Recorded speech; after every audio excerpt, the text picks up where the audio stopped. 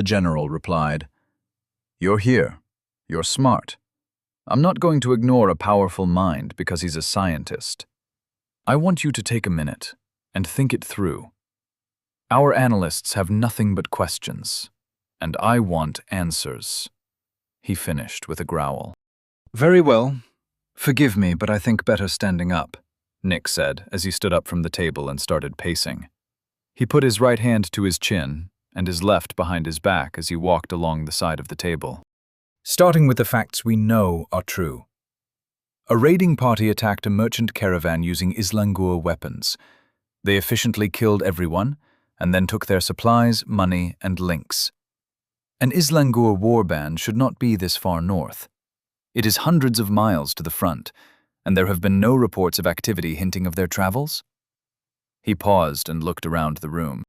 "No, they appeared out of nowhere," someone said. Nick nodded and resumed his pacing. "That's it for incontrovertible facts. Not much to work with. What was found when the band was apprehended? What facts were obtained from the prisoners? Any documentation or material of interest?"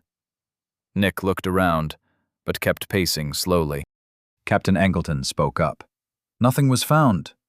There were around 100 men, and every one of them either died or detonated their center to avoid capture. All of the stolen supplies were recovered. However, the stolen links were all destroyed. At the time, I thought it was so they couldn't be tracked. There were no powerful mages, and the fight was relatively easy. Nothing of note was recovered. The victory was hollow." Nick nodded as he paced and assimilated the information. "So facts and questions. They didn't have a powerful mage. So how did they get there? The only thing they did with the supplies was destroying the links. Why? They made sure to leave no survivors. What were they worried about us finding out?" Nick kept pacing and thinking. The room was silent as everyone tried to work through the problem. Captain Angleton said, "That's why I felt I didn't have enough information. I figured that when you hit a difficulty in your path, the best thing to do is back up until the road was clear and see where you went wrong. The first thing that I encountered during this investigation was the boy, and I hoped he had something I missed." Nick muttered. "Okay, my conclusion, based on the facts at hand." He stopped pacing and stood behind his chair. Placing his hands on the backrest, he looked at the general and began. "I would say that you have someone teleporting Islangur troops into the area, or at the very least a well-funded army masquerading as Islangur troops. That someone must be either part of a group or capable on their own of shielding a significant area from scrying. It is conceivable that they are being supported by an individual of enough importance that the Thought Hub tracks their location for their safety. Most people of significant office are actively tracked, so that immediate help can be teleported on-site in case of emergency. So, if one of the links from the caravan had reported contact with said person, then a flag would be sent to control and an investigation would have started. Without any other recourse, a small portion of the troops was sacrificed to eliminate any evidence and preserve the fiction that the raid was simply one of opportunity. Since the raiding party was not insignificant, it follows that the main force is not small. With all that being taken into account, the only people in Dorchester who would have the resources to do this would, in fact, belong to a powerful, noble house. Mr. Walker made a solid argument. Everyone sat in silence, contemplating the repercussions of what they'd just heard. The general broke the silence. "Although nothing is confirmed, I've heard enough. This is a viable threat to the safety of the city. Upon returning to Central Command, I will be issuing orders for a quiet increase in our city's defenses. We'll use the cover of a beast-tide preparedness drill." He pointed at the people on Nick's side of the table. "Everything we discussed here is not to be spoken of by any of you. Understood?" he demanded. "Yes, sir," everyone but Nick said. Nick merely nodded. The general stood up, and everyone in the room followed suit. With steel in his voice, he said, "All right, men. We have a rat to find. I don't want him getting spooked, so we need to keep this quiet. I also want to find out who is impeding our mages. Hiding an army is not easy. I want to know how they're doing it." Nick interjected. "I'd recommend looking for a large warded area that is isolated and outside the city walls.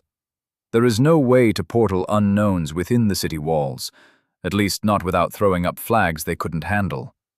And hiding that many people would take a great deal of essence.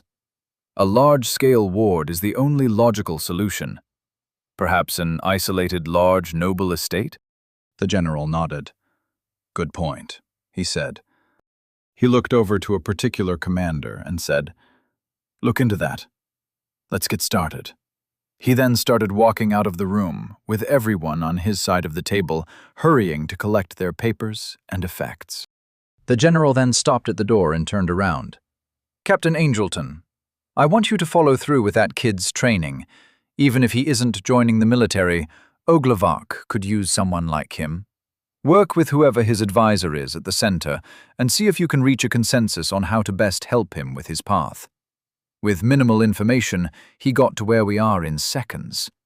I want that talent nurtured. Understood?" Captain Angelton stood up, slammed his fist to his chest, and said, "Understood, sir." The general lazily returned the salute, then turned back to the exit. One of the aides held the door for him as his retinue all left. The remaining people in the room all collected their things. As everyone stepped away from the table, the holograms in the room went out and the lights raised to a pleasant level. The wood room returned to a beautiful medieval meeting hall. Nick made sure to catch the captain's eye and imply that they needed to talk. The captain nodded in understanding, while giving Nick a look of confusion. The other meeting attendees left one after another to get to whatever duties they put off so they could attend the emergency session. As the only two people left in the room, Captain Angelton stood patiently and waited for Nick to speak. Nick walked up while trying to choose his words carefully. "Captain, I have been working with Mr. Walker since he was delivered to the center. He will be one of my lab assistants under a work associate placement. I have been preparing a specialized syllabus for him to follow, to make the most of his unique mind.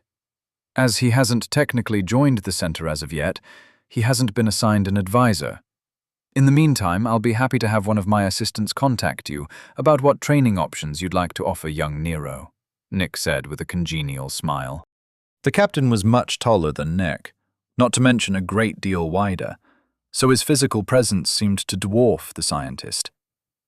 Even so, Nick was not intimidated, and spoke to him as if the captain were a young man that Nick was interested in helping out. Unfortunately for Nick, the captain was actually not much younger than Nick. He was not a simple meathead, and didn't fall for the artificial tone, or Nick's soothing psychic presence. "Mr. Salvatore, my curiosity was piqued when I read the intake form for young Nero.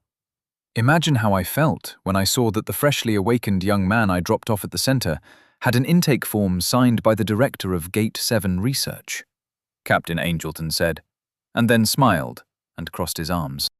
"I was preoccupied with the Gur raiders and wasn't paying attention when I first met the boy. Now I'm paying attention. So I'll ask you if you can explain why you were the one to do his intake testing. Is he perhaps special in some way? Come to think of it, how is it that a boy with no memories is qualified to be a lab assistant for the head of research?" the captain asked. Nick's smile broke, and he gave a heavy sigh. Offering the captain a wry grin, he asked, "Do you have any dinner plans?" Confused at the sudden change of subject, the captain replied, "Nothing I can't move. Why?" Nick chuckled and turned toward the door. "Come along. I think you better meet my wife. I'll walk you through how I came to know Mr. Walker. You'll also learn that he is a swindler and opportunist. Maybe you can get a better deal than I did when it's your turn," he said with a jovial tone. The captain followed him out the door, still confused. As they walked and talked, Nick was recounting his interactions with Nero. The captain was shocked when he heard what Nick agreed to do for Nero in order to be able to use his data, without getting into the details of what that data actually was. Nick paused in his steps as he got another urgent ping. Hey, Nick. Did you know that your essence forge could have killed me? You owe me. I filled out the paperwork for the job. It's official. I'm employed. So what do you want me to do with my star? Also, I need you to show me how to focus a stream. I was learning a gust spell for sweeping the floor, and the end table in my room broke. The station said that it will just charge the room for the replacement, so you'll be getting a bill for that. I listed you as both my advisor and my emergency contact. You weren't on the list for the available advisors, but it let me write you in. Also, under the account information section, I just used you as my point of contact, then left the rest blank. I need you to set up an account for me. And do I get paid for being your lab assistant? Or is it just the room and board, along with the other stuff? What am I saying? Of course I'm getting paid. Anyway, I think that's it. I'm eating right now, but I'll ping you tomorrow if I don't see a ping in my inbox when I wake up. Oh, Mrs. Salvatore was worried about you getting arrested. I can't help with bail money, but let me know if you need anything. What did you do to get arrested? You should be more careful. Mrs. Salvatore is going to be pissed if she has to keep bailing you out of trouble. Anyway, good luck. TTYLL. Nero. Nick stood in the middle of the hallway, surrounded by military personnel going about their day.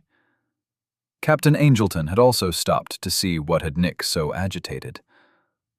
"Are you all right, Mr. Salvatore?" asked the captain. "I'm fine. I'm just looking forward to what you'll have to promise Nero to get him into one of your combat classes," Nick said. He then resumed walking, while he forwarded Nero's ping to Vera. He figured she'd get a kick out of it. Chapter 21. Customs are the true social lubricant. At 8:30 in the morning, Nero woke up to the wonderful sound of a working alarm. The night before, he had spent 30 minutes programming 3 alarms to hit one after another with a 1-second delay between them. The result was a delightful tune, one which was entirely not a waste of time. Greeting the new day with a smile, he stretched his arms over his head in victory. Stepping over the robes he had discarded the night before, Nero walked past his desk, which was littered with notes on magic and questions he wanted answered. While collecting his last clean robe from the cabinet, he noticed the new end table that was delivered the night before was still sitting by the door. Giving his backside a scratch, he went into the bathroom for his morning ritual. Only 20 minutes later, he was dressed and ready for the day. Shoving his dirty clothes into the provided laundry bag, he thought to himself, "I need to get more clothes. This is my last clean robe. I'm sure as hell not going to wear the starter commoner gear I woke up with." After grabbing his link, Nero threw his satchel filled with study materials over his shoulder and left for the dining room.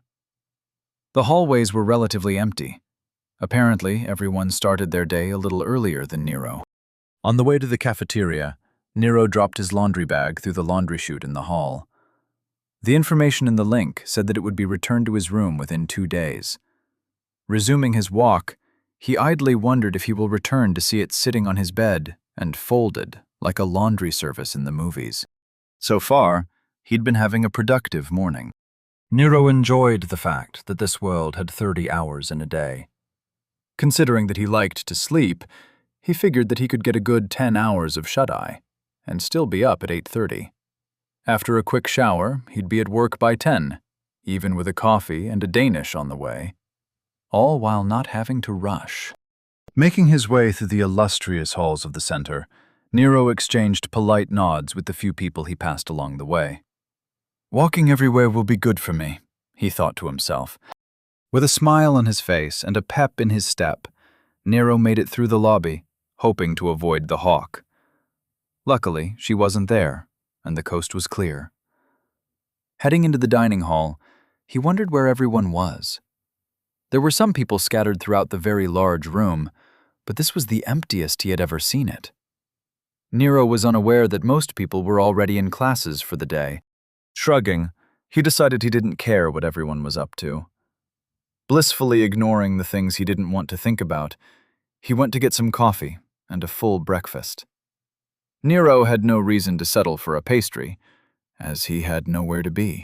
Seated and happy, Nero connected to his link, which he thought of as this world's phone equivalent, to check his messages. The feeling of looking at his phone while eating his breakfast was glorious. Checking the pings that were waiting for him was easy. Unfortunately, it seemed he had accidentally ignored a few requests for his presence. Mrs. Salvatore had pinged him earlier in the morning. She wanted Nero to meet her at 7 in her office. Apparently, the meeting was going to be about a different, later meeting that she was going to have with Nick, Ms. Averitt, and Captain Angelton. It seemed that Nero was supposed to attend that meeting too. Since the meeting about the meeting was confusing, he put it in the pile of things to deal with later. Labeling the message read, he moved on to the other pings which were waiting for his attention. Mrs. Salvatore had written another ping. This one had more information about the meeting scheduled for 8, which was the meeting the first ping had warned him about. There were other pings from each of the meeting attendees about various things, but he barely glanced at them and just marked them as read. The situation was getting out of hand. Nero finished his breakfast, his smile now gone. With a sour look on his face, as his morning was ruined, he decided it was best to just go deal with the source of his frustration. After turning in his dishes at the cleaning station, Nero headed off toward Mrs. Salvatore's office. He thought it best to start with her, as she was the first ping sender of the day, and also the one who could probably fix all the other issues that were brought up in the very official-looking mails. I need to remember to start calling them pings, he reminded himself. Using his link to navigate the hallways to Mrs. Salvatore's office was no problem, and he soon found himself standing awkwardly at her door. He pinged it and waited for the feeling of welcome. Tapping his foot and humming to himself, Nero internally congratulated himself on his patience. Instead of the feeling of welcome he was expecting, he received a connection request from Mrs. Salvatore. Mentally opening the connection, he was about to say hello when a disgruntled Mrs. Salvatore beat him to the punch. "So you're up. Why didn't you pick up the pings this morning? Or at very least read the pings I left?" she asked without preamble. I always turn my link on Do Not Disturb before going to sleep. It was real easy, I just had to think about making myself unavailable, and the option came up. What time do people normally get up here? He asked. Over the link, Nero could feel it when she sighed. Just stay at my office, I'm on my way, she said, and then ended the connection. Nero looked up and down the hallway. There were nice little wooden benches and little pedestals with artistic pots and other useless crap. Although, he thought, some of the paintings were nice. The artistically carved wooden edgework along the ceiling and floor wasn't bad either. Nero walked over to one of the padded wooden benches.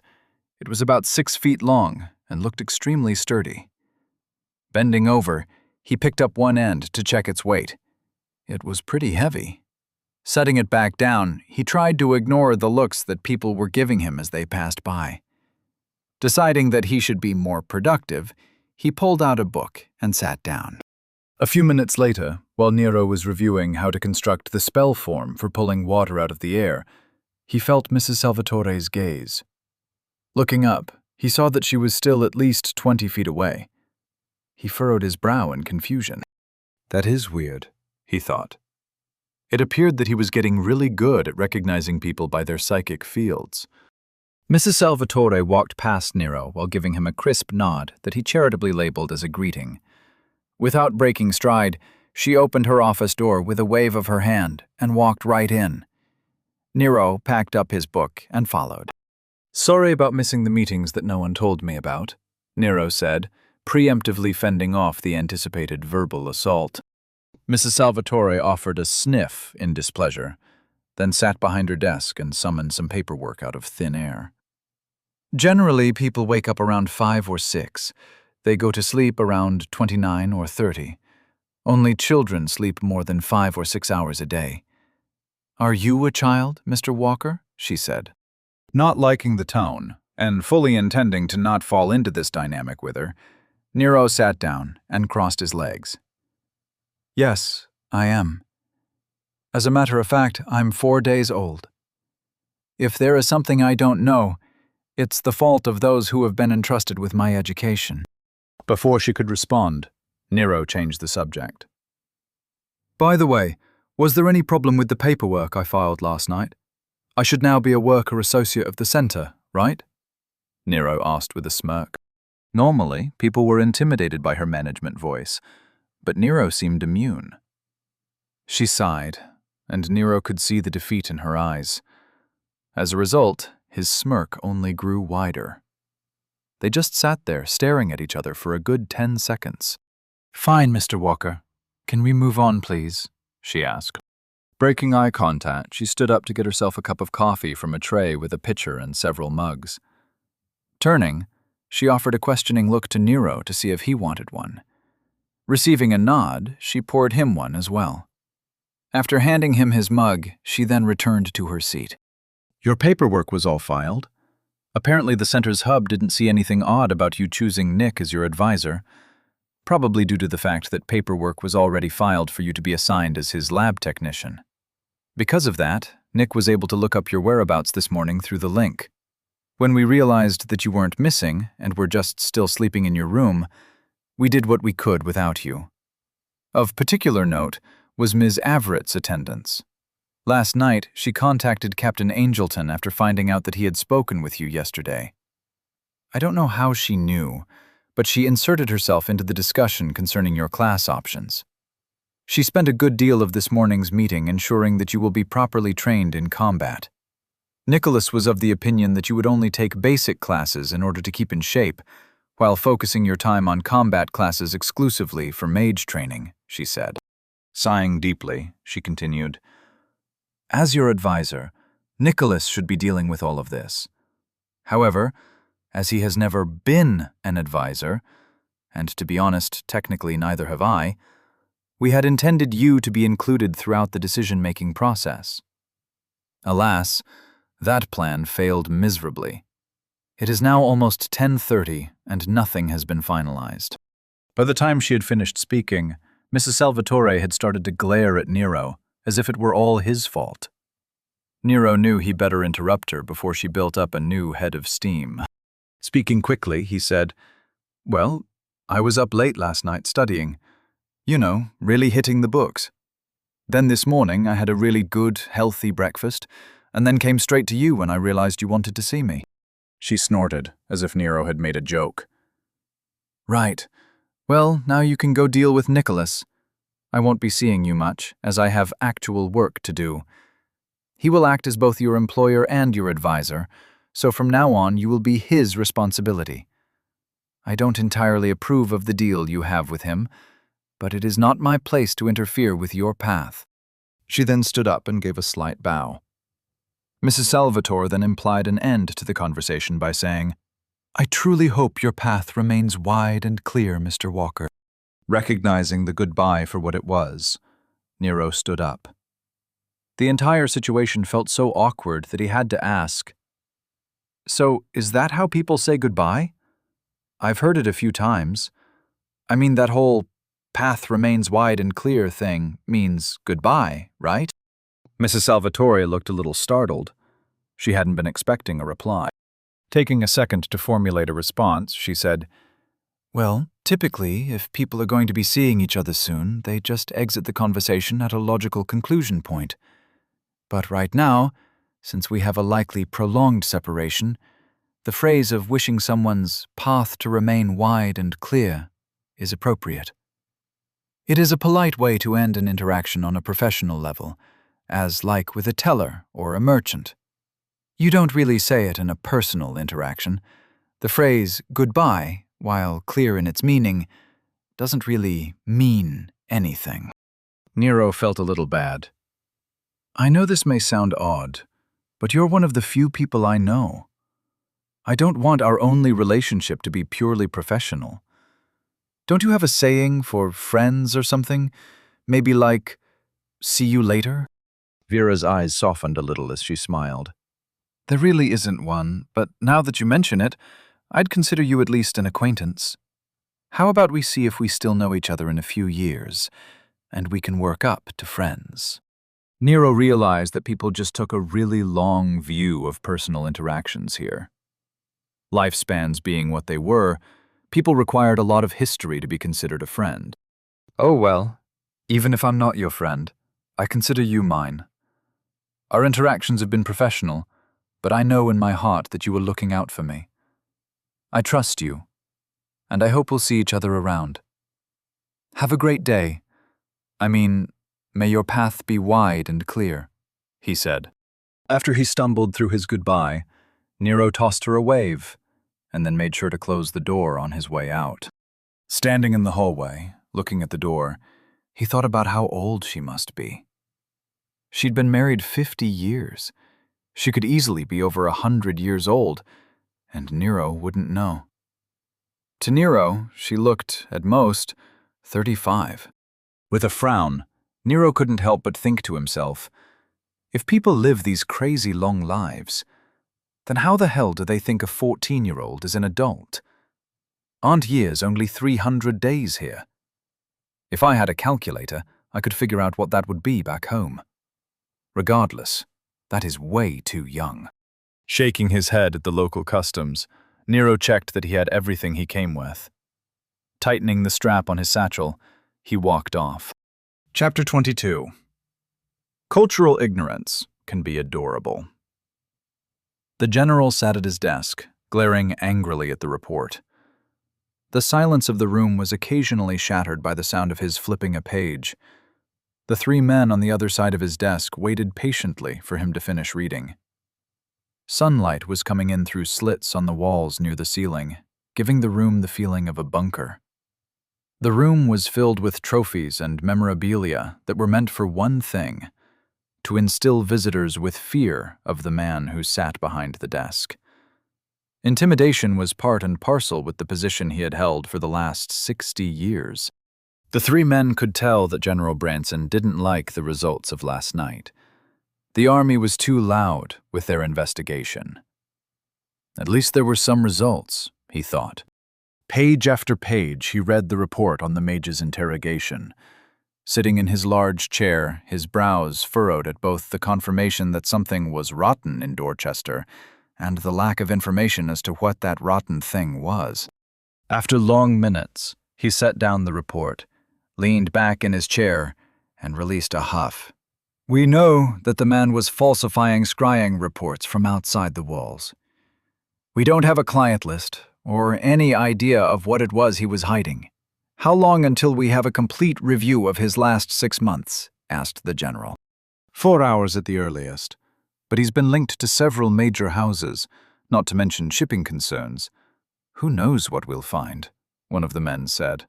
Tapping his finger on the desk, the general said, There is mention of a logician who was the mage's point of contact. What do we know about him? Receiving only silence in response, he slammed a fist onto his heavy wooden desk. I have a meeting with Lord Cosgrove in 2 hours. That is the earliest I can get her alone. I want something to tell her that amounts to more than, we think there might be a threat, General Branson growled. We do know some things. Someone has been shipping things south that they want to keep quiet. Either they, or someone else, moved that raiding party from a region near the city. Both of those facts have evidence.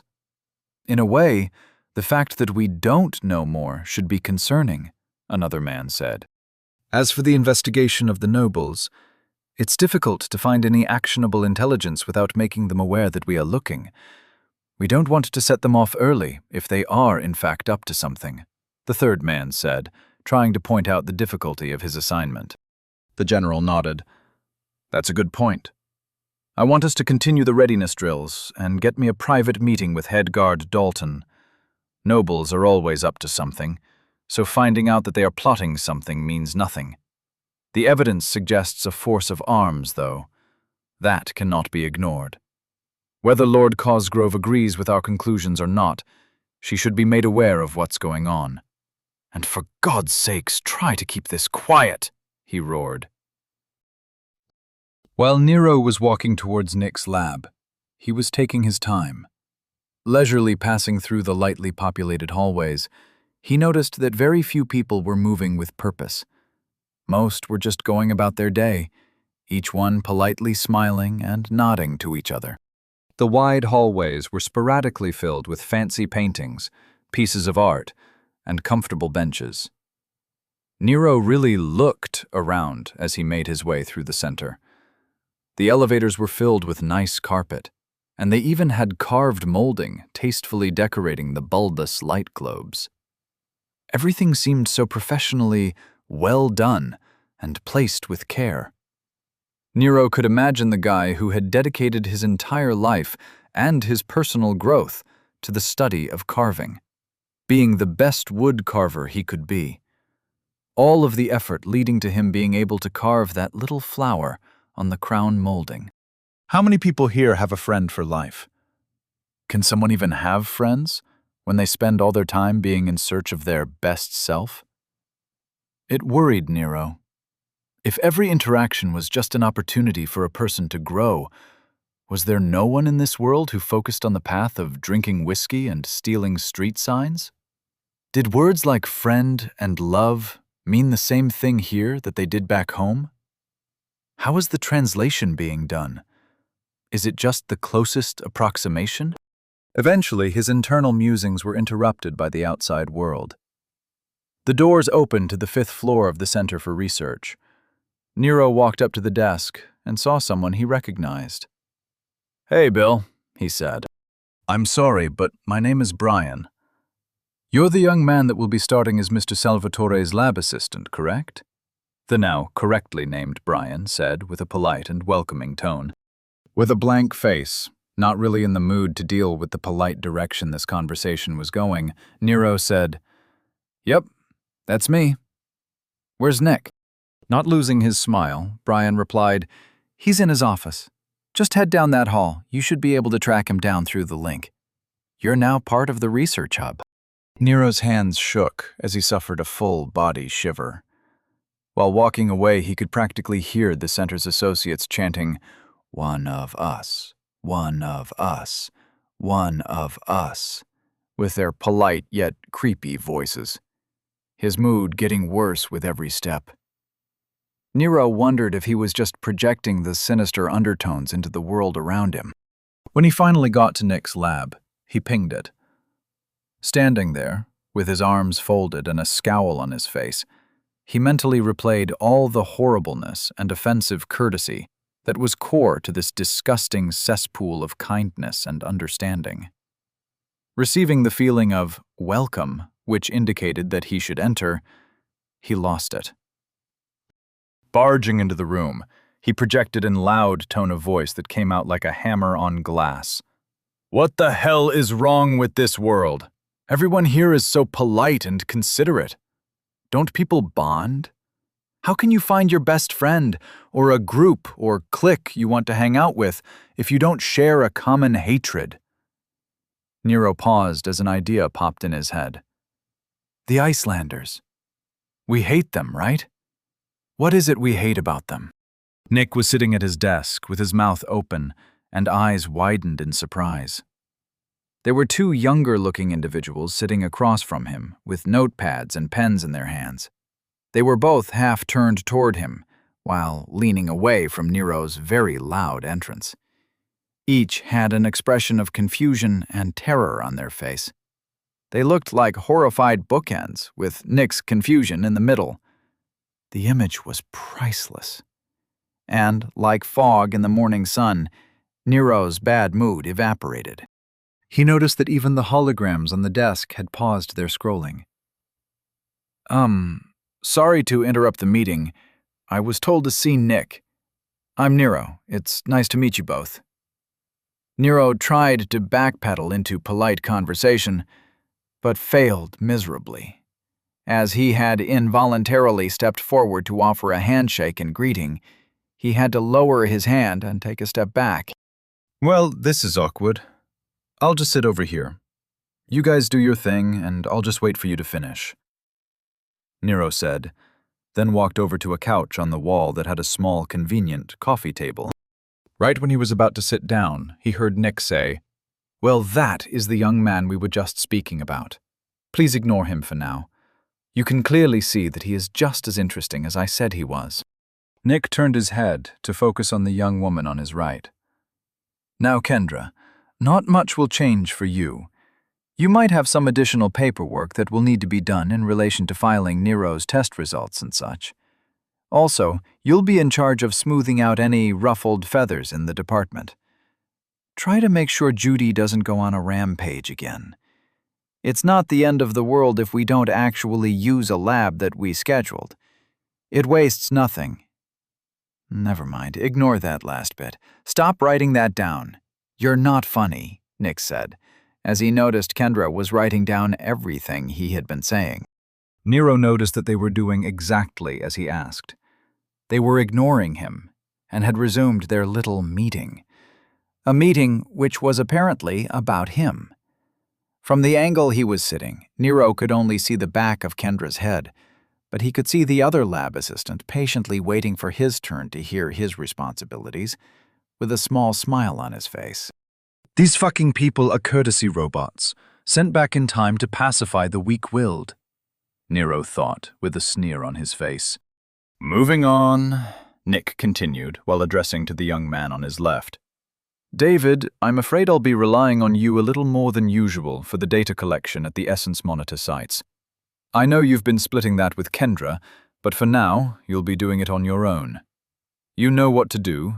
I trust that you'll handle it fine. And you did a wonderful job on the syllabus I asked you for. In the future, I'd appreciate you not sending messages to Vera with the purpose of causing me grief. I know you do it on purpose. He glanced at Kendra, whose shoulders were shaking with mirth as she held in a chuckle.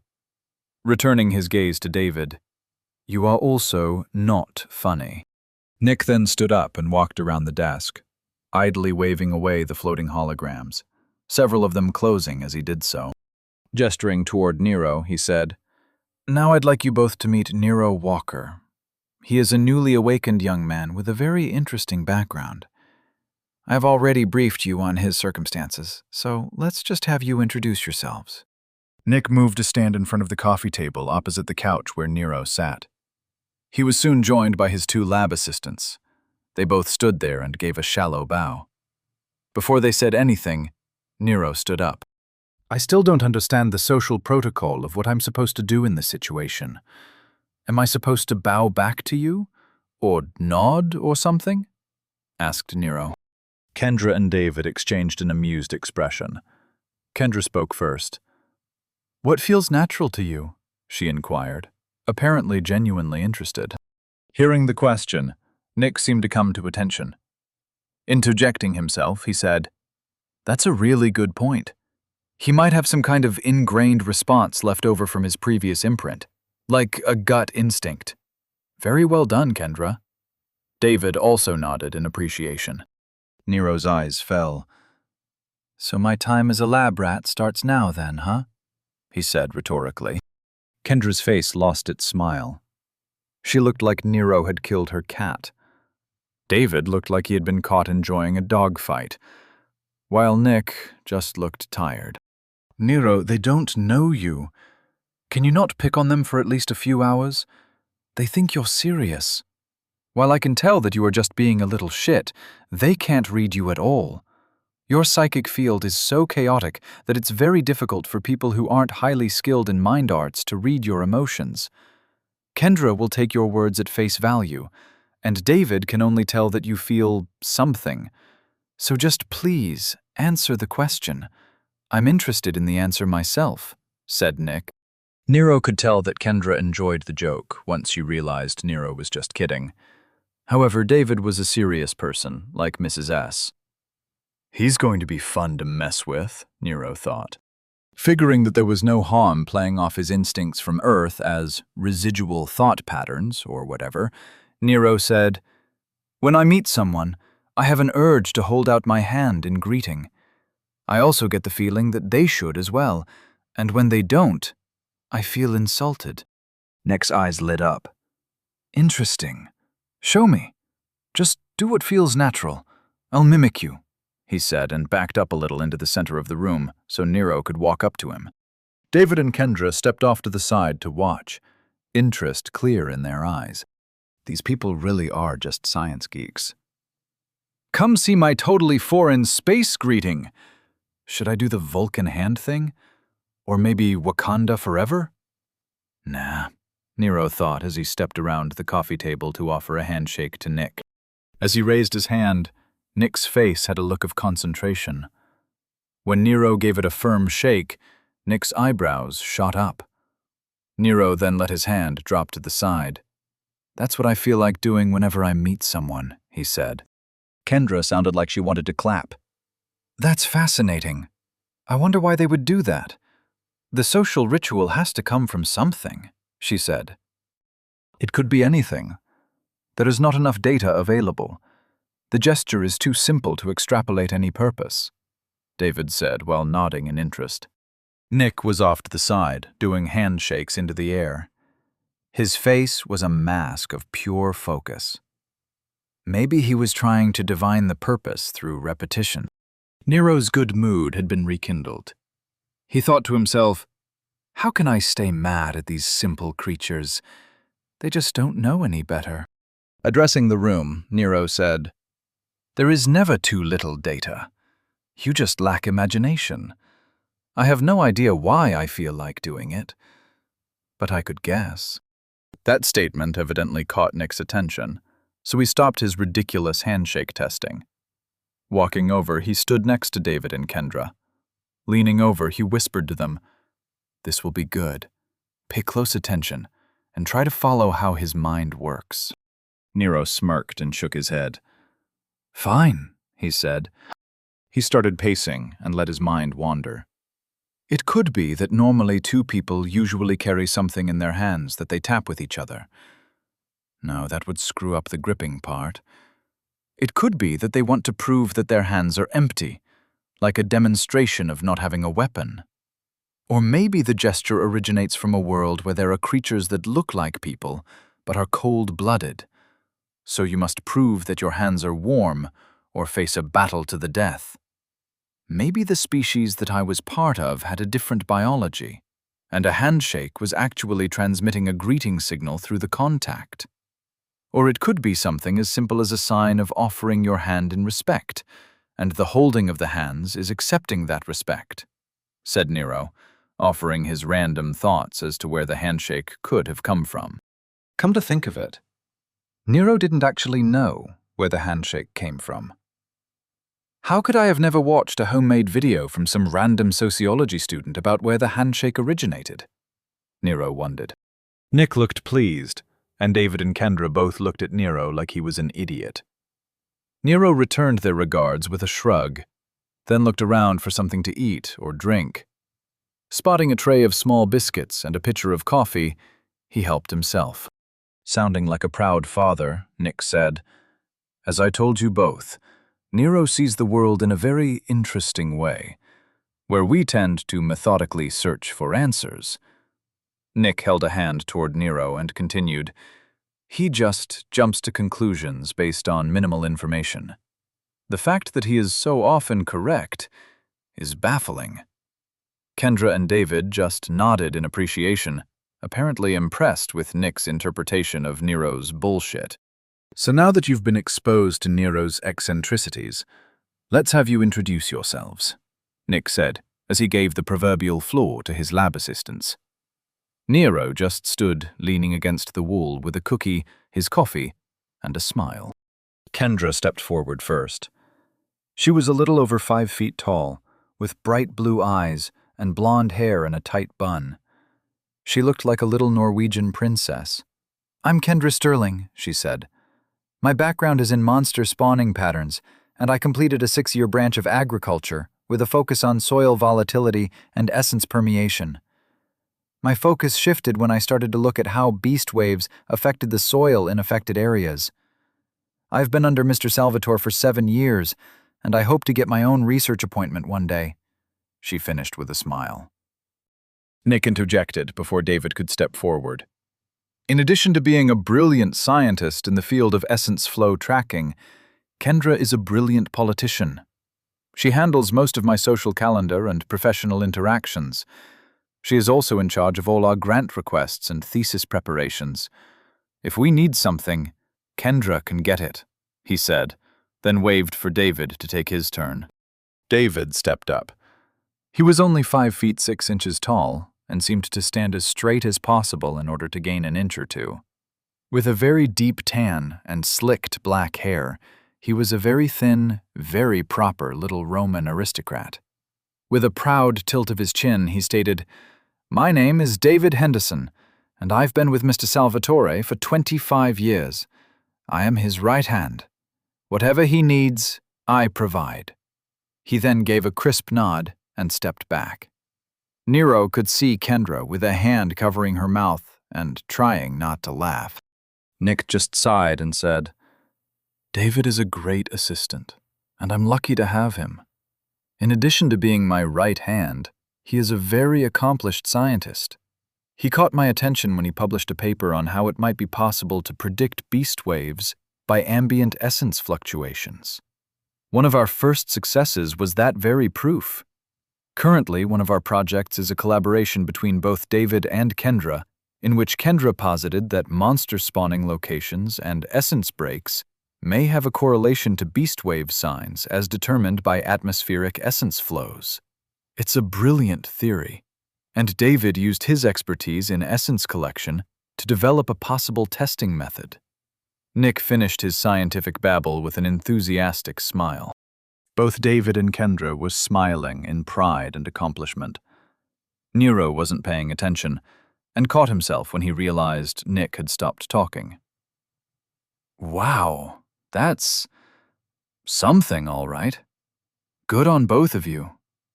"I'm sure you'll fix whatever is wrong with it," Nero said, pleased that he successfully covered his disinterest. All 3 of the scientists gave him a blank look, so Nero changed the subject by asking, "So where is my desk? And I have some questions for whoever will be teaching me magic. I have a class in 3 days, and I want to be ready." David looked to Nick and asked, "What class? I thought I was supposed to develop a lesson plan from scratch.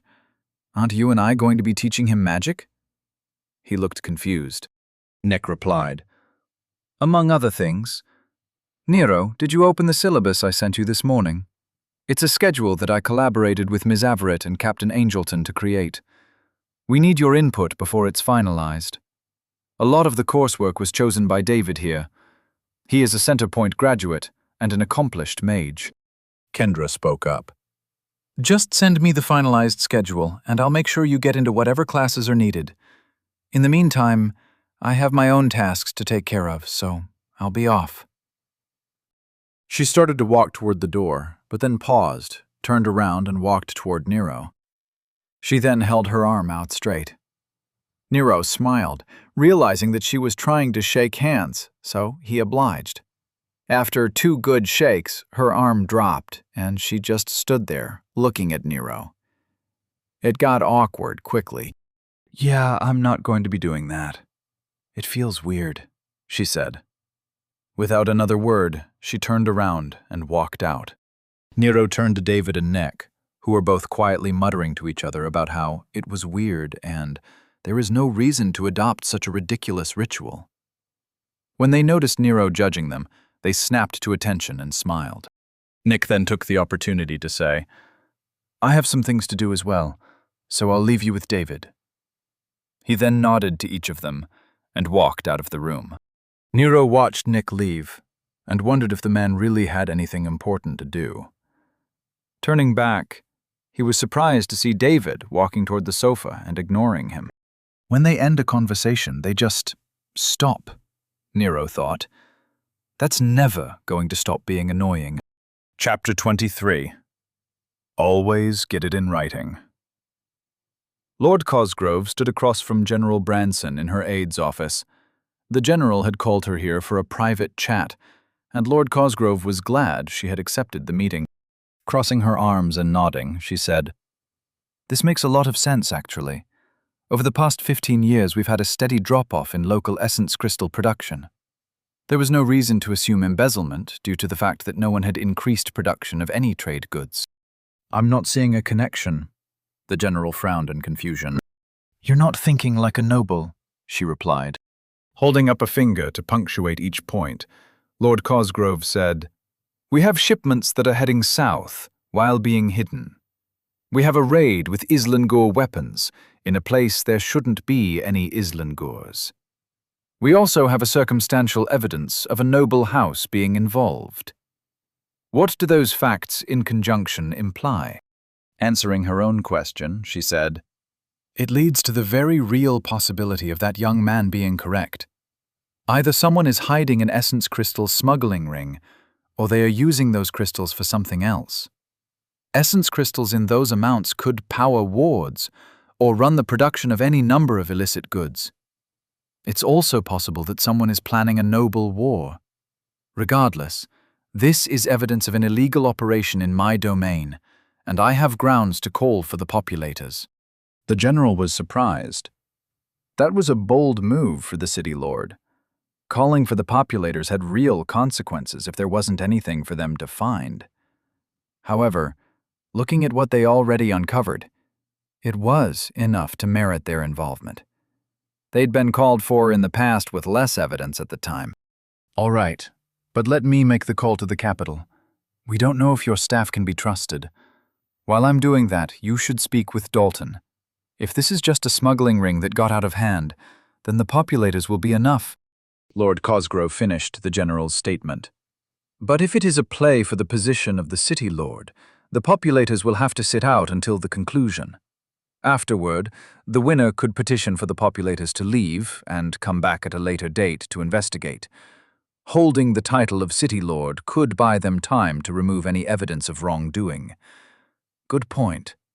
I'll arrange with Dalton for a quiet increase in the keep protections. My children should be safe at the center." "The center isn't off limits in a noble war, but I suppose we cut off their ability to get men into the city. In any case, your safety is paramount, and the keep should be unassailable if Dalton is ready for them," said the general, offering his opinion. "I'll talk to my children. They can make up their own minds. This will be a good experience for them. They are adults, and they need to start making their own decisions," Lord Cosgrove said with a dismissive wave of her hand. Standing by the couch, David seemed to want to take charge of the situation. Taking the tone of a teacher giving orders, he said, "Well, Mr. Walker, you just go through what Mr. Salvatore sent you, and I'll be here to answer any questions."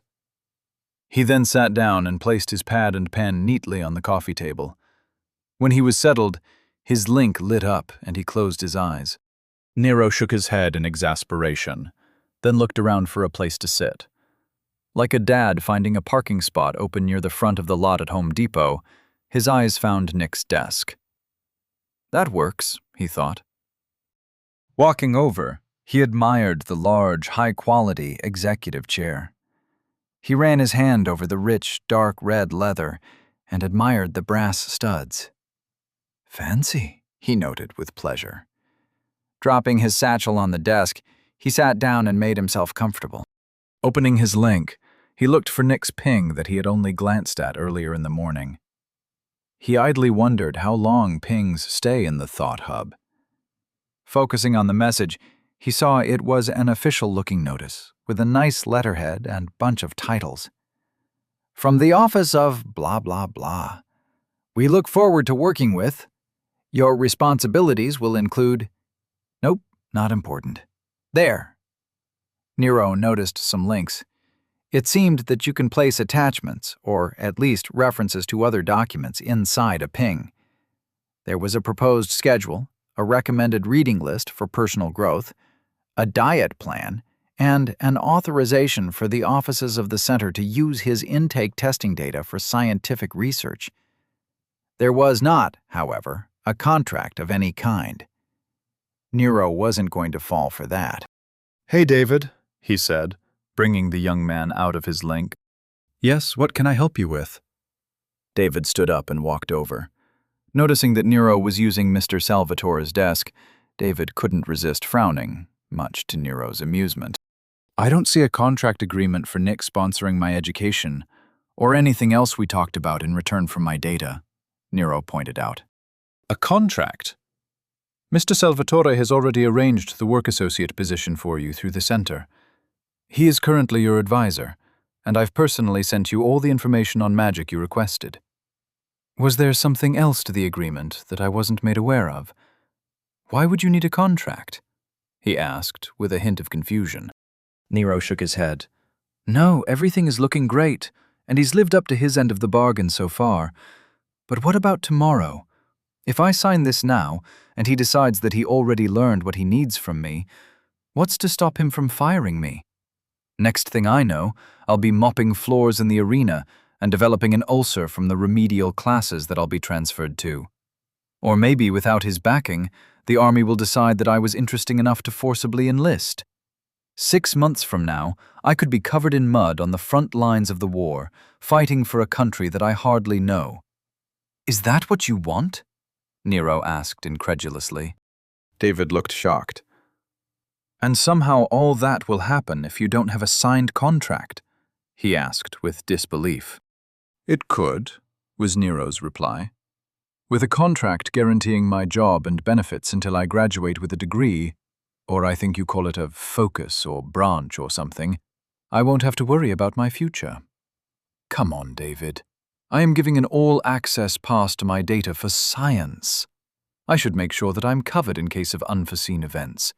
That's just simple logic. David scrunched his face and replied, It seems like demanding a contract to ensure that Mr. Salvatore keeps to his word is unnecessary and insulting. However, you make a good point considering unforeseen complications. What would happen if he were transferred? Or if, God forbid, something happened to him?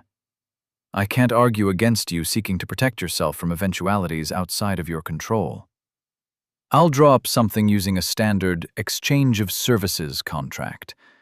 We use them for hiring contractors. Give me a few minutes. He then closed his eyes and activated his link. Nero was happy with the development. As he was about to go back into his link, his concentration was broken when a piece of paper started coming out of Nick's desk. He watched as page after page came out of a thin line just above the pad that provided a work area. An in-desk printer! Awesome, he thought. David opened his eyes and reached over to collect the pages. I'll need you to tell me exactly what the deal was, just so there are no misunderstandings. Now that I think about it, you're absolutely correct to ask for paperwork concerning the agreement. Precision is professionalism, after all, and there is no reason to avoid paperwork, even if it feels unnecessary. That type of thinking only leads to mistakes. Good thinking, Nero. He leaned over with his pen poised to write, then patiently waited for Nero to dictate the terms of the deal. Nero was conflicted. On one hand, he felt like he successfully swindled a great deal for himself by giving away what he felt was very little.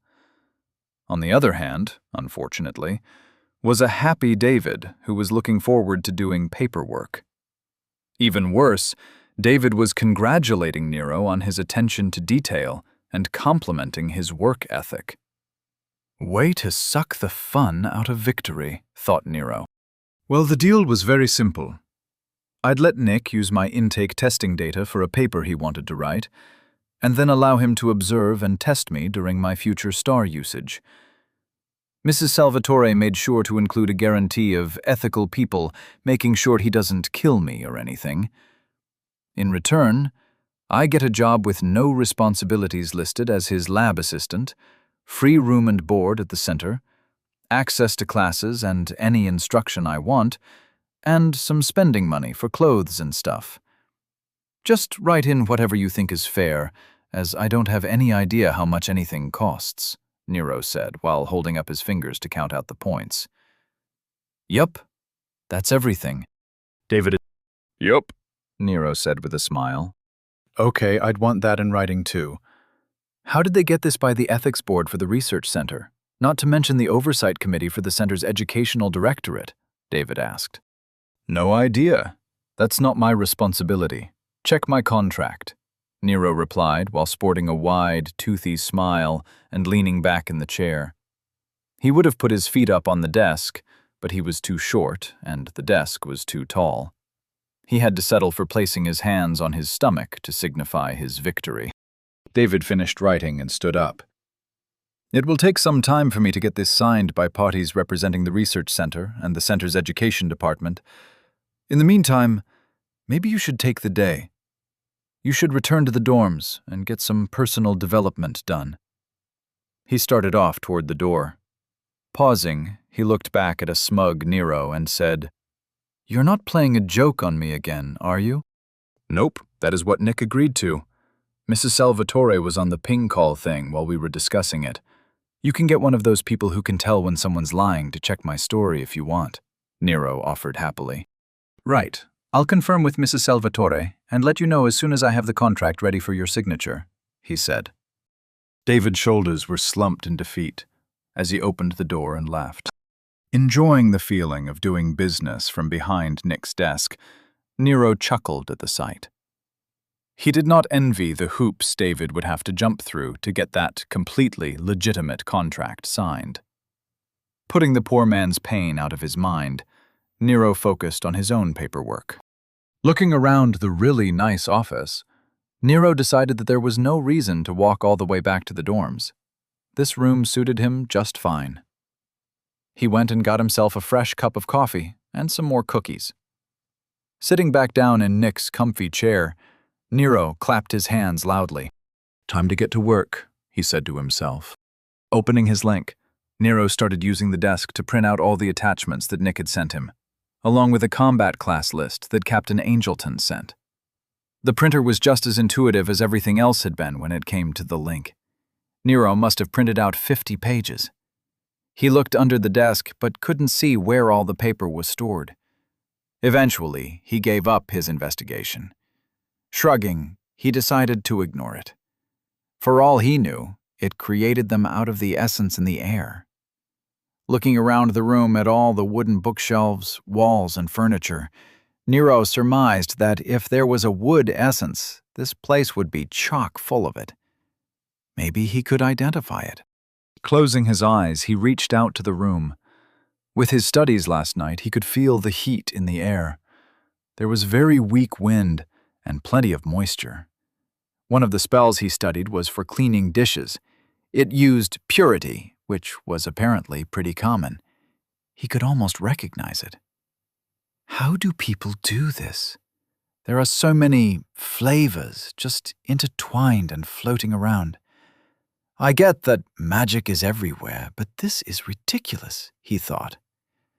Nero was doing his version of essence meditation, which was much more violent than how it was described in the book. Typically, a person would open their mind and allow the essence to flow through their psychic field and around their body. By feeling the essence flow, they will be better able to recognize the innumerable essence types.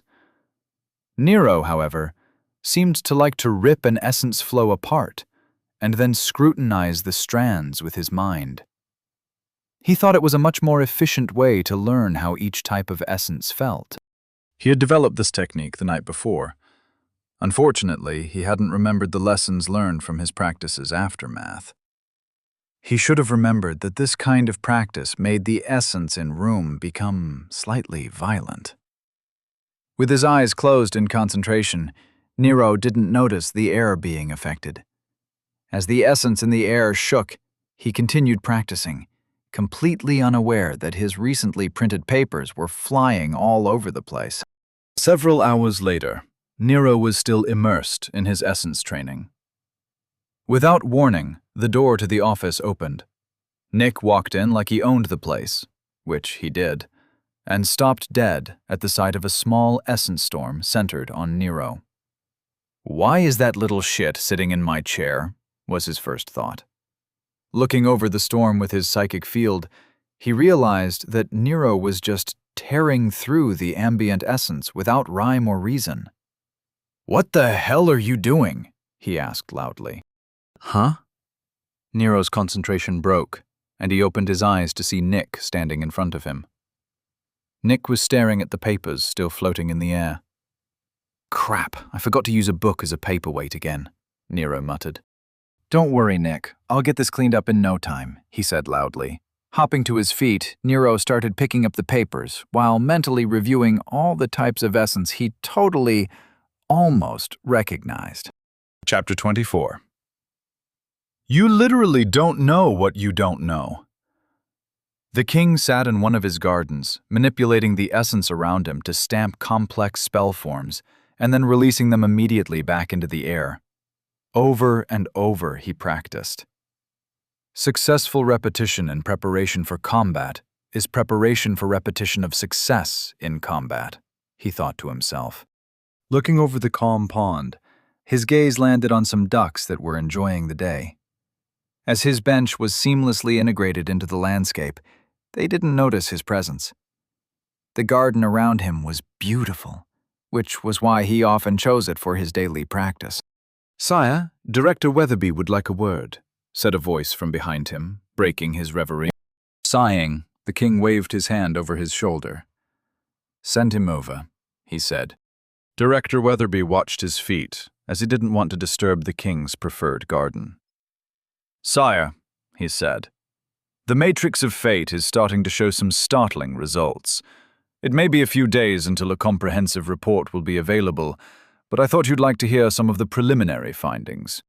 The king stood up and faced the director of the Tower of Fate. Noticing the director wringing his hands, he said, "Charles, it's good to see you. What is my grandfather's toy showing the Fate Weavers that has you so worked up?" Weatherby could feel the king's psychic presence in the air.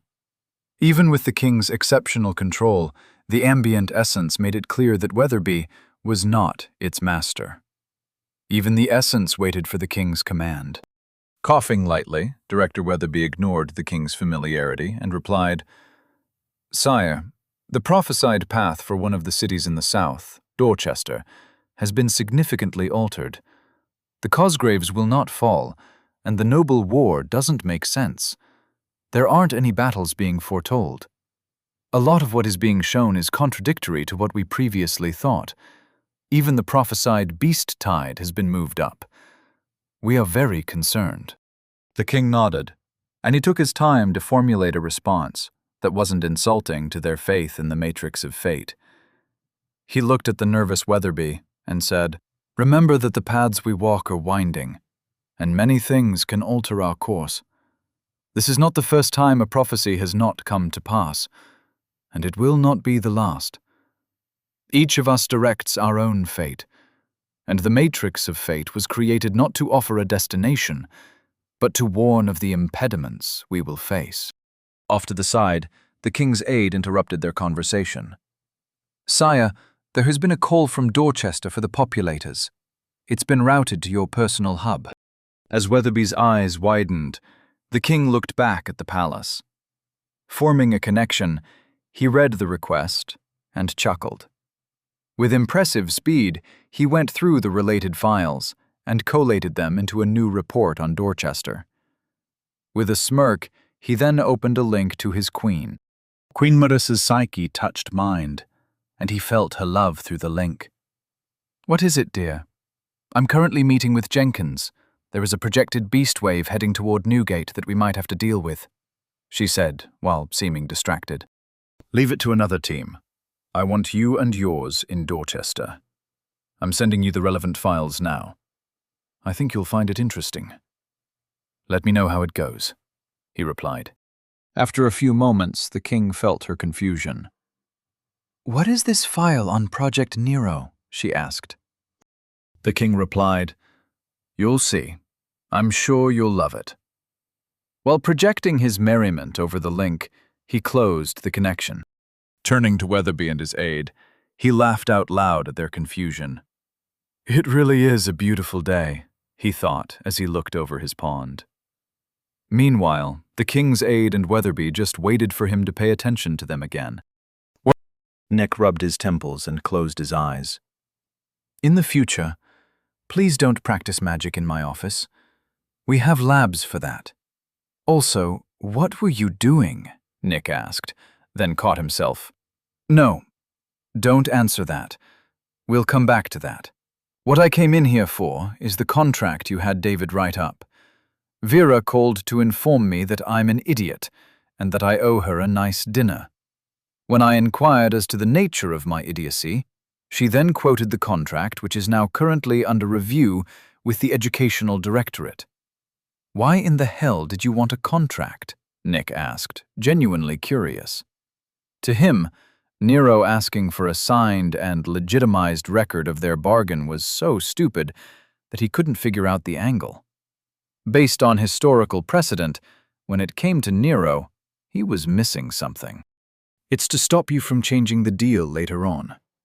Right now, you need me to sign over my intake testing data. Everything else is just a potential future gain for you. To put it another way, most of my side of the deal is front-loaded, while yours is back-loaded across several years.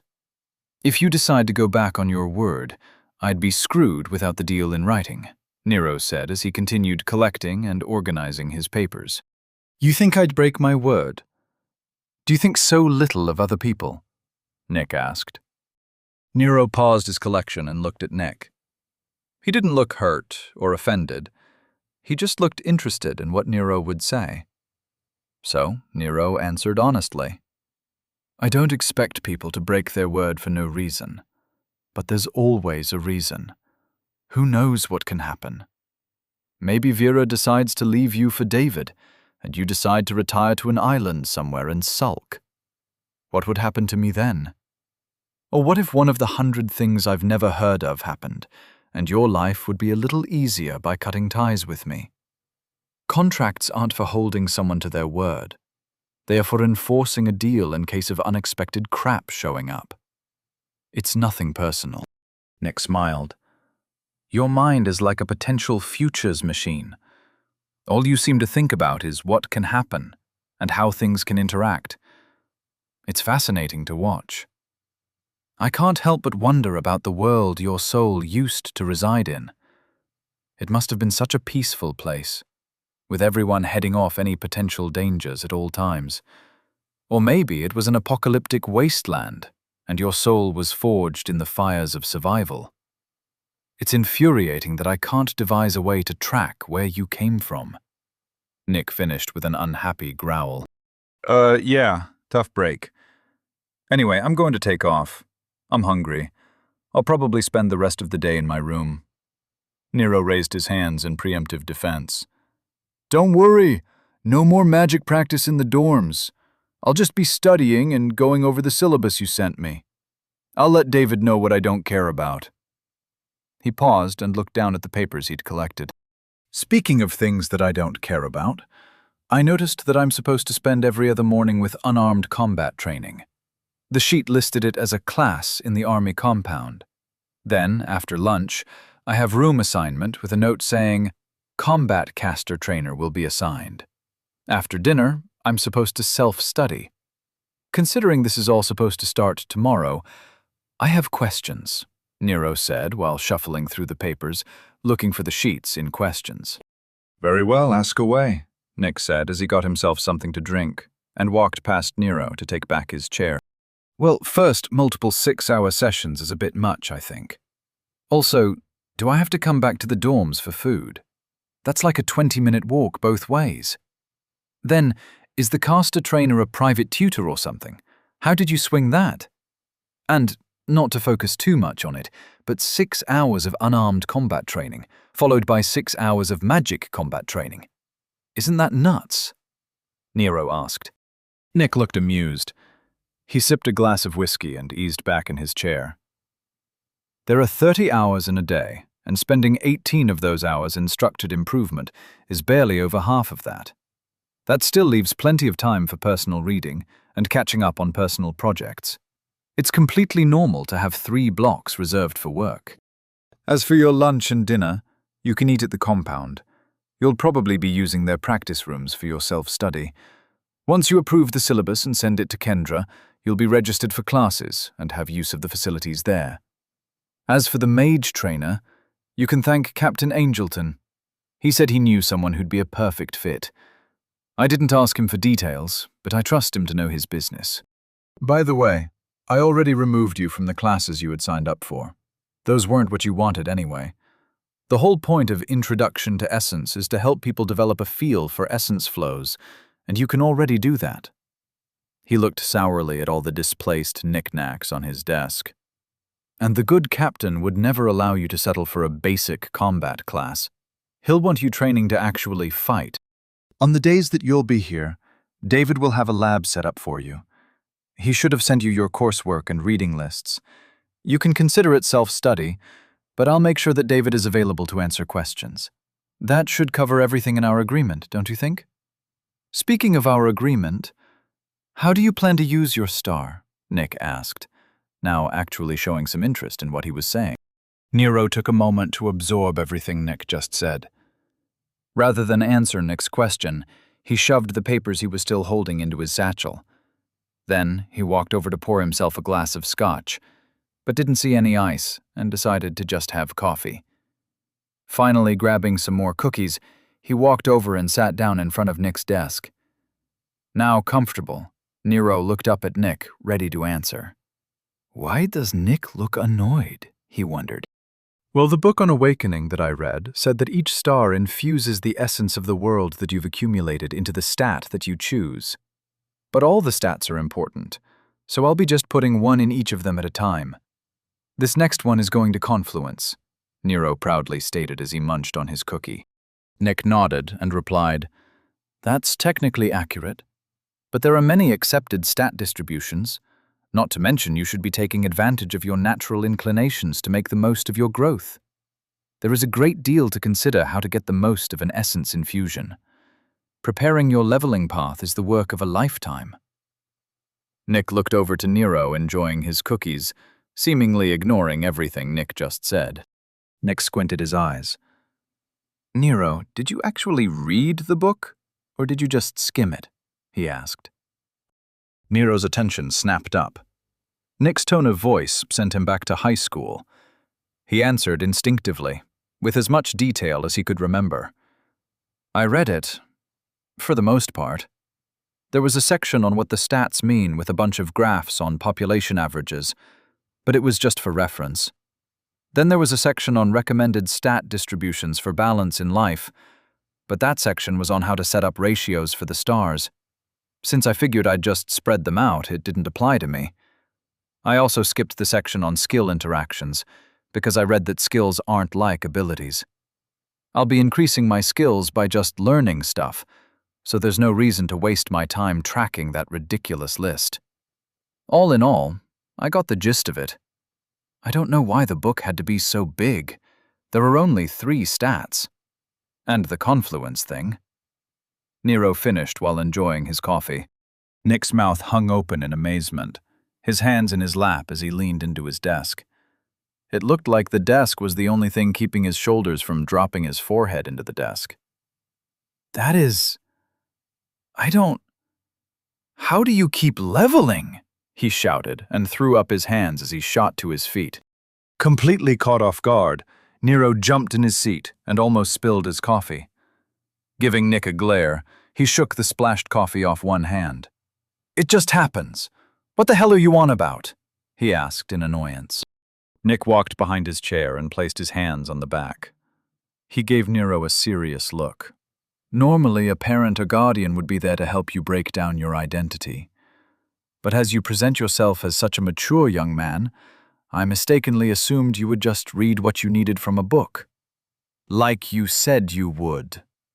However, you clearly are incapable of learning without someone holding your hand. Nero didn't like Nick's tone, not to mention what Nick was saying. He was about to give him a piece of his mind, but Nick continued on in a loud and authoritative, very un-Nick-like voice. I will not interfere or attempt to guide your path, but now that I'm your advisor, I will at least make sure you understand the choices that you are so flippantly making. First, I want you to open your identity, and then tell me when you can visualize it in your mind. Nero gave Nick a dirty look, but complied while crossing his arms like a stubborn child. Okay, I can see it. Name, Nero Walker. Level 5. Race, human. Growth, 88%. Tier 1, condition, 100%. Age, 14. Center, 96%. Body, 1. Mind, 1. Soul, 1. Confluence, 10. Stars, 1. Pillars, 0/0. Now focus on one of your stats and attempt to learn more about it. Nick ordered Nero, while filling his voice with as much condemnation as possible. All of a sudden, one of the useless tables that he skipped in the book he had read on Awakening made a lot more sense. One after another, he opened his detailed stat panels. A sinking feeling came over Nero, while his face drained of color as he looked them over. Body 1. Base operative level stress. Presence 9. 10.8. 1.5. Durability 7. 8.40. Recovery 13. 15.60. 0.8. Speed 11. 13.20. Adaptability 24. 28.86.8. Power 8. 9.60. Mind 1. Base operative level. Stress weight 2024. 1. Control 21. 25.23.4. Field 8. 9.63.8. Precision 22. 26.47.1. Endurance 26. 31.211.3. Focus 6. 7.22.3. Soul 1. Base operative level. Stress size 26. 31.20.1. Density 101. 121.20.1. Intensity 76. 91.20.1. Pressure 23. 27.60.1. Harmony 3. 3.61.1. Adaptability 270. 324. 0.1. I have no idea what any of this means, Nero said quietly, his face reddening in embarrassment. Nick threw his hands up and started pacing.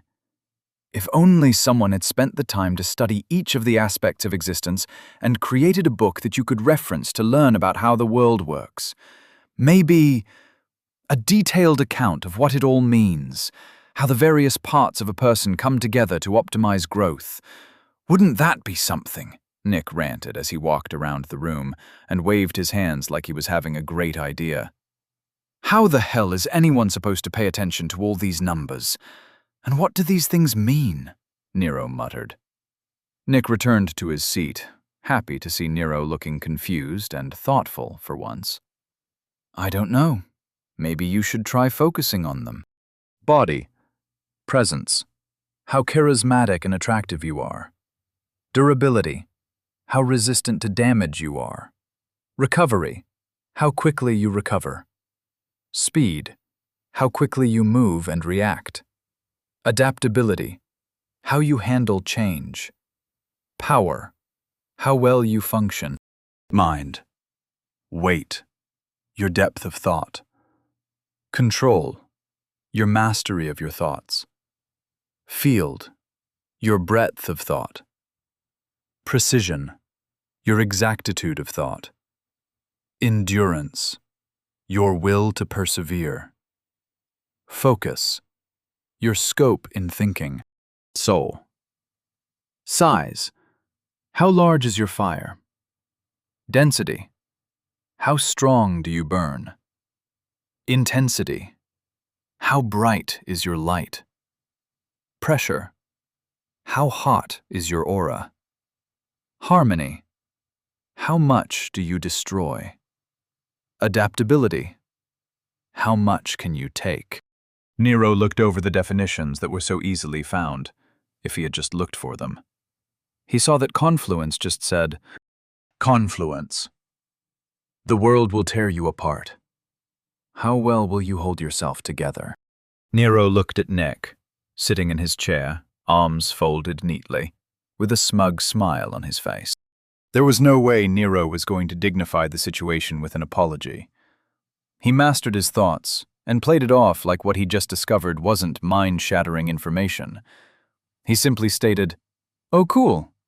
So there are breakdowns of more stuff. That makes sense. It's not like an entire person can be boiled down into 3 little stats. I'm guessing there is probably more to the identity that I didn't pay attention to. No problem. That's why there are books. I'm sure David's reading list covers this stuff.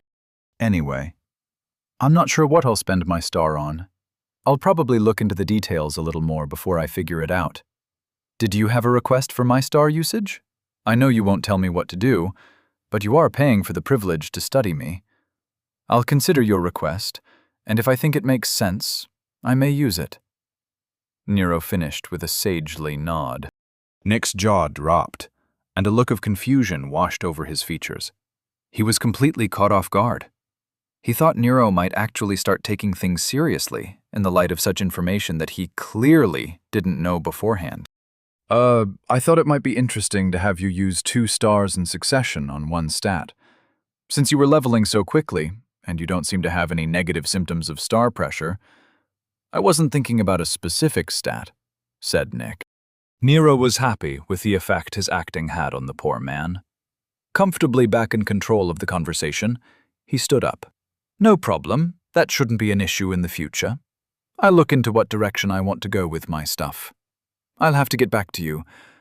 As I said earlier, I'm hungry, so I'm going to take off, and I'm sure you've got important research stuff to do. So, I'll see you later." He waved and headed out. As Nero left, Nick sipped his whiskey while going over the conversation. I'm sure he didn't already know about the stat breakdowns. How abnormal are his numbers? I sensed surprise when he looked at them, but nothing exceptional. Does he even know what they mean? Would he even recognize an abnormal stat? He wondered. Visibly shaking himself out his analysis, he decided to put the little shit out of his mind. He had work that needed doing. He'd spent the last few days dealing with Nero, and he was falling behind on his other responsibilities. From now on, Nero will be David's problem. Maybe now I'll stop getting tension headaches, he thought. Chapter 25. Is there a pill for persecution syndrome? The champions were assembled at the long-range teleportation platform, awaiting their team leader. All 10 of them stood in silence, using their links for a last-minute review of their squad's assignment in preparation for their deployment. Each of them was the very definition of a veteran. In fact, this particular squad had been serving together for over 200 years, some of them having been on other teams for many years before that. They knew their duties and fields of expertise, and by reading through the mission profile, they had a good idea what orders their leader, Champion Charity, would give out. Off to the side of the room, the technicians attended to their duties, careful not to disturb the quiet atmosphere. For them, it never got old to see the champions in person. It wasn't uncommon for any of the teams to be deployed, but it was always unnerving how still they stood, and how the essence of the room was so still. It was said that no one could cast in the presence of a champion without their permission. Champions were the soldiers of the populators. Their order had been founded at the beginning of Oglevark by King Leonard Oglevark I, known as the First Among Equals. He lived for 800 years before dying in solo combat with a wyvern, trying to regain the desire for life. He founded the current capital of Oglevark, the city of Hennings, named for his first wife and queen. She died before the founding, while fighting for control of the city. As a champion of freedom, from her deathbed she extracted a promise from Leo that he would succeed in their dream. The populators were the order of warriors who made that dream a reality. They wore specialized armor, the secrets of its construction known only to the order. Covered from head to toe in silver, with faceless helms and psychic halos. The populators were feared and respected across all of Oglevark. Where they went, growth followed. The doors to the chamber opened, and Champion Charity walked in. Although she was only 5 feet 6 inches, her tall strides made her seem like a giant. While she was in armor, Charity was her name. She had taken over from the previous Charity after years of brutal training. Countless challenges needed to be met before she earned the honor of carrying the mantle. This Charity had served the people for 500 years and was considered one of the most powerful of the populators. Her squad was known to rarely call for reinforcements and to never leave an assignment unfinished. Upon her entry, all of the silver helms turned toward her. The technicians watched in silence as the champions conferred over their private thought hub. Making sure not to disturb the champions, the technicians quietly double-checked the transportation platform for any targeting errors. It was imperative that there would be no errors getting the populators to where they were needed. "You've all read the mission briefing. Any questions?" Charity asked over their network. Receiving nothing but silence in response, she continued, "I'll carry the command network. Team leaders will host their own. The Fate Weavers said that there might be a disruption in the local link network at some point, so do not join our networks to the local thought hub. Team leaders will be Diligence and Tenacity. Remedy, you'll be acting as a solo."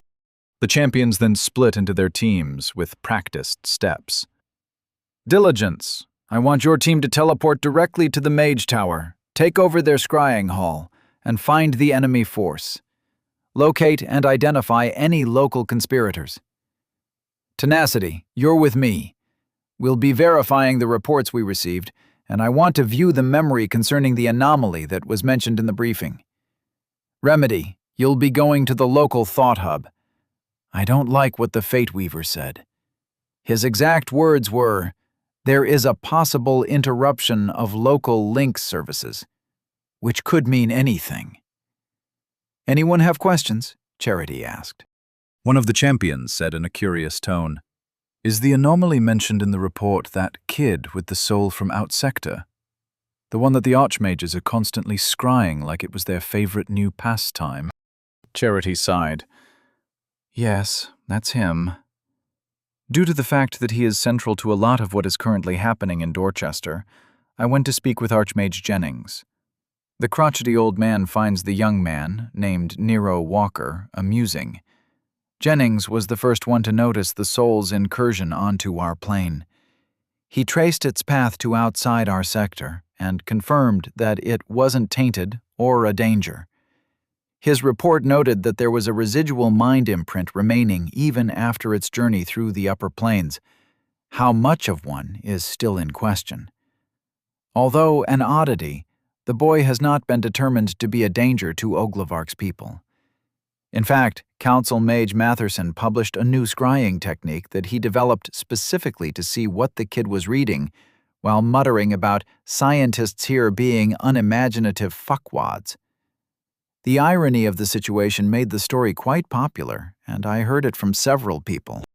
Archmage Jennings went on to ask me to deliver the boy some books, along with some cryptic words of wisdom. He also wanted to offer him a position in Centerpoint Hennings. The king personally forbade the offer, but allowed the books and made sure that I would repeat his words in detail. His path is his own, and he'll get here eventually, were the king's words. I wasn't there, but I heard that after Jennings heard the king's decree, he was so angered that he might just go to Dorchester himself. All of that is immaterial to the mission. We will find the evidence, if it exists, of an Islangor incursion. If nobles are involved in acts of treason, we will burn it to the root, Charity finished. All of the champions responded as one. So that the forest may grow. Charity nodded her head. It was the first time she had moved since she took her place in front of champions. "Any questions pertaining to the mission?" she asked, clearly ready to be moving. After taking a moment to make sure there were no questions incoming, she moved on to the long-range transportation platform. The squad moved into position behind her. Turning to the technicians, she spoke for the first time since she entered the room. Transport to Dorchester Central Keep Throne Room. Authorization? The King's will be done. With a flash of light, the champions vanished, and the technicians held their breath. One of them looked up and said, "Dorchester Central Keep Throne Room reports a good transport. All champions delivered in good health." Shoulders sagged in relief, and the tension left the room. Smiles all around, they congratulated each other and went about the rest of their day. Nero walked back to the dorms in a daze. Did all those charts from the books really matter? There was so much math.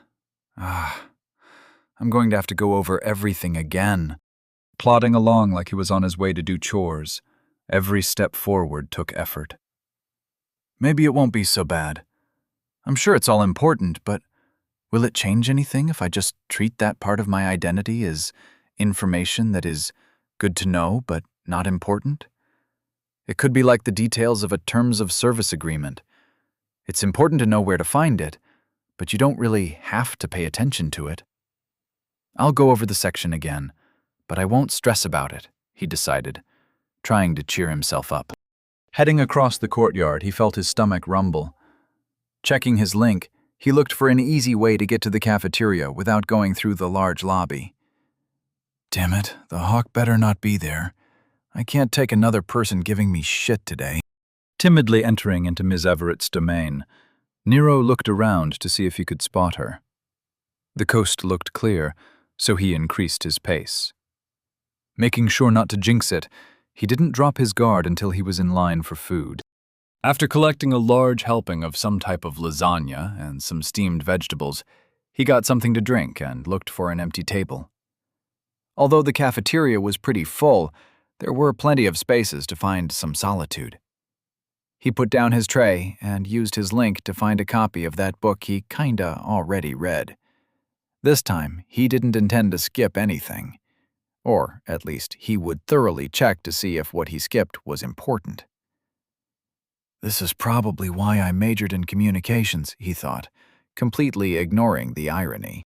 It took Nero over an hour and 3 coffee refills to get a good overview of what the identity actually does. He was kind of right. The identity tracks what you are, but it also tracks how you live. The stress numbers are about how much stress you put on a particular facet of your being. So to get more power, he needs to work out. Nero closed his link. Standing up, he remembered why he hated school. 90% of what you learned was common sense. It was the 10% that you didn't think about. That's where they get you. Heading back to his room, he thought about his numbers versus the averages listed. Typically, people in different regions had different starting numbers, which were based on how they lived their lives before awakening. Nero's numbers made no sense. Most people were between 10 and 20 at most in all their base numbers, even their soul numbers. His soul adaptability was like 270, and his density was over 100. I guess going through the afterlife and getting burned by a giant bug zapper does some serious shit to a person, he thought. He also noticed that he had a lot of zeros in the level stress column. The only way to increase those is to put effort into improving that aspect of his life. If I start focusing on this crap, I'm going to turn into one of these drones, he thought to himself, as he looked around at all the people scurrying about. His operative column was just about how much essence he has absorbed and how strong his numbers are in practice. That number is improved by adding stars to the overall stat, although he still didn't understand what stars actually did. But for now, he was all right with knowing that more is good. Getting to his room, he noticed his now clean robes in a nice bag hanging off his door. Wow, they just leave this in the hallway? He thought as he looked around. He felt kinda bad that he just assumed people would fuck with personal things left out in the open. Taking them off the door, a circle under the bag lit up on the door with a flash. Stopping himself from jumping back, He realized that there must be some magic protection type stuff protecting the bag from being moved by someone other than the room's occupant. Okay, so they aren't completely naive.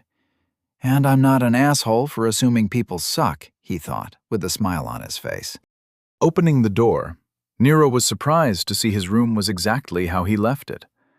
He saw his desk covered in random papers, some of which were on the floor. This is a personal growth moment, he thought with a sigh, as he slumped his shoulders. Soon his fresh clothes and robes were put away, and his desk was organized. He went to the bathroom, got a fresh glass of water, and sat down for some more studying. Before he opened his link to check out his digital library, Nero decided to check his center to see how much more he could take before he should switch to his physical books. Name: Nero Walker, Level 5. Race: Human Growth, 89%. Tier 1, Condition, 100%. Age: 14. Center: 52%. Body: 1. Mind: 1. Soul: 1. Confluence: 10. Stars: 1. Pillars: 0/0. Okay, I should switch to physical books for now. Did my leveling speed slow down, or is it still fast? Doesn't matter. Levels will come when they come, Nero thought to himself with a nod. Pulling out his materials for studying magic, he focused on memorizing the simple essence patterns that made up his beginner spells. One of the methods for learning was to pretend to imbue essence into a spell and visualize pattern. Eventually, a mage could be so precise with his thoughts that he would stamp the pattern into being. Nero didn't aspire to be an average mage that just used essence. He imagined a future where he could stamp his will into being. For right now, he had to carve the imagined essence. One step at a time. I'm going to be like one of those sword masters on the internet that can cut bullets. It all starts with practice, he thought to himself, while burning that conviction into his mind. Nero was at it for hours, right up until his link interrupted his concentration. He had received an urgent ping from Nick, waiting for a connection. I forgot to check the syllabus, he remembered. Nero muttered a quiet, shit. Opening the connection, Nero tried to head off the expected tirade. Hey, Nick.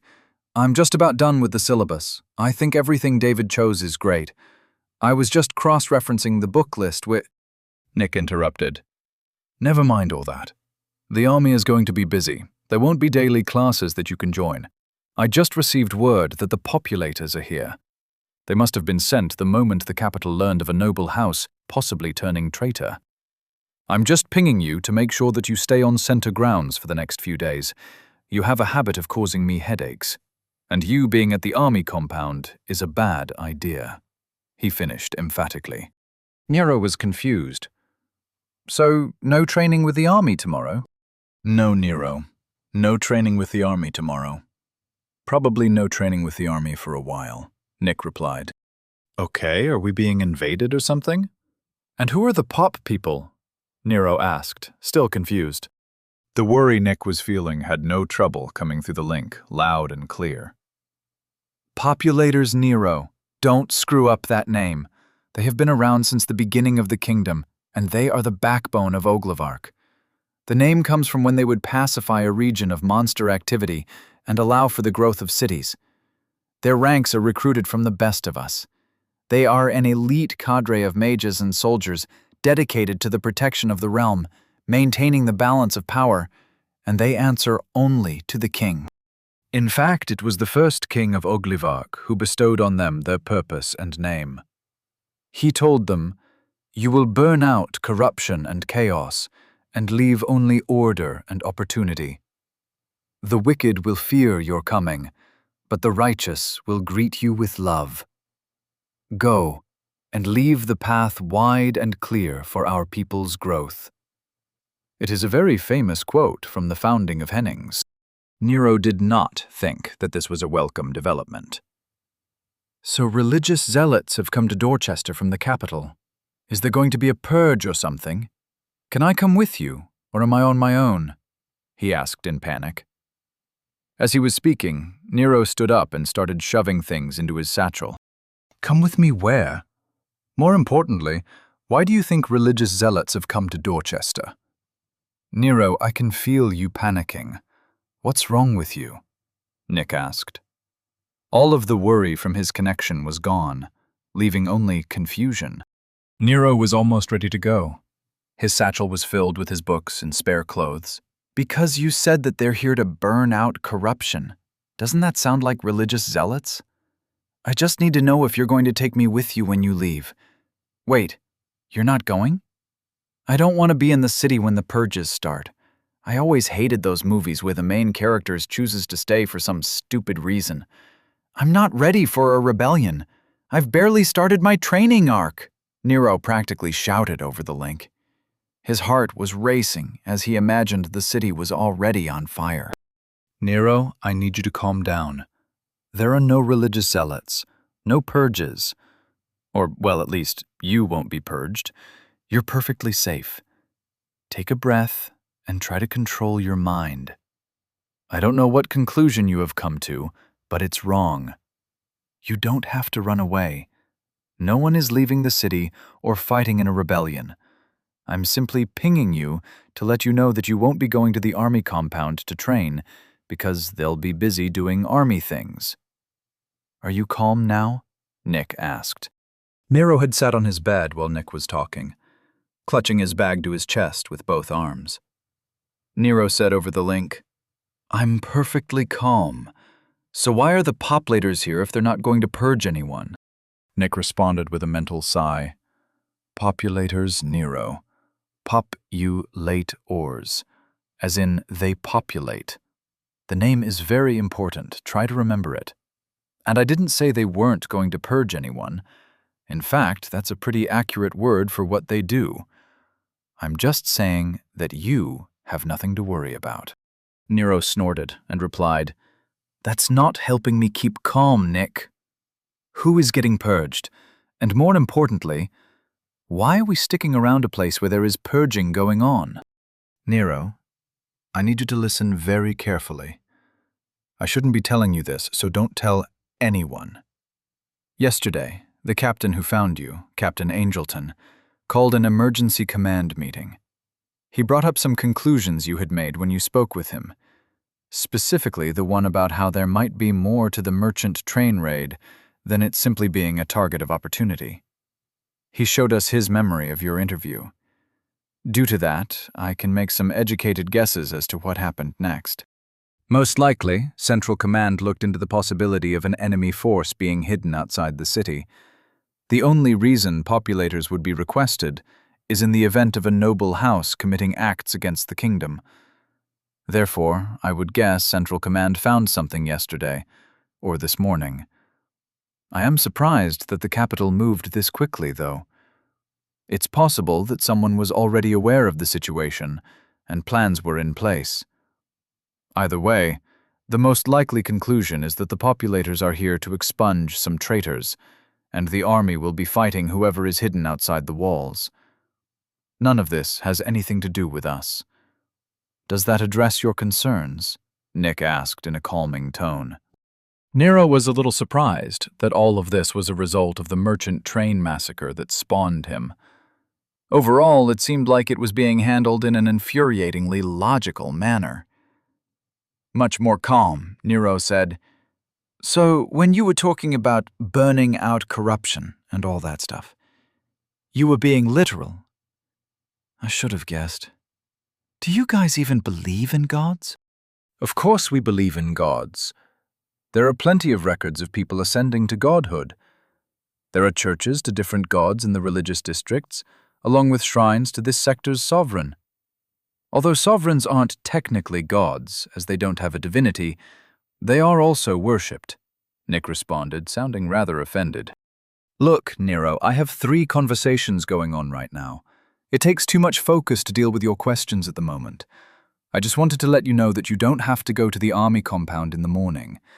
Come to my office at 7 tomorrow, and I'll have either David or Kendra answer whatever asinine questions you have then."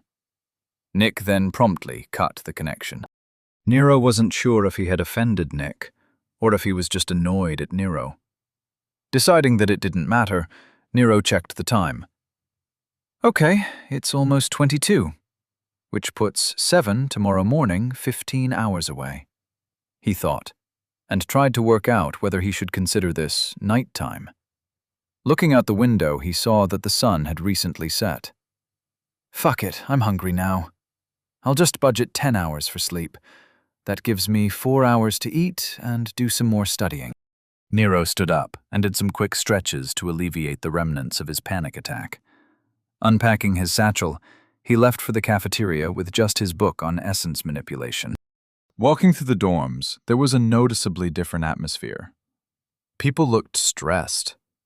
The lobby was rather empty, Ms. Averitt wasn't at the front desk, and only a few people were at the class hub. The fact that the populators were here must have made it into the gossip mill. It was reassuring to see that something could crack the calm and polite atmosphere that usually permeated the center. After getting his meal and sitting down, Nero didn't bother pulling out his book. He was going over the day, and how quickly everything changed with the arrival of the populators. When he had woken up that morning, he thought he was starting to get a handle on this place. By the end of the day, he knew that he didn't even understand his identity. Isn't that just ironic in a very literal way, he thought. Walking back to his room, he tried to come to terms with the fact that so much happened without his involvement. Nick had met with the captain, and they had talked about the merchant train massacre. Mrs. Salvatore dealt with the family of the guy whose body he took. Ms. Averitt is off doing something. The captain is off investigating an invasion. A lot of things happen in the background. Am I not the main character of my own story? He wondered. Shutting the door to his room and tossing his satchel on his desk, Nero looked out the window onto the courtyard. He decided that he didn't feel like studying anymore. Sighing, he went to take a shower and get ready for an early night. Eventually, finding himself in bed, he stared at the ceiling. Arms crossed behind his head, Nero thought about his goals and how unlikely they were. Wasn't Nick like 90 years old or something? Magic would take a lifetime of study. He could make a basic flame now, but it took effort. He idly pointed his right hand toward the ceiling and started manipulating the air to contain some streams of light. A small globe of weak light formed in the air. It doesn't matter how long it takes. I'll master this. Even if most of the important things happening have very little to do with me right now, eventually, I'll make this story mine, he swore to himself. Closing his hand in a fist, the light snuffed out. Ding! He heard the world call. The essence in the air around him sung, and his sheets flapped in the wind. He came down from the high of leveling and checked his identity. Name: Nero Walker. Level 6. Race: Human.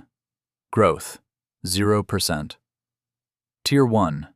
Condition: 100%. Age: 14. Center: 100%. Body: 1. Mind: 1. Soul: 1. Confluence: 10. Stars: 2. Pillars: 0/0. Going over his stat breakdowns, he saw that his level stress hadn't gone back down to 0, and his gains weren't calculated. He thought he remembered something about the stars being an essence infusion. So, level has nothing to do with it, he thought. Maybe the stars solidified the gains when they were used. It was also abundantly clear that he should start doing crunches. Body 1. Base operative level: stress, presence, 9. 10.8. 1.5. Durability: 7. 8.4. 0. Recovery: 13. 15.6. 1. Speed 11. 13.2. 0. Adaptability 24. 28.86.8. Power 8. 9.6. 0. Mind 1. Base operative level. Stress weight 20, 24. 1.1. Control 21, 25.2, 4.8. Field 8, 9.6, 4.1. Precision 22, 26.4, 11.6. Endurance 26, 31.2, 15.6. Focus 6, 7.2, 8.2. Soul 1. Base operative level. Stress size 26. 31.20.1. Density 101. 121.20.1. Intensity 76. 91.20.1. Pressure 23. 27.60.5. Harmony 3. 3.61.6. Adaptability 270. 324. 0.1. No longer tired, Nero decided to do some more studying. He wouldn't get anywhere without putting in the work. Around 3 hours later, Nero was passed out at his desk. Chapter 26. An adventure is what comes after deciding to get involved. Captain Angelton took a moment to strengthen his control on the surrounding essence. Firming his resolve, he opened the door and walked into the large training room. A center walkway cut through the massive 100 by 50 units in space. Each of the walls, the floor, and even the ceiling were lined with reinforced ablatum, which is a steel derivative created by enchanters to have a strong identity and be resistant to essence influence. Lining the side of the walkway were sections for training, each with a target and a display. The captain walked down the center path, already feeling the essence currents pushing into his psychic field. He watched the man he had come to meet as streams of destruction pummeled 4 separate targets from the center of the room. Colors were shifting like a kaleidoscope, and the wind was randomly changing directions. On top of the physical effects, the psychic pressure only added to the uncomfortable environment. The captain was around 30 feet away when he decided to stop and just observe. The man looked like he was at the center of an essence storm. His bare chest covered in sweat, the man bounced around a 10-unit radius in perfect control of his movements. No wonder they label him as a tactical asset, thought Captain Angelton, as he tried to pretend he wasn't intimidated. Standing at 5 feet 10 inches, the man was not large, yet his presence couldn't be ignored from even 30 feet away. With his shoulder-length black hair in a tight combat braid and bright green eyes, he was utterly focused on his training. Angelton fought to hide his bubbling anger, as he could feel the man ignoring him. After a few minutes of watching the man continue to spin in place while sending spells hurtling toward the walls, he decided enough was enough. "Specialist Howard, you haven't been replying to my pings," he said loudly. Although the room was filled with the sounds of explosions and wind, he knew that the man had heard him. Like a weight being lifted from the room, the essence calmed down, and Howard reined in his psychic field. "It's because I read them, and my ignoring you was the reply," the man said as he pulled a towel out of his personal space. Wiping himself down, he walked over to the captain with a casual disregard of rank. "I'm not going to train a newly awakened kid. If you want him to be a war mage, send him to Centerpoint like everyone else. He'll have to go there to be certified anyways. There are more productive ways for me to spend my time." "Did you even read the file?" Angelton asked. "I glanced at it," was the reply. With a sigh, Captain Angelton gave up on trying to make Howard care about the assignment. General Branson wants the boy trained, and we're going to train him. You're who I've chosen to teach him magic. You start tomorrow. Check the hub for the schedule, he ordered. Turning around without waiting for a reply, the captain walked away. When he was almost to the door, he felt the essence pick up again. As the explosions resumed, Angleton spoke in a normal voice to the room. "You'll get along great. You're both assholes." Shaking his head in resignation, he closed the door and left for his office. He had a great deal to get done, and not a lot of time in which to do it. Walking down the hall, his link received an urgent ping from command. Opening the ping, Captain Angleton's footsteps faltered. He had just received word that the populators had arrived. Apparently, less than a full day of preparation is all we get, he thought grimly. Immediately opening his link, he contacted every one of his sergeants. He needed his men to be ready to move at a moment's notice. Increasing his speed, he saw the hallways fill with people in a heightened state of readiness. Instead of the calm, controlled movements of trained soldiers going about their day, he saw that all of Gate 7 was preparing for war. Nero woke up with a splitting headache. The pain in his head was so intense that he struggled to get into his feet. Where the hell is this pressure coming from? He wondered. Nero looked around the room for an answer. He must have fallen asleep reading those ridiculous guides on stat development. Techniques on how to maximize level stress were not very interesting.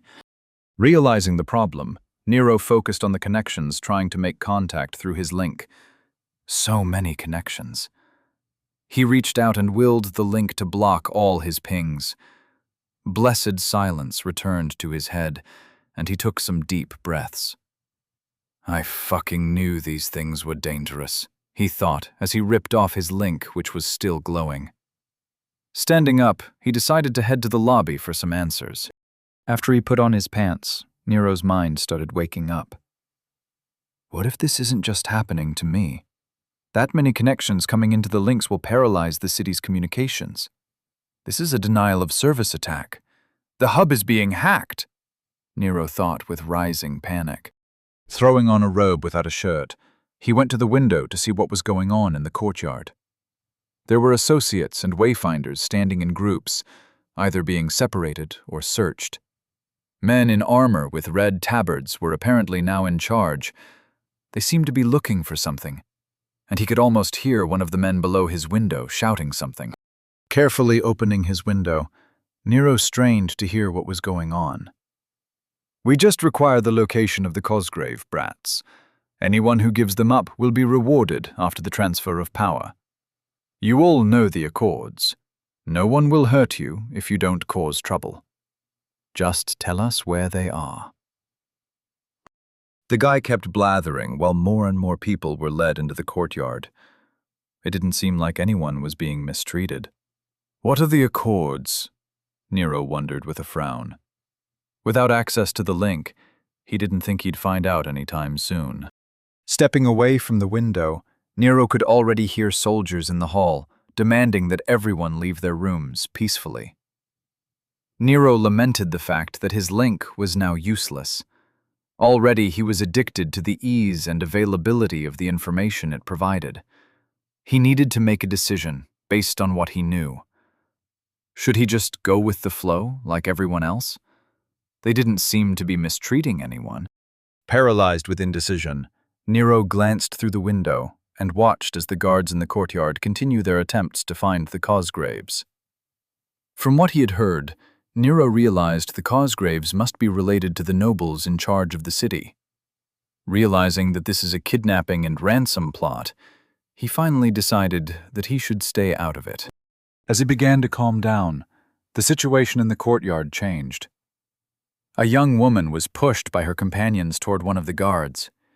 She was a very aristocratic-looking beauty, with long, flowing auburn hair and pale features that Nero could appreciate from his window.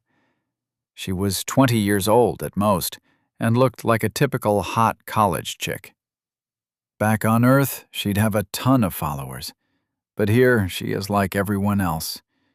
People here are stupid hot. Nero thought, as he watched the events play out through the window. Straightening her shoulders, the girl said, "You won't find my brother. He spent the night at the keep."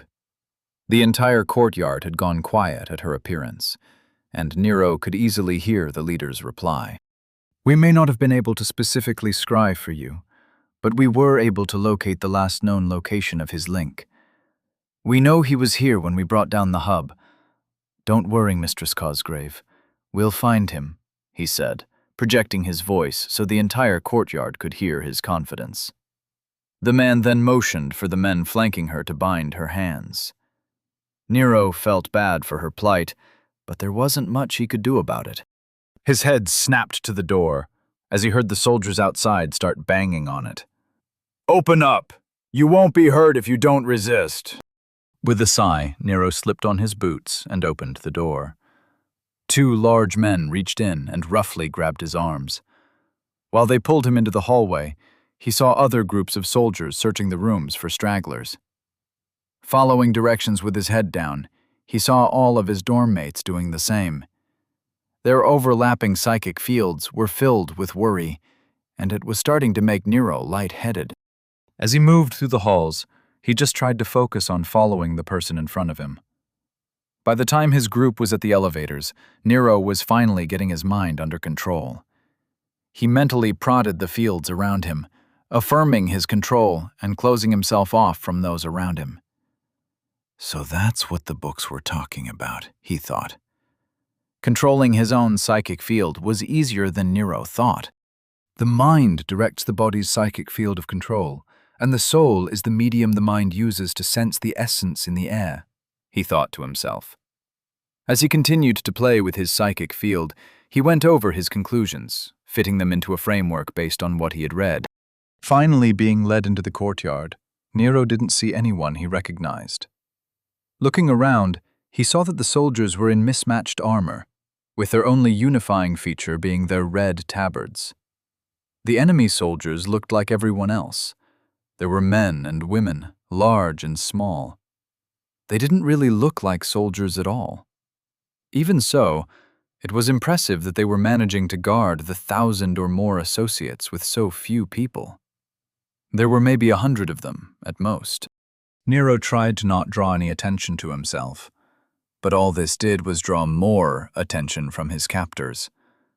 The guards for his group made sure he stayed in front and within arm's reach. Annoyed, Nero just wanted to go back to bed. Just when Nero was really getting bored, he heard a crack. He looked over to see the lady from before on her knees with blood pouring from her lip. The guards around him chuckled, and the man who hit her was standing there, looking very pleased with himself. So much for not hurting anyone. Assholes, he thought with some venom. Nero was no longer bored. He was pissed. Here he was, in a new world. Yet he hadn't changed. He was still one of the sheeple. Once again, he was standing shoulder to shoulder in a group, waiting for some asshole to tell him what to do. How long did it take him to forget his promise to be the main character in his own life? Hours. It just took hours. And an impromptu nap. Soon a commotion could be heard across the courtyard. As everyone looked over to see what was happening, Nero saw the guard on his right, the one standing in front of him, turn around. There was a knife in a sheath horizontally strapped to his belt. Glancing to his left and right, no one seemed to be paying attention to Nero. Am I actually considering this? He wondered. Nero was shocked at his newfound desire for relevance. The commotion was revealed to be caused by the other Cosgrave.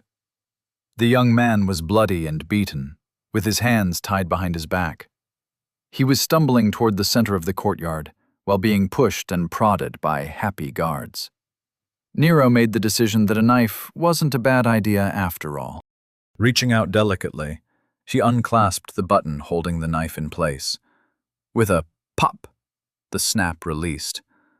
Nero quickly pulled his hands back to his sides, just as the guard turned around. Not making eye contact, he acted as if nothing had happened. Nero could only hope that the people around him didn't give him away. The guard looked over Nero's group and didn't seem to notice anything, so he turned back to the center to watch the show. Nero looked up and saw the knife waiting to be pulled free. Rubbing his fingers while mentally preparing for his planned theft, he glanced around one last time. His hand reached out and smoothly unsheathed the knife. Then he immediately reversed his grip to hide it along his forearm. Looking around, Nero seemed to have gotten away with it, although the girl standing next to him was looking at him like he was an idiot. Making sure the knife was hidden in the sleeve of his robe, Nero turned his attention back to the center of the courtyard. The drama was still going on. Both of the Cosgraves were on their knees, with the young lady trying her best to hug her brother while her hands were tied. Nero didn't think he had ever seen the emotion of despair before. He saw actors portray it, and he saw famous pictures of it, but he had never actually seen it in person. It was heartbreaking. I guess I'm not as much of a sociopath as I thought. Nero congratulated himself with hollow levity. Looking closely, Nero could see the man in charge talking to a crystal. It was apparently their method of communication.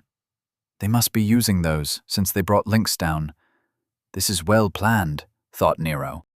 The man must have received new orders. Nero watched closely as the leader started giving out commands. The groups of center people were corralled along the sides, and a few guards picked up the Cosgraves and started marching them out of the courtyard toward the front lobby. The guards were more relaxed now that they had the Cosgraves in hand, so Nero took advantage of the opportunity to move to the back of the courtyard, putting as many people between him and the guards as possible. While the center people were being moved around, he looked for a way out of the courtyard. He needed an open window, or a grate. In fact, Nero would have settled for a tree. Not seeing an opportunity to wander off, he tried to slide along the wall. All of the ground floor windows were closed, and he didn't think he'd be able to open them quietly. Right before the guards leading the Cosgraves to their fate left through the wide doors of the entrance, the man in charge turned around to address the whole courtyard. In a loud voice, probably boosted by essence, he shouted, "This was a legal action, performed in accordance with the statutes governing noble wars. As none of you fought, you will be considered non-combatants." He then addressed his soldiers. "As for you lot, we'll get paid when we drop these two off. Don't let anyone leave until you hear from me.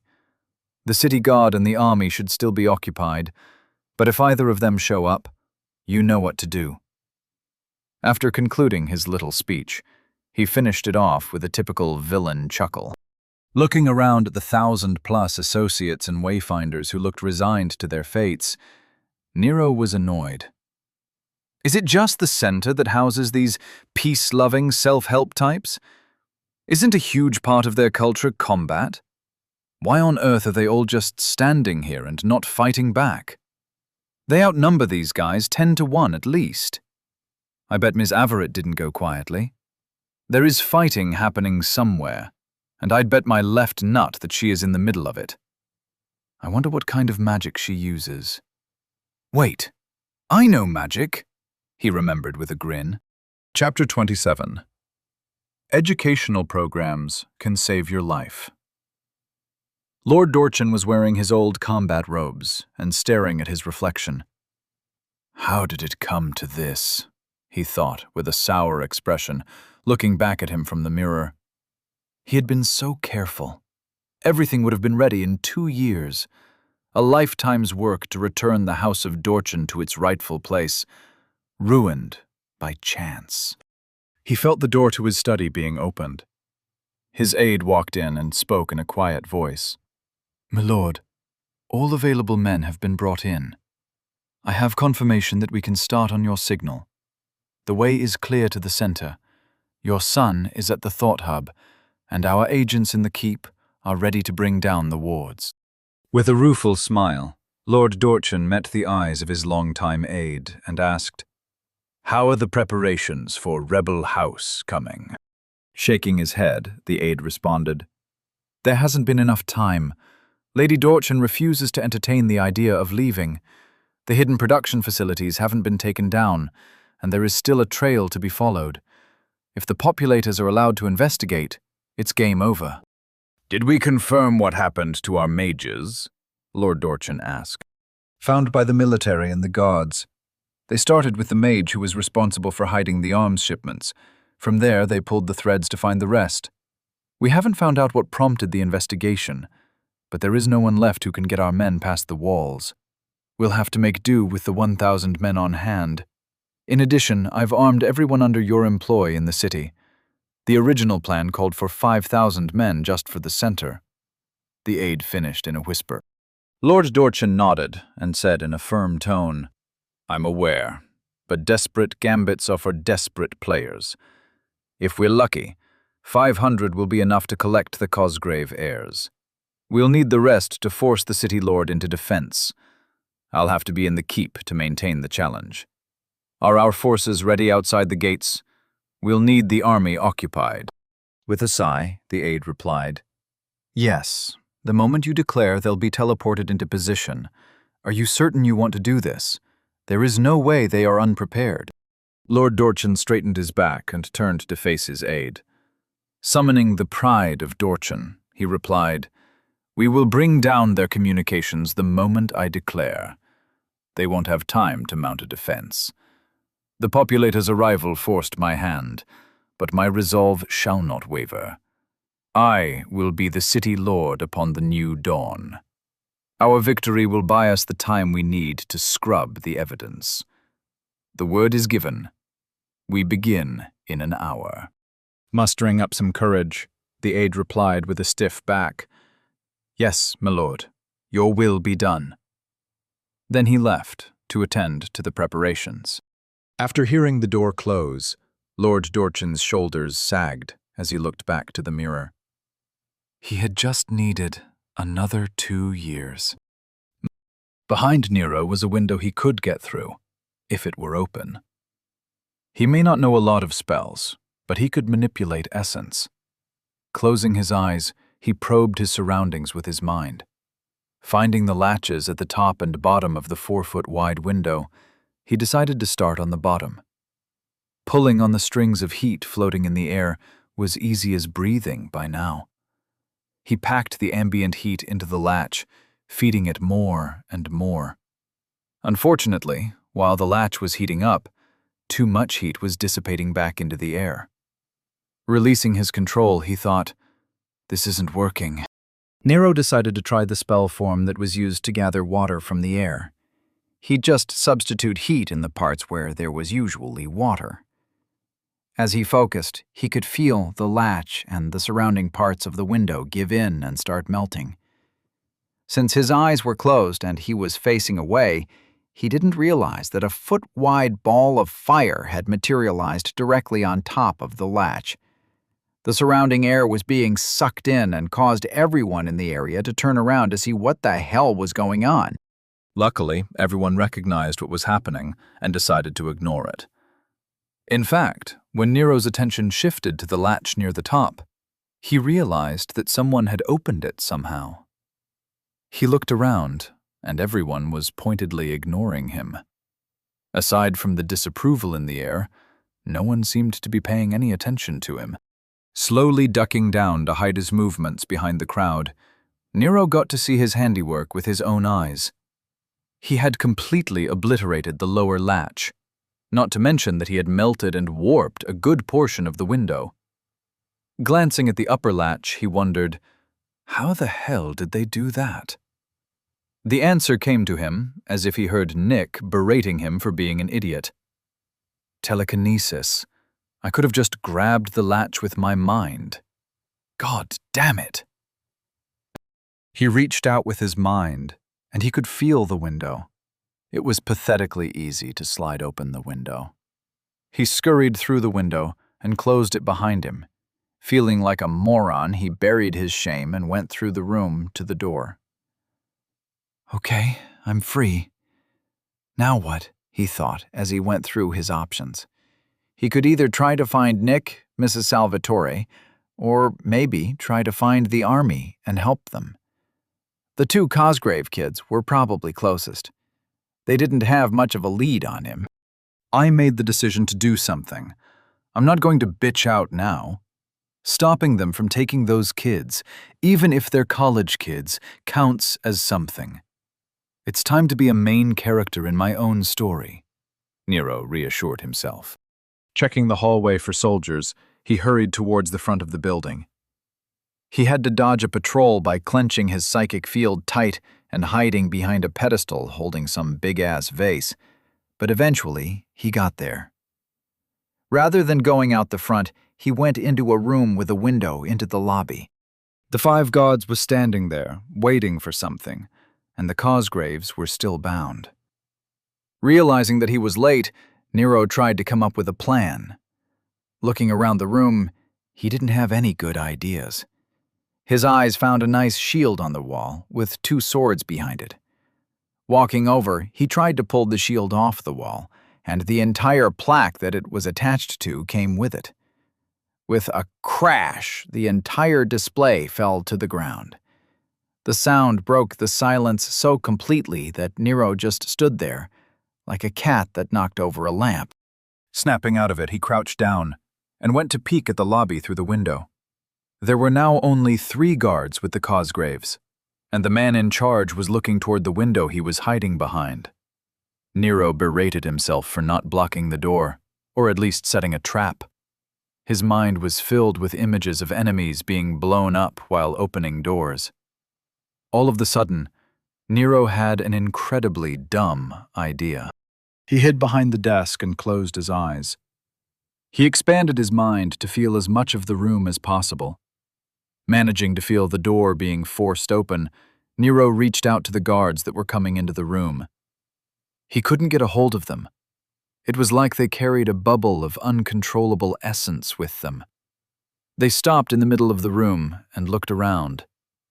That's their field of control, he thought. He didn't need to control them, though. He just had to stop them.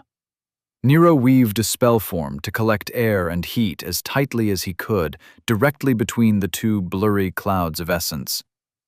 After a second or 2, he felt it was hot enough, so he kept pushing air into it. Enough air in an enclosed space will expand as he heats it. He heard one of them say, "You feel that?" Deciding that it was time, he started focusing on the temperature, giving it his all. When he felt his nose start to bleed, he let go. His sigh of relief was followed by a boom that caused the room to shake. Peeking over the top of the desk, Nero was shocked. The center of the room was destroyed, and the explosion covered a 10-foot radius. The 2 guards were embedded in opposite walls. They weren't moving. That's physics in action, I guess. I just made a poor man's fuel air bomb. Who knew a youth spent throwing cans of beer into the fire would lead to this, he thought with a grin. Nero walked over to take a closer look at the result of his first combat spell. The guards were very dead. Feeling a chill, he thought, how would I stop someone from doing that to me? As he pondered how to combat an enemy mage, he heard call from the hall. What the hell was that? You guys okay? Nero returned to the window for a peek. Now there was just 1 guard, and the man in charge. He cocked his head and thought, there is no way this works twice. Finding an unbroken chair on the back wall, he placed it in the center of the room. Nodding to himself, he called out in a raspy voice, "Hey, get in here and look at this chair." Hiding behind the desk, Nero tried to repeat his performance.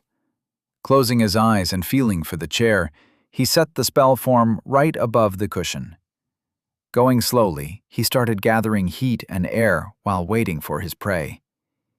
He felt them pause at the door. Soon enough, they slowly walked into the room and right up to the chair. One of them even whispered to the other, "You feel that?" This time, Nero covered his ears while he poured as much air and heat into his spell form before he lost control. Opening his eyes, he realized that this bomb shattered the window in addition to the 2 guards. Holy shit! he thought as he admired the results of his hard work. He wiped his bloody nose on his robe and walked back to the center of the room. Suddenly, he sensed fury coming from his left. Nero looked over to see an incredibly pissed soldier staring at him through the destroyed window. Feeling cheeky, he said, "It was like this when I got here." And then he bolted for the door. Nero could feel the man hop through the window and give chase. Instead of running down the hall, Nero closed off his presence and focused it on the door. Waiting around the corner, he got his stolen knife ready. "This is just like clotheslining someone chasing you around a corner. You got this," he said to himself. The man turned the corner with a sword in his hand, but ran directly into Nero, who already had his knife at chest level and was braced for the impact. As they collided, Nero fell back with the full weight of a running man in chainmail falling on top of him. The man was twice Nero's size, and bracing his feet for the impact did nothing. The sound of the sword sliding down the hall was the only good thing that resulted from the collision. Nero pushed the man off and hoped to find his knife in the man's chest, but he only saw a ripped tabard. Fucking chainmail. Of course a soldier will have armor, he thought sourly as he scrambled to his feet. Setting his feet and raising his fists for the fight of his life, Nero braced himself, expecting to be tackled. However, when he looked over, he saw the man comfortably taking a knee. Amused eyes stared at Nero, while the man's hand wiped down the front of his chest like he was removing dirt. "Boy, what the hell happened to my men?" the man asked while standing up. There was a flash of light from one of his hands, and his lost sword was returned. Nero had played enough games to recognize a boss fight when he saw one. Taking the opportunity for some dialogue, he tried to split his focus. While he was visualizing an essence bomb behind the guy's back, he said, "I'm pretty sure one of them was a lady, dude." "Last chance. Where are my men? What happened in the room, and what caused the explosion?" the man said, while lowering his chin and getting ready to charge. The man began to emit a red aura and seemed to be powering up or something. With a glazed expression on his face, blood began pouring from his nose, ears, and eyes. And Nero muttered, "When you get to whatever afterlife they have here, tell people that I said something cool." And then he collapsed. The man had just enough time to utter, "Huh?" before the essence bomb went off behind him. He shot across the hall face first into the wall. Had Nero been conscious, he would have been very proud. Chapter 28. It wasn't me. I'm going back to bed. The plan was working. They had made it into the keep through the maintenance gate without issue. His men had done as promised and cleared the guards. No one knew they were on the inside. Lord Dorchin's palms were covered in sweat. He couldn't seem to slow his heart rate. Every second he waited for the ping was panic-inducing. Finally, it came. "We're in position to take the center. We have confirmation that the heirs are on site, awaiting the command," said the team leader tasked with acquiring the Cosgrave children. He looked around at the eyes of his men and saw their determination. The smell of the stables they were hiding in couldn't cover the stench of weapon oil and leather. They'd been preparing for this moment for years. Firming his resolve, his heartbeat finally slowed, and he knew it was time. Opening his link, he sent the official challenge for the seat of City Lord. Immediately after, he sent out the signal for all his teams to begin their assignments. 2 seconds later, all the links in the room lit up, and Lord Dorchin knew his son had succeeded in cutting off the city's communications. "Now it's my turn," he thought. "All right, men. It's time for us to do our part. Remember, we isolate her in the throne room, and this war is as good as ours," he said loudly. Turning toward the doors, he joined his men as they surged toward the castle. There was no one to impede their journey through the gates. The guards were obviously busy dealing with the citywide link disruption. Everything was going to plan. As he and his men were almost through the large entryway, the gate at the entrance slammed shut. The giant metal monstrosity was shockingly loud as it dug into the ground. Its impact did more than just injure several soldiers. The gate effectively kept half of his force outside the castle. Along the balcony, guards poured out, carrying crossbows glowing with enchanted bolts. Lord Dorchin and his men watched as the doors along the walls slammed shut, sealing them in. City Lord Halima Cosgrave stood tall on the balcony at the end of the entryway, surrounded by her forces. With an essence-assisted voice, her words echoed through the room. "Lord Dorchin, your challenge is accepted. I assumed you'd bring a larger force. My preparations may be a bit much. Regardless, order your forces to stand down. Concede defeat, and you'll be turned over to the populators. Otherwise, you'll die, here and now." Looking around, Dorchin realized it was over. Even if his men got the heirs, it wouldn't matter. Either he fought to the death here, or he surrendered, and the populators executed him for treason. He was finished. Without options, he met the stare of the city lord. "Congratulations, and may your path remain wide and clear," he said to an entryway shrouded in silence. With those final words, he activated his escape cloak. It cost more than a mansion in the inner ring, but you can't spend money when you're dead. With a golden pop, he disappeared. Nero awoke to the sight of a bruised paunce shaking him. "Are you all right?" the young man asked. "I'm fine. Did it work?" Nero asked, while raising himself to his elbows and looking around. The hallway was destroyed. The wall closest to the bomb had collapsed, and over his shoulder he saw the remains of the former guy in charge painted across the wall. He muttered, "I should have woken up in a hospital." Nero heard a voice quietly ask, "Ask him if he knows where the mage went." Noticing a head of auburn hair on his left, he realized these must be the Cosgroves. "What mage? And what happened to the last guard?" he asked, trying to force his brain to start working again. The young man who had forced him awake said, "We took care of the last guard. We need to know what happened to the mage that killed these men.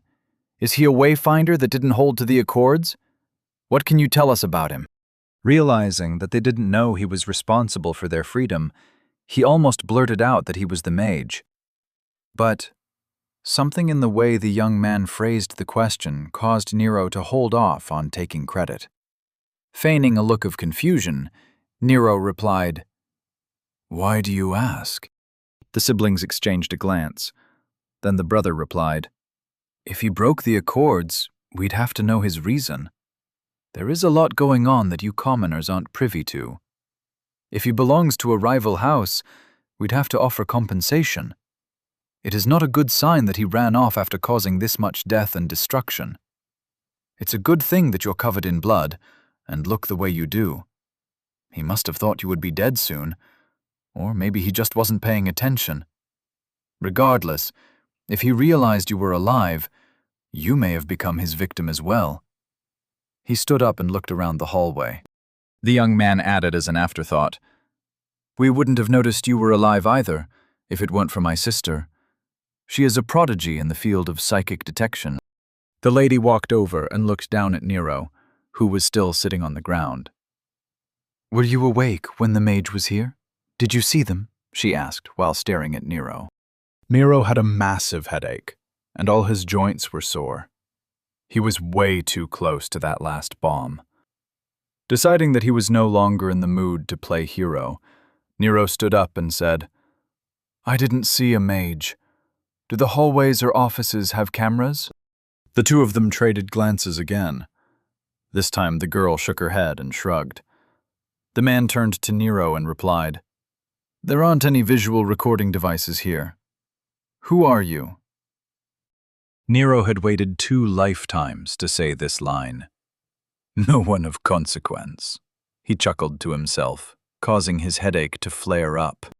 Wincing in pain, Nero said, "Look, we need to get out of the hallways.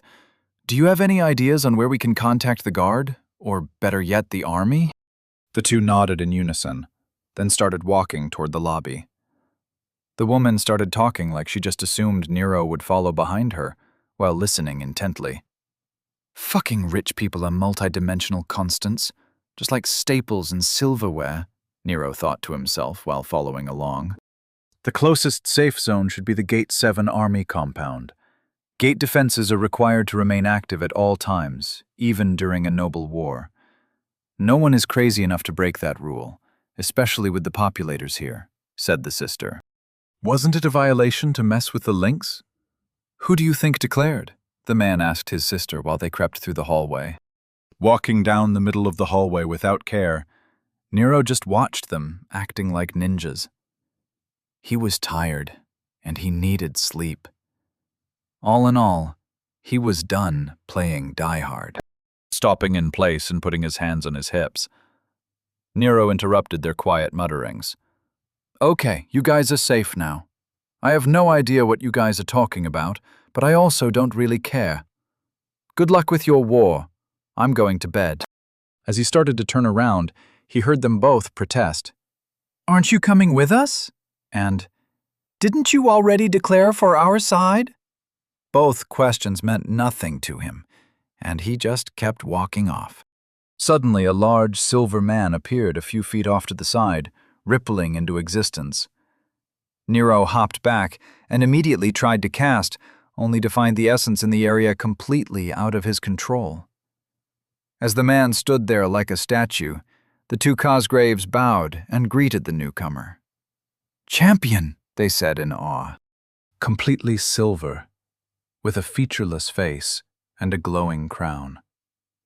The only thing that wasn't silver was his ornate white and gold tabard. He was as large as Captain Angelton and twice as intimidating. Turning his head to Nero, the silver man said in a deep, quiet voice that filled the hallway, You were the last active declared combatant. With your decision to retire, no more points can be accrued. The champion's head swiveled to the Cosgraves. Thanks to this young man and your efforts defeating the remaining guard, you two will be recorded as finishing this noble war as free and active, with one escape to your credit. No points will be awarded for making it to a safe zone. As your side is the victor, you are safe from sanctions, he said, and the Cosgraves both visibly sagged in relief. Nero was unable to comprehend how the man was there.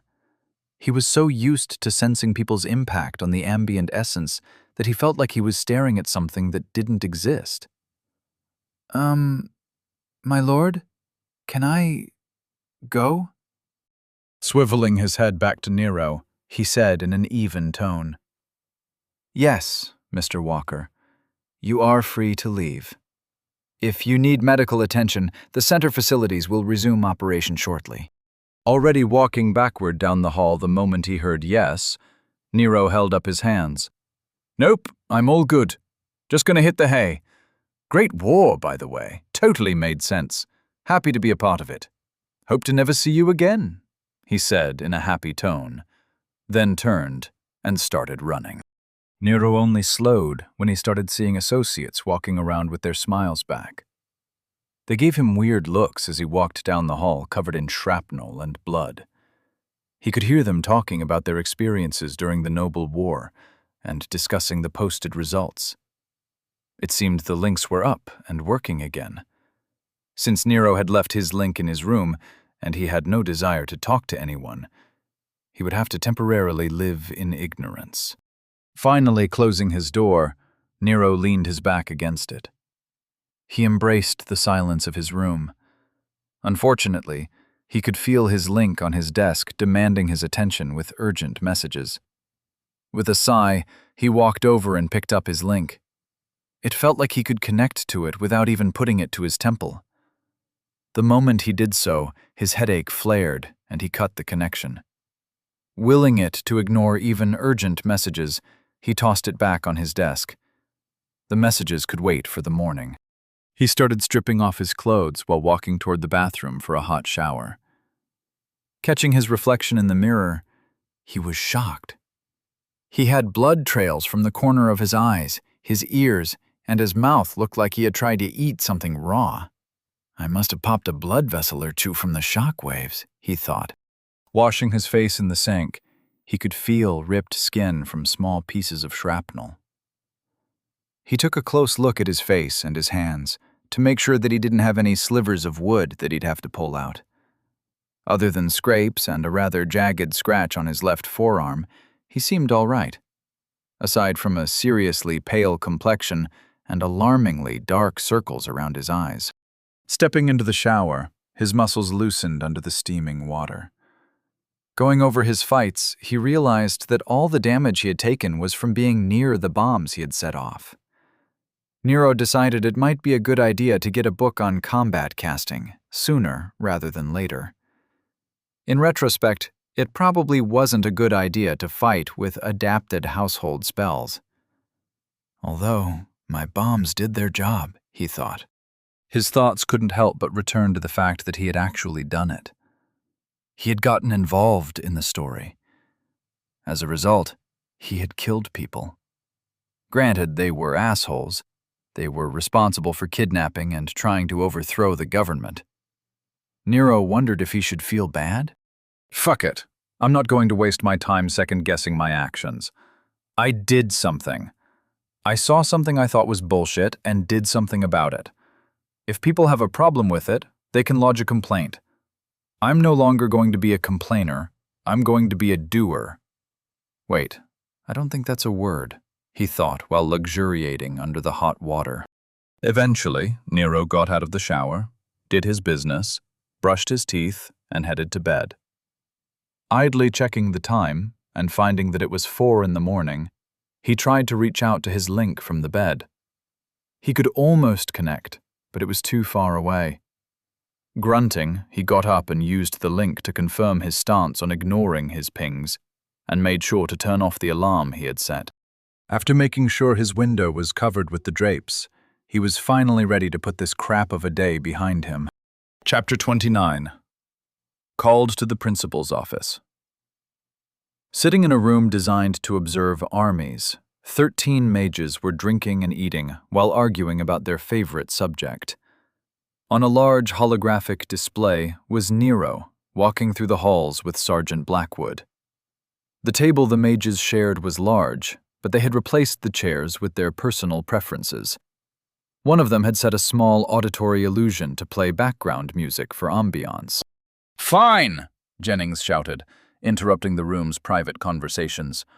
"All those who think he'll break level 10 within a year, raise your hands." 7 hands shot up. "So you 5 think he won't?" Jennings stared at them like they had insulted his favorite webcomic. One of the mages put down his mug. "None of us are saying the boy isn't amazing. We're just saying that it is likely that the increased leveling speed is a result of the experiences that came with the mind remnant from the original soul. That experience has to run out eventually. He'll have to contend with the leveling speed drop-off that everyone faces," he said in a firm tone, clearly stating his perfectly reasonable analysis.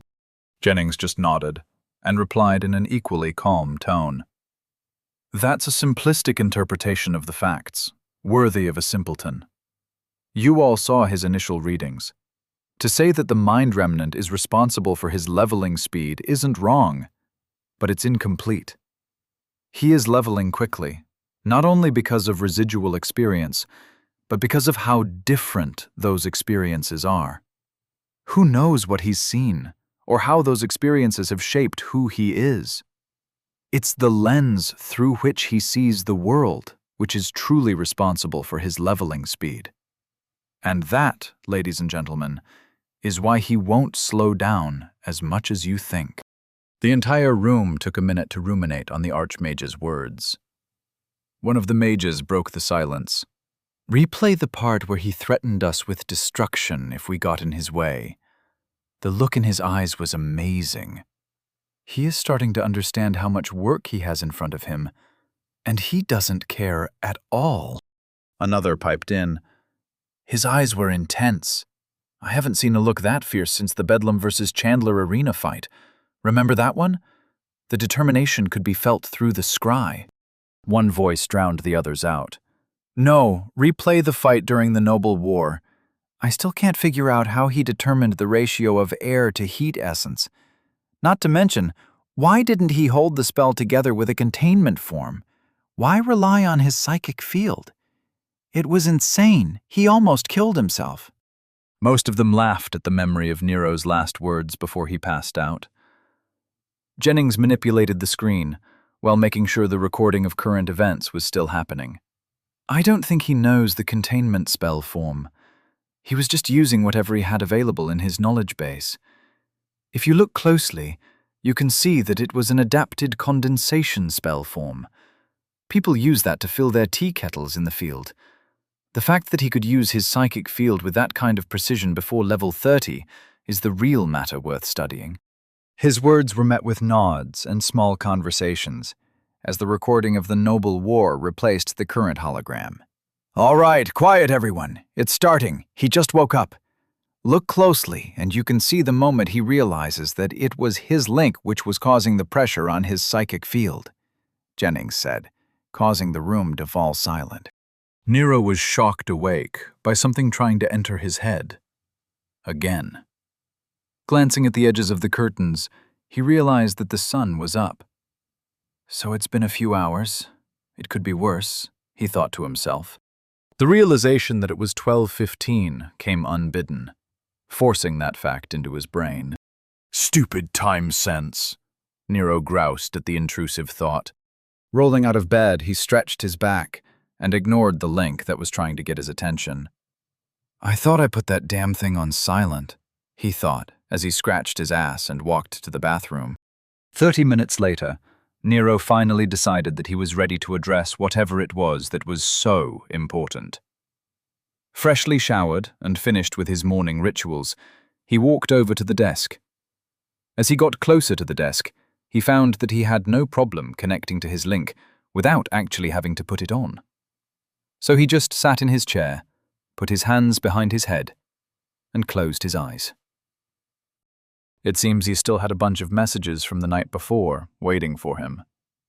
This morning was a series of urgent pings from Captain Angelton. Rather than reading them, he decided to just ping him. The moment the connection opened, Nero felt the captain's annoyance. Good morning, Captain. I saw you called. What can I do for you today?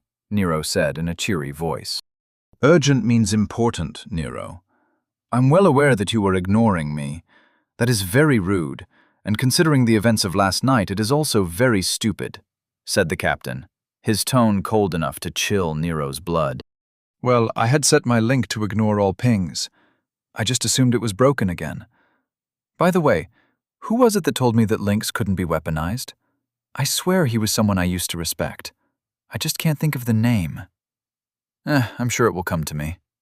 So, what was it you needed so urgently? Nero responded in a mocking tone.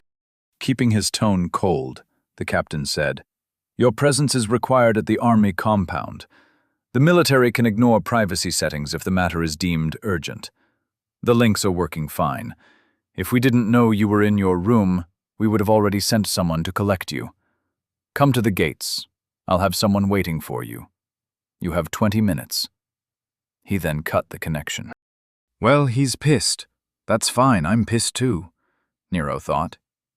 Picking up his link, he put it on his temple. He'd need it for directions to the army compound. After getting dressed, Nero left his room, while making sure he had all his books in his satchel. He assumed that when he got there, some ponce would have him wait somewhere. It was 13:15, and the hallways were empty. Nero didn't remember when he went to bed, but he felt much better than he thought he would after all that happened. I should just check the damn identity, he reminded himself. Name, Nero Walker. Level 6. Race, human growth, 9%. Tier 1. Condition, 87%. Age, 14 center, 98%. Body, 1. Mind, 1. Soul, 1. Confluence, 10. Stars, 2. Pillars, 0/0. Well, my condition isn't as bad as I feared. But 9% growth? Isn't that too low? Do I still have to process the experience or whatever that stupid book said? Nero wondered. Thinking back, he leveled last night, and then he did some studying. After a brief, unintentional nap, he had his adventure. There he did a bunch of sneaking, pickpocketed a knife, even had some combat. He killed 5 guards solo. Does that not count for experience? I had a boss fight. I deserve a level at least, he thought with a grimace. If it wasn't the fighting, then what caused his growth? He couldn't figure out this growth system at all. The books said that a person's growth is a result of incorporating into their center the following: information gained, utilization of skills and abilities, observations and reflections. Work your body, mind, and soul to grow. To Nero, that just meant that anything you do will cause you to gain experience. Unfortunately, walking the halls and taking the elevator didn't help him figure anything out. By the time he finally went through the front of the center, he realized that he wasn't going to suddenly understand anything, so he decided to just ignore it. The roads were exactly like he remembered, identical to how they looked when the captain dropped him off at the center. Nero enjoyed walking through the crowds and soaking up the atmosphere. He realized that this was the first time he had left the center since he got here. These people seemed more real than those in the center. Nero could see people arguing with merchants, and some people even moved like they were late for something. The entire experience was refreshing. Although everyone was still polite, it wasn't that suffocating polite that the center had going on. Eventually, he reached the entrance of the Gate 7 army compound. Nero expected to see some damage to the walls, or some signs of fighting at least. Surprisingly, everything looked fine. The soldiers on duty seemed fine. There were no signs that they fought off an army the night before. "Mr. Walker," he heard. Nero turned to see the guy who was with the captain when he was found at the merchant train. "Blackwood, right? Do I call you Mr., or am I supposed to use something else?" Nero asked the man as they met at the gate. "Sergeant," gesturing with his hand out, he ushered Nero through the gate. Blackwood gave the guard station a nod as they passed through. "So what's this meeting about? And more importantly, is there food around?" Nero asked. "I'm sorry, but I'll be taking you directly to the captain. I don't know why he wants you, but he said to bring you straight there," Blackwood said, as he directed Nero through the compound. The entire place seemed like business as usual. Everyone was focused on their jobs, and it was obvious to Nero that no one was suffering from the events of last night. "What happened last night? Didn't you guys fight a war or something?" Nero asked. "I wouldn't call that a war. We met the rebels in the field, well outside the walls. There was more blustering than actually fighting. In fact, the only place that saw any action was at the keep, and even that was light combat, I heard," Blackwood said, as they walked through the halls. Before Nero could press for more information, they had arrived at a pair of doors that seemed to be their destination. "I'll be right outside while you're in there. Since you're here today, after your meeting I'll get you set up with what you'll need for classes and show you where the cafeteria is," he said, as he opened the door for Nero to go in. Nero heard a quiet, "Good luck," as he went through. Walking in, Nero saw a typical conference room. There was a large table with 5 chairs to each side. In the center of the table, there were even some water pitchers, along with glasses arranged in a circle. The walls of the room had some military-themed art. The only surprising thing in the room were the occupants. Nero's eyes barely glanced toward Captain Angelton before he was surprised by who he was with. She looked like a mini version of the champion he had met last night. Her entire body was coated in a thin film of silver. It was obviously some special kind of armor, but it wasn't thick like plate mail. Nero thought it was only as thick as a wetsuit, and probably even thinner in some places. Her gauntlets and greaves looked a little thicker, but not much. She had no discernible face, and the only thing on her head was a thin ring that resembled a slightly glowing crown. Covering her upper body and most of her legs was an ornate white and gold tabard, belted with a thick silver cord. She didn't have any discernible weapons, but considering everyone with some levels had a pocket space, that didn't mean anything. Overall, she looked like a 5'5" techno-organic knight from a sci-fi/fantasy tabletop game. Hi. This might be a rude question, but why can't I feel you in the room? Are you a robot of some kind? Nero couldn't help but ask. Her presence was so muted that he felt like she didn't exist. It seems I've gotten used to being able to feel a person's psychic field, he thought. The champ. Nero couldn't tell if he should be offended. Walking around the table, she moved toward Nero and said, I would like you to open your mind to me. I would see where you came from. Immediately backing up to the wall, Nero held up his hands. And I would like to respectfully tell you to go fuck yourself. You'll get into my head over my dead body. My mind is my own, old woman, he replied with venom. You feel... What do you... The captain just looked amused. It just made Nero more annoyed. Holding up his hands, he said, Calm down. Yes, she is a populator, and they are here to investigate a disruption to the realm. This populator is... He gestured to the lady who was waiting patiently a few feet away. Champion Charity. She recognized you as being the source of an anomaly from the upper planes, which was felt by the mages in the capital. The anomaly happened when you arrived here. She believes that you come from outside our sector of space. She was just trying to help you. There is no reason to be so defensive. The captain is correct. I did not mean to frighten you, young one. I merely wished to provide you with some answers. Reading the remnants of whatever mind used to accompany your soul shouldn't be difficult. The opportunity will remain until I leave here. Let us move on from this topic. How have you found our world? The strange silver lady asked. Taking chapter the room. The noble war has not concluded, Champion Charity interrupted from the side of the room. She was backed up by 3 of her populators, standing in a row like statues of liquid silver. The room erupted with questions. Silence! Lord Cosgrove's voice ripped through the throne room, returning quiet to the room. Turning her stern visage to the populator, she simply said, Please elaborate, Champion. Champion. Seeing the Lord's face pale at the mention of the Gate 7 Center, she clarified, I understand that your heirs are there. However, until either a relief force is sent to accept the Dorchan force's surrender, or communication is restored, and the enemy force submits upon learning of their loss, they are still active pieces. If it eases your mind, the Dorchan forces seem to be trying to capture your heirs, not kill them.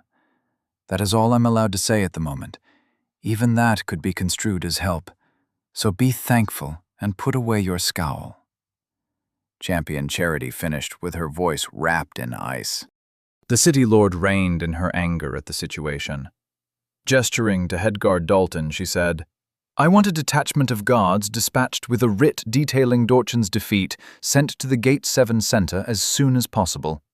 You'll have to ride, as the lower Gate 7 Astra platforms would be locked down and the wards charged when the communications went out.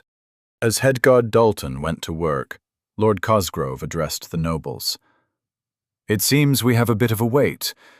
Please enjoy the hospitality of the keep until such time as the noble war comes to its inevitable conclusion. Captain Angelton and Champion Charity waited patiently for Nero to calm down. He took some deep breaths and pondered the champion's question. What do I think about this world? He wondered. Nero walked to the opposite side of the room and took a seat at the table. In a word, confusing. I understand what everyone says, but the context isn't there. Every question I get answered just creates more questions, and I'm constantly finding myself in situations that make no sense. Like, why are you dressed like that? I'm guessing your armor is special? Does your crown mean that you're royalty? What do the different tabards mean? Just walking into this room put me on edge. It's exhausting, he said with a sigh. As Nero talked, he poured himself some water from the pitchers in the center of the table. A better question is, why you woke me up for this? Why am I here? Nero asked, now slouching in his chair with a confused look on his face. That would be my fault, said Champion Charity. I told Captain Angelton that I would like to meet you while I was here. Currently, the other champions are attending to their assigned duties, and I had some time. Captain Angelton sat down opposite Nero and said, I should be taking the blame for waking you up. Based on the report concerning your involvement in the Noble War that took place last night, you should have had plenty of time to get a full night's rest. I assumed, incorrectly, that you would be up at a reasonable hour. When you didn't answer my ping, I saw that you were still in your room. In the future, please answer your urgent pings. If an army captain sends you an urgent ping, one which overrides your privacy function, you might want to answer it. You made the populator wait on you. That is not a good idea. Speaking of the populators, apparently you were already aware of their presence in the city. When you met Champion Memory last night, he wasn't sure if you recognized what he represented. But I'm guessing you spoke with Mr. Salvatore. The captain noticed Nero's worry when he mentioned Nick, and immediately reassured the young man. Don't worry about Mr. Salvatore. He doesn't know anything that he shouldn't have told you. The populator's being here was never meant to be a secret. In fact, we were hoping to use the fact that they had been called to prompt the rebels to attack, which they did last night, he said with satisfaction. The Islangurs are rebels? Nero asked. Champion Charity took a seat next to Captain Angelton. The Islangurs were a ruse. Within an hour of our arrival yesterday, we broke the ward hiding the rebel army. It turned out to be a mercenary force, backed by what was left of the Dorchan line. Apparently, the Dorchans wanted Dorchester to return to their control. With more money than sense, they gathered what could be considered a large military force for this area. They were hiding a small army of around 250,000 in one of their mountain mines near the eastern wilds. We found the connection to the merchant caravan that your body's previous occupant was with. It seems they had made a detour to one of Dorchan's estates while en route to Dorchester. One of the merchants had spent the night at the main house. The man we questioned didn't know exactly what had happened, but the result was Lord Dorchan executing his nephew and immediately ordering the raid. He demanded the destruction of any evidence that connected the merchant to Dorchan. In order to cover up whatever mistake the nephew had made, they used the cover of an Islangur raid. That was their first mistake. All that did was show that they had the ability to source Islangur arrows and armor. Due to the evidence the army compiled, Lord Cosgrove called for the populators. When Lord Dorchan realized his plot had been discovered, he issued a formal challenge for the city seat, at which point our hands were tied until the challenge was completed. The mercenary forces weren't ready, and Dorchan didn't have a way prepared to get them into the city, thanks to the army's thorough investigation of the Mages Guild. Therefore, his army was forced to break up and surround the city. They then offered a formal challenge, and the army was forced to respond. Dorchan did have a few hundred mercenaries at his estate within the walls. Their hastily prepared plan was to assault the keep from the inside and use the Cosgrove children to force Lord Cosgrove to concede the challenge. It would have been considered a poor win, but a win nonetheless. With him ascending to the seat of the city lord, he would have been able to petition the populators to return with a new writ authorizing the investigation of a city lord. He hoped to buy enough time to remove any evidence of his illicit dealings. The plan had an outside chance of working, since he used his position as a logician to subvert the central thought hub. Unfortunately for him, Lord Cosgrove was prepared for the inevitable assault. However, she was not prepared for her children to be targeted, due to the fact that most nobles would not have had the nerve to assault a city centre, even if it was technically within the rules. Dorchan's gambit at the keep failed. He did, unfortunately, manage to flee before his forces officially surrendered. Therefore, he wasn't taken into custody at the conclusion of the keep battle. Your actions last night were unnecessary. As such, I would like to know why you got involved. Technically, under the rules, you became a participant of the winning side. In fact, you finished with the highest score of any combatant. That score is based on several factors, including level disparity of combatants and contributions toward victory. As the battle at the keep was barely a battle, the only real combatant was you. So please enlighten me as to why you thought it was a good idea to fight for a cause not your own. Miro was silent in the face of the excessive information dump. Taking a minute to formulate his response, he drank his water and leaned back in his chair. So those men didn't need to die? Nero asked quietly. No, they did not, Champion Charity said simply. There was no judgment in her voice. She was just stating a fact. Apparently, she was still waiting for Nero to answer her question, and she waited patiently for his response. Nero sighed and tried to choose his words carefully. I didn't know 90% of what you just said. Also, even after hearing it, I only understand about 60% of it. All I know is that last night my home was invaded. People came in and rounded us up. They took 2 people. One of them had the crap kicked out of him, and the other was a young woman that the man in charge smacked around. That shit doesn't happen when I'm around. No one seemed to want to get involved, like it wasn't their problem. As for me, I didn't like the idea of letting invaders take what they wanted without anyone fighting back. So I fought back. I'm sorry those men died, but they made the choice to enter into a fight that put us on opposite sides. Nobody comes into my house and starts shit. They wanted a war, so I gave them one. Nero finished with a growl. Champion Charity nodded at Nero's stare. You did nothing wrong. The situation could easily have gone another way. Had Dorchin been even partially successful at the keep, the children would have been killed. Either he would have threatened to harm them to ensure Lord Cosgrove's cooperation, or he would have had them killed when he was the confirmed victor. He wouldn't have repeated the mistakes of the past. So, I'll repeat myself, as you seem to be struggling with your actions. You did nothing wrong. Miro nodded at the reassurance, banishing any doubts to the back of his mind. You said Lord Dorchin got away.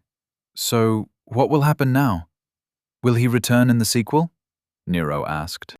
The champion seemed to understand what Nero was asking and said, First, he is not a lord anymore. His house was stripped of its title by the populators. He didn't know it, but he lost before he even offered the challenge. He was found to be supplying the Islangurs with arms and armor, therefore he will be killed. We have already executed his wife and children who were of age. Luckily, he didn't have any unawakened children. 3 of my squad are currently clearing out all the mercenaries that refused to surrender for their association with the traitor. 3 others are hunting Dorchin through his teleportation trails. He is only a semi-accomplished mage, so he shouldn't get very far. The remaining populators are issuing decrees and parsing the spoils of victory. Speaking of the spoils, congratulations. The captain here will assist you with those after we finish speaking. Nero was shocked. He couldn't help but focus on one thing she had said, and barely heard the rest. Did you just say that 3 of you guys are currently facing the mercenaries? Weren't there like 250,000 of them or something? Isn't there going to be a battle? Champion Charity nodded. Yes, there would have been a battle if the populators had not found a reason to be involved. The city would have had to send out its army to deal with the rebels and find Dorchin. However, since Dorchin left the keep grounds during the challenge, he forfeited his claim. Therefore, he was no longer a challenger and became a simple rebel lord. There are no accords protecting a rebel lord. Shaking his head, Nero said, That's not what I'm talking about. I don't understand any of that anyway. I'm talking about the fact that 3 dudes are fighting an army, and you just assume that they'll win. Tilting her head to the side, she said, A single populator would be enough for the mercenaries. It would be too expensive to have a real mage in Dorchin's employ, let alone one that would stoop to following his orders. This is a small city. There aren't any real powerhouses here. She turned to the captain and continued, "Not that there aren't people with the potential to grow. It's just that by the time someone reaches a reasonable level, they would move on. People with power have to see the world and experience things that Dorchester can't offer. There aren't even any real dungeons near this city. I think there are a few small ones and some pocket arenas that make up most of the local essence trade. The essence in this region is too thin. It's been that way for hundreds of years." Nero nodded to himself. There is a huge world out there, and he needs to get his head around the idea that a city of the size of Dorchester should not be impressive. He had looked up the population and been amazed at the size of the city. 1.5 million and 30 gates. 30 army compounds, centers and slices of civilization that he has lived in for the past week. He'll need to start going out of the center and getting some experience in this world. "Okay, this place is tiny, understood. What's the level range for this area then?" Nero asked directly. Captain Angelton spoke up, startling Nero, as he had kind of forgotten he was there. "Level 70 would be the upper echelon of the city. I myself am level 52 and am 71 years old. I would be considered a very fast climber. Normally people don't share that information, so I would ask you to keep that to yourself.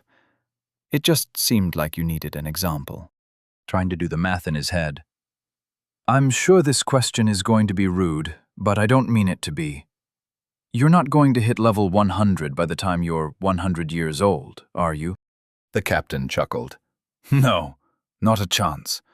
Very few people actually make that climb. If nothing changes, the chances of me making Tier 2 are very low. Most likely my leveling speed will die off in the 70s, and I will make it to around 300 years old before age creep catches up to me. Of course, that assumes that I stay in this region and don't seek out new opportunities. But to reach level 100 by the time a person reaches 100 years old, that is only a dream for most people. Until I met you, I didn't think I'd ever meet someone who had the chance. If you keep going the way you're going, that isn't an inconceivable goal. But for most people, reaching level 100 may take up to 1,000 years.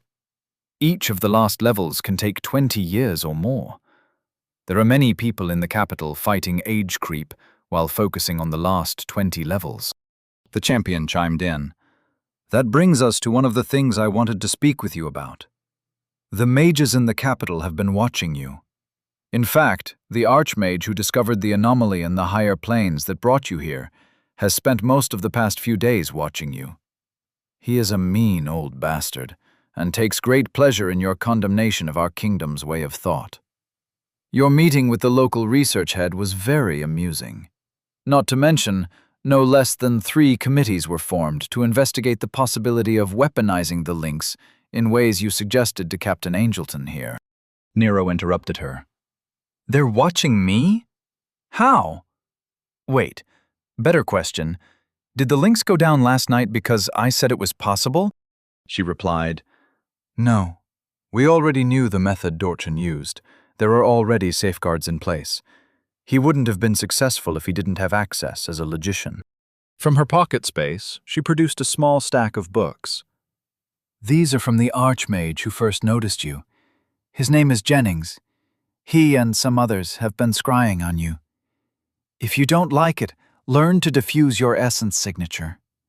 She paused, then tilted her head at Nero and continued. "On second thought, ignore that last statement. I have the feeling that you're the kind of person who would actually try. You are years away from being able to do that, so focus on learning things that are actually useful to you for the moment," she said, and patted the stack of books. "These books are from Jennings," he said. "The crap you are reading is for morons. Learn smarter. He also asked me to tell you, leveling is based on how well you integrate the experiences of life. It's what you absorb that dictates how fast you grow, and how tall you grow is based on whether or not your life is well fed. I'm not sure what he meant for you to take away from that, but he wouldn't give me any clarification. He offered to bring you to the capital, but the king overruled him. The king believes that your path is your own, and while help on the path is appreciated, being dragged alongside someone else's path is not in your best interest. I see that being observed bothers you for some reason, but try not to focus on it. Live your life. They'll get bored of watching you eventually, she finished, and handed Nero the books. Nero looked them over. Combat for Mages, Seeing Without Sight, Controlling the World Around You, and Leveling Simplified Volume 1. The irony of there being multiple volumes of a book called Leveling Simplified was not lost on Nero. As thankful as he was for the books, the fact that some old bastards were watching him annoyed the shit out of him. Looking into the air, he threw up double middle fingers and said, "I know you're watching. You peeping bastards better not fuck with me. Because I might be nothing right now, but one day I'll be an old bastard just like you.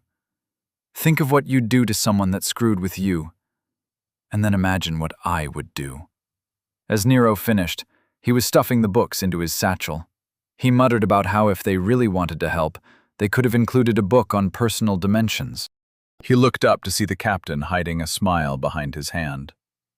The champion still looked like a robot. Annoyed and wanting this meeting to come to an end, he said, "Okay, is there anything else?" The captain looked to the champion. She stood up from the table. "No, Mr. Walker, you are free to go. Remember to discuss your reward from the noble war with the captain," she said, as she gestured to Captain Angelton. Looking down at Nero, she said, "For me, I'd like to thank you for your time. You are a very interesting young man. Considering your personality and penchant for being in the middle of things, I'm sure I'll hear of your exploits all the way in the halls of the capital. Even Champion Memory will remember you. He has been playing with basic spells infused with unconventional essences to everyone's annoyance." She turned to the captain and continued, "If I have any further need of you, I'll contact you. In the meantime, I'll be at the keep." Without another word, she turned into light and popped. She looked like a very weak light bulb exploding. Nero stared at where she had disappeared and rushed to her side of the table. He waved his hand through where she used to be. The essence in the room had returned to normal, and she was just gone. What the fuck, Cap? Did she just teleport? People can do that? Of course they can do that. How hard is it to learn? Nero babbled at the captain. Holding his hands to stave off the over-eager young man, the captain said, "Yes, she teleported. And most people can't just do that. It is a relatively difficult spell in the first place, and beyond that, you need authorization to teleport within city limits. But she is a populator, and can do whatever she wants. When they are in the city, they represent the highest authority." That's awesome. I'm putting it on my list. Now let's get some food. I'm starving, Nero said, and then walked off without giving the captain a chance to argue. I think I'm getting the hang of ending conversations. The trick is to just be the one leaving. That way they are the uncomfortable ones, he thought while chuckling. His amusement was short-lived, as he left the room and saw a patiently waiting Sergeant Blackwood. Closing the door behind him, Nero resigned himself to some more pointless bureaucracy. Chapter 31. A Meal and a Show. It took 2 hours for citywide communication to be reinstated. Headguard Dalton, along with his men, were just arriving at the center when their links came online. They had collected 1,000 guards during their race through the city, and the men poured into the entryway. Dalton used his link to check on the situation. It seemed that the Cosgrave heirs had already made their way to the local guard station. Even the mercenaries were already disarmed and waiting for processing. According to the reports he was receiving, they were alerted to the events at the keep by a populator that was recording the events on site. "Sir, you should see this," said one of his men while pointing to one of the walls. Walking over, Dalton saw a destroyed room with a window overlooking the entryway. It looked like an explosion had gone off inside. Some of his men were examining the damage, while others were pulling something out of holes in the walls. Walking closer to the window, he tried to see what they'd found. Grimacing, he realized that they were dead bodies. Crushed, bent, and generally broken dead bodies. "What the hell happened here?" Dalton asked in a clipped tone. "No idea, sir. Evidently an explosion was set off in the room, which killed 4 of the enemy force," he replied, while they both surveyed the room through the window. A guard poked his head through what was left of the door and said, "We've got another one in the hallway. He's kinda stuck in the wall, though. It looks like another bomb went off out here." Dalton looked to his men and exchanged a look of confusion. "Give me a second to sort through the reports I'm getting," he said. Filtering out the acceptances of surrender, logs for teams addressing the communications issues, he found what he was looking for. It appeared that all of this was caused by a 14-year-old lab tech who saved the Cosgrave heirs from an embarrassing result. The little Lord Cosgrave noted in his report that the belligerent commoner was just taking credit for a rogue mage. But the populator on site is the more believable witness. It was a 14-year-old center associate responsible for all this. "Hold on, let me find out which medical center he's at," he said while searching for Nero's current whereabouts. The guards were exchanging quiet words, praising the damage and pointing out a particularly brutal result. More and more guards were passing word about what happened and how this was all done by a center brat. Smiles started to grow on their faces as they debated the details of what was obviously an epic fight. Head guard Dalton's brow furrowed in confusion when he found Nero sleeping peacefully in his bed and not in a medical center. Opening his eyes to the eagerly waiting guards, he said, "The kid's asleep in his bed. Apparently he's fine. He's not in the medical center." One of the guards pushed forward a little, and she said with a wide smile, "What's his room number? I'll go get him." That started off a loud debate over who was going to collect the little hero. Dalton interrupted the chatter. "Calm down. No one is bothering him.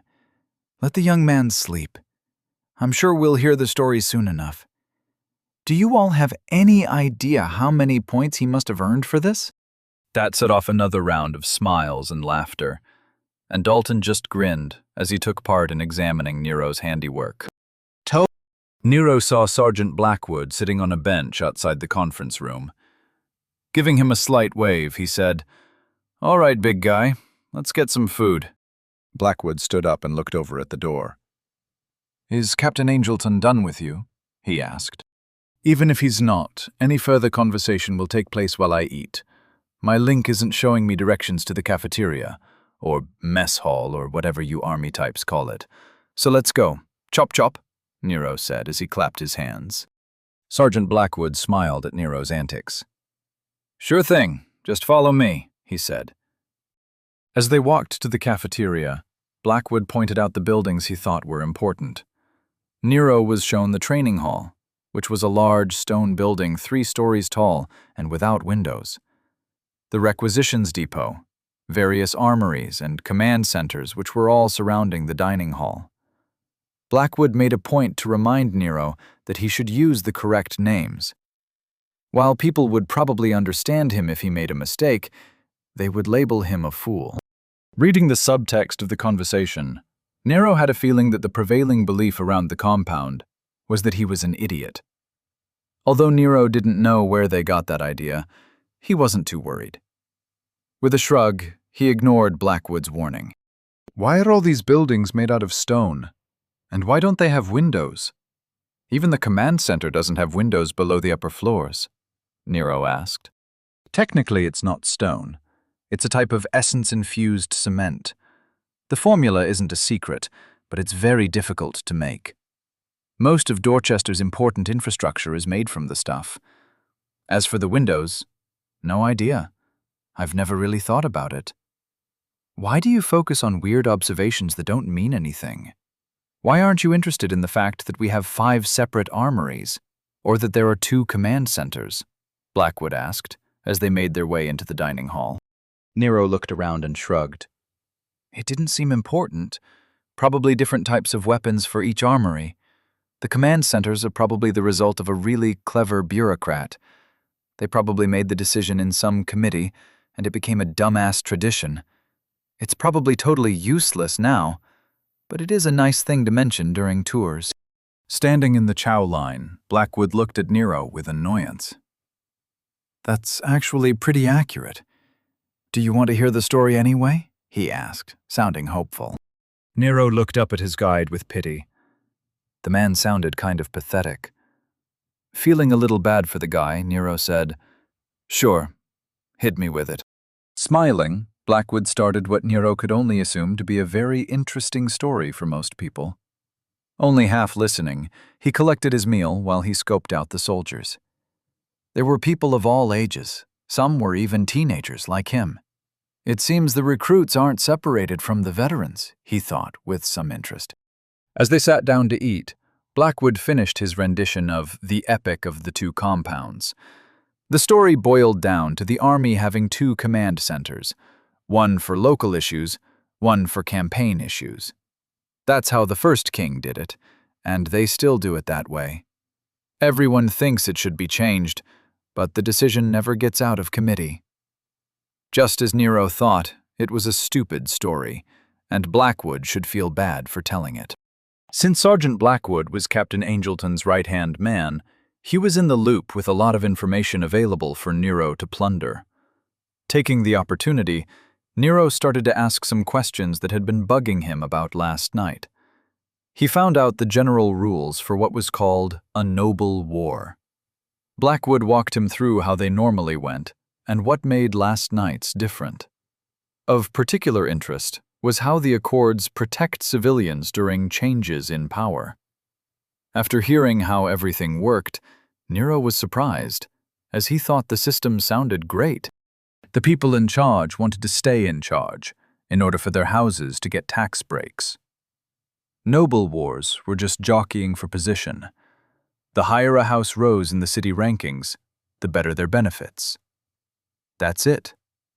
Yet they can't abuse the system to help themselves or promote their family into positions of power without oversight. Everything was very public. The tax breaks were based on how high in the political arena a noble house rose. The corruption that Nero was used to back home was written into law here. According to Blackwood, it was obvious that increased responsibility should result in tangible benefits. Nero was amazed that everything was so organized. For example, in order to not affect the standard functioning of a city and to not negatively impact the populace, noble houses had to declare when they were vying for a takeover of position. Noble wars had specific rules that severely limited the amount of damage they could do to the civilian population. Those rules were commonly referred to as the Accords. But if a civilian wanted, he could throw off the Accords and join the fight as an independent. Otherwise, everyone involved in a noble war was either part of house or worked for a house. The army here was actually a division paid for by Dorchester, which was currently ruled by the Cosgraves. To Nero, that alleviated some of his distaste for his fellow center associates. They actually believed that they were safe during the Noble War, as long as they didn't get involved. Wanting some clarification about that, Nero asked Blackwood how the merchant caravan massacre fit into the Accords. Sergeant Blackwood had nodded and said, "That's a good question. The raid was just one of Dorchen's many evils. He relied on the fact that he hadn't formally declared a noble war. Technically, that was a private action. Since the war hadn't started yet, it didn't violate the Accords. He paid the families of the men he sacrificed, and in effect created suicide troops. Then he used his status as a logician at the Thought Hub to wipe the records, making the men disappear. He did everything he could to make it seem like it was Islangurs who raided the caravan. It wouldn't have held up in the long run, but he could have easily swept it under the rug after he succeeded in his gambit for the position of Dorchester's city lord. As Nero heard that, he thought, only a rich asshole would think that by technically not breaking one law, he absolves himself of any wrongdoing while performing banditry. That's rich guy logic right there. Finished with their meal, Blackwood walked Nero over to the main command hub. Getting approved for his link to work while in the compound was as easy as it was weird. Nero had to stand in a painted circle on the ground while a clerk did something behind a desk. That was the whole thing. Nero stepped into the circle, and 2 seconds later he heard the clerk say, "Got it. You're good to go." The clerk then turned back to whatever it was that they was doing before Nero showed up. That's it? We had to walk over here for that? Nero asked Blackwood as they left the room. What did you expect? Blackwood asked with curiosity. I don't know. It doesn't matter, I guess. Next up is the armory for my gear, right? Nero asked. Yep, you're in the system now. I'll send you the confirmed schedule.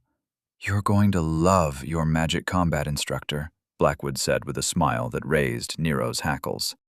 You're not going to tell me any details, are you? Nero asked. Nope. And hurry up, I have other things to do today, Blackwood said as he led Nero to the recruit armory. About an hour later, Nero finally stepped out of the armory, now completely drained. Your system is stupid, Nero said to an amused Blackwood. Why do you say that? He asked. It takes 2 seconds to isolate my psychic signature and allow me to link to the army compound, right? Then I get here, and I have to go through a bunch of paperwork and crap in order to get a bunch of gear that I can't even take with me. If the gear has to remain in the compound at all times, either with me while I'm here, or inside a locker in the compound, why the hell do I have to sign it out? It doesn't make sense to make me responsible for gear that I will hardly ever see, Nero said through gritted teeth, while staring at Blackwood like the past hour was all his fault. The sergeant scratched his head. When you put it like that, it's hard to argue the merits of the system. Just keep in mind, you're still responsible for the gear, and in 10 years or so, it will be important to have the paperwork registered. It matters a lot more when you have a personal space. For now, just pick up your gear before classes, and then drop it off at the end of day. Make sure to do your maintenance on it before you put it away for the night. A lot of recruits forget about that, and it'll come back and bite you. Nero nodded and tried to shake off his annoyance with the pencil pushers. Sure. Well, now what? That's it, right? He asked. Blackwood shook his head.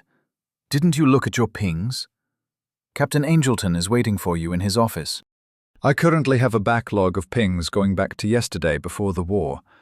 I can't look at any new ones until I get the old ones taken care of, Nero said, while using the link to find the captain's office. Before Blackwood could respond to his wisdom, Nero started off at a brisk walk. Hurriedly catching up, Sergeant Blackwood said, It doesn't work like that. You can still receive new pings. Messages, voice records, and new pings are all still available. The hub just saves the old ones for you to look at later. Apparently, Blackwood thought Nero was serious, so he decided to run with it. Let's just agree to disagree. I'll start going through the old ones now, so I'll need some quiet, Nero said while they walked. Blackwood tried to keep silent, but he couldn't shake the feeling that something was wrong. While they were walking, he watched Nero, and he was 90% sure that Nero was not checking his pings. The kid's psychic field didn't look like he was checking his pings, and he wasn't struggling to pay attention to where he was going. Someone under level 30 wouldn't have the control to walk like that while checking their pings. I know you're not checking your pings, Blackwood accused as they got back to the command hall. Of course I am. And you just broke my concentration. Shame on you, sir. Shame on you, Nero said with a smile, and kept walking. Blackwood realized that he wasn't going to win this encounter. Without any other method to demonstrate his anger, he could only glare at the self-satisfied Nero. They walked in silence while Blackwood's anger cooled. Eventually, they reached the hallway leading up to the captain's office. Nero pinged the door the moment he saw it. He figured that he would receive the okay to come in before he had to break stride. Apparently, he timed it pretty well, because he received the feeling of welcome at the same time he got to the door, and as a bonus, Nero got to see Blackwood's face covered in disapproval again. After entering into the austere military office, Nero saw Captain Angelton sitting behind his desk with some holograms open. It seemed paperwork was both digital and physical in the army. Probably have to do both in triplicate, Nero thought. Seeing the captain's face staring at him while contorted in fury, Nero empathized with his plight. He must hate paperwork as much as I do, thought Nero. Chapter 32. That mail you're ignoring might be important. After last night's noble war finally ended, the nobles had gathered in the Hall of Judgment to discuss the aftermath. The Hall of Judgment was built with concentric raised circles, allowing the houses to take up slices of the room. The center was an open circle for when supplicants or people addressing the court of nobles needed to be viewed by all in attendance. There were tables arranged around the floor for the various families to present their head of house. Behind the house heads was the next raised circle, reserved for the heirs and immediate family. Next came the attendance ring, where aides and guard captains were able to observe the proceedings. Finally, the highest ring was lined with chairs for visiting nobles and other elites of the city. In the first circle, opposite the large entryway doors, sat Lord Cosgrove in her throne. She looked around the incredibly large room and noted that it was filled to capacity with all the nobles interested in the subject of today's meeting. If I could only get them to care this much about matters of trade, Dorchester would thrive, she thought to herself with a rueful chuckle. She forced her attention to return to the noble standing in the center of the room, displaying the results from their analysis of the thought hub. The city lord nodded and said, "Thank you, Lord York. Your quick diagnosis of the problem and subsequent work to reinstate communications is a testament to your expertise and work ethic. You will be appointed as the chief logician now that the position has been opened." Firming her tone, she ordered, "Do better than your predecessor." With a bow, Lord York returned to his seat in the second ring. The audience started to perk up. Everyone thought that the next subject to be addressed by the court would be what they were all here for. Sensing their interest, Lord Cosgrove addressed the hall loudly and clearly. "You are all correct. The distribution of spoils from the noble war is the next matter on the docket. As we had the pleasure of populator oversight, we have been meticulous in our point tallying. I'll give the floor, Champion Charity, to dispense her judgment," Lord Cosgrove said, as she gestured to the champions standing like statues off to the side. Champion Charity stepped forward into the central ring. She raised her hand, and some holograms appeared, displaying images of the notable events of the noble war. She addressed the crowd in a loud, clear voice. "Most of what you expect is probably accurate. House Cosgrove won a resounding victory. No combat points were awarded, but maneuver points were won in staggering amounts. Anticipating the enemy's actions and planning for them made up the most of their points. In addition, as this war resulted in the destruction of a noble house, rules of acquisition by right of conquest apply. Therefore, most of what was House Dorchan's is now House Cosgrove's. Yet even with their splendid performance, they weren't at the top of the leaderboard." The holograms detailing the point totals and assignments disappeared. In their place, a giant hologram appeared, showing point totals for an individual and why they were awarded. Alongside the tally was a large image of Nero sporting a grin. Champion Charity said into the stunned Hall of Judgment, "It looks like you'll be needing to plan a small party, Lord Cosgrove. Gate 7 Army Command will explain it to the young man in question." "Okay, Nero. I would have liked to get this done earlier, but you left before we could get to it. I understand you were hungry, so I'll let it slide," the captain said while he rearranged the papers on his desk, getting the information regarding Nero ready. "I just did what everyone does to me when a conversation is over. They just leave. Is that not right? Everyone's done it to me multiple times," Nero asked with some curiosity. He had been rather proud that he finally got to do it to someone. Now, he wondered if he missed something. "Yes and no. First, the conversation has to actually be over. Also, the person who is the highest in level or status is typically the one who decides when a conversation is finished. It's not really a rule, it's just common courtesy, the captain replied angrily. Nero rubbed his chin and thought about it. I can see how that would work, but I reserve the right to ignore it when I feel like it. Now, what did you want to talk with me about? Something about rewards from the noble war, right? After speaking with the good sergeant here, I understand that I participated as an independent who joined the winning team, Nero said with a smile. The captain glanced over at Blackwood, then sighed. Looking at the papers on his desk, he said, Yes, as the populators were watching over the Cosgraves, they witnessed your exploits and confirmed your entrance into the noble war. The damages done to the building are listed as battle damage and therefore paid out from the spoils before distribution. You are not responsible for them. After he finished speaking, he took the page he was reading from and put it face down next to the stack. Taking a moment, he read a bit from the page now on top. He then looked up Nero. Next, I will be addressing your standings. Since you don't know what that means, I'll try to put this in perspective for you. His gray eyes hardened as locked eyes with Nero.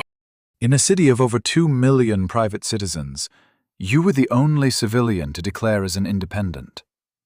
No one at the Keep, the Thought Hub Control Center, or anywhere else decided to get involved, he said. Nero just nodded, as this wasn't surprising. The captain continued. Granted, the situation was unique, but there was very little reason for civilians to interfere at all. I'm trying to say that what you did was very dangerous. Granted, it was heroic and it worked out, but it was still very stupid. Do you understand that? Nero kept his smile up. Yep, stupid, got it. Now what did I win? The captain's eyes lost a little of their light as he picked up the paper and leaned back in his chair a little. Well, this noble war shouldn't have happened, and through some strange circumstances, you won a lot. You won the position of the highest-rated independent participant since you were, in a way, the only participant, the captain said while reading off a page. Then you also won some points for being the main reason that the Cosgrave heirs were freed from captivity, he said, while flipping another page. Then you won points for killing 5 men in what was considered single combat being defined by melee or magic combat with the possibility of death on both sides without having support or aid. Bonus points were added for you being a civilian, then more for the level disparity, he said, and Nero could hear the sergeant behind him starting to chuckle. Finally, your biggest point gain was the creation, deployment, and testing of a new combat spell. According to the report, it was some variant of a water condensation spell that you used as an environmental spell. On a side note, I'd like to see you demonstrate it if you don't mind, he said, then flipped the final page. Sergeant Blackwood started laughing. A water condensation spell? I hadn't heard that part. Ignoring his sergeant, Captain Angelton continued. As a result of no one else having a significant combat encounter, and Dorchin abandoning the field before any battles really took place, that resulted in you being the highest-rated combatant in a noble war which involved the destruction of a noble house. This entire situation is ridiculous. By the end of his speech, he was gritting his teeth and forcing the words out. Blackwood couldn't stop laughing and was starting to lose his breath. Raising his voice to be heard over Blackwood's laughter, the captain said, According to the rules of spoil distribution, the award for your contributions is a small portion of Dorchin's estate and a minor noble title. You'll join the court of Dorchester and take on some responsibilities that Dorchin had. As you have no skills to speak of, I have no idea what the city lord will assign you. Your class schedule will have to be updated, and you'll be moving into the central ring. Lord Cosgrove will probably assign you a proxy to represent you in court. You'll probably also get a business manager for your new interests. The details will be discussed with you by the city lord herself. She has requested the army bring you to the keep for dinner. I'd recommend getting some new clothes. After he finished, he huffed and closed the file on the desk. Blackwood was out of breath from laughing. While panting, he managed to get out, "That is all confirmed? Nero's going to be a noble. He's going to be going to their parties and dealing with those people in the central keep. I can't believe it." Blackwood's face was beet red, and he was having trouble breathing. He stood up and started stumbling toward the door. Over his shoulder, he tried to say, "I'm sorry, Captain. I can't. This is just too much. He's going to the keep."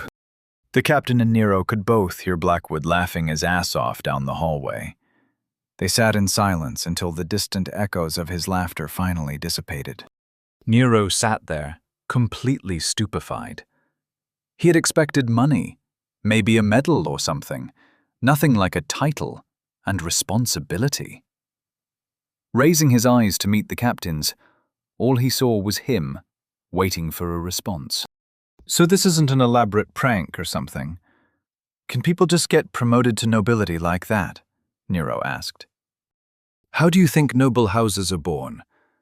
They can be earned through meritorious deeds on the battlefield.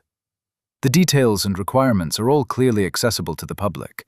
The rules are quite clear, and though human error sometimes occurs during tabulation of results, this noble war was arbitrated by the populators.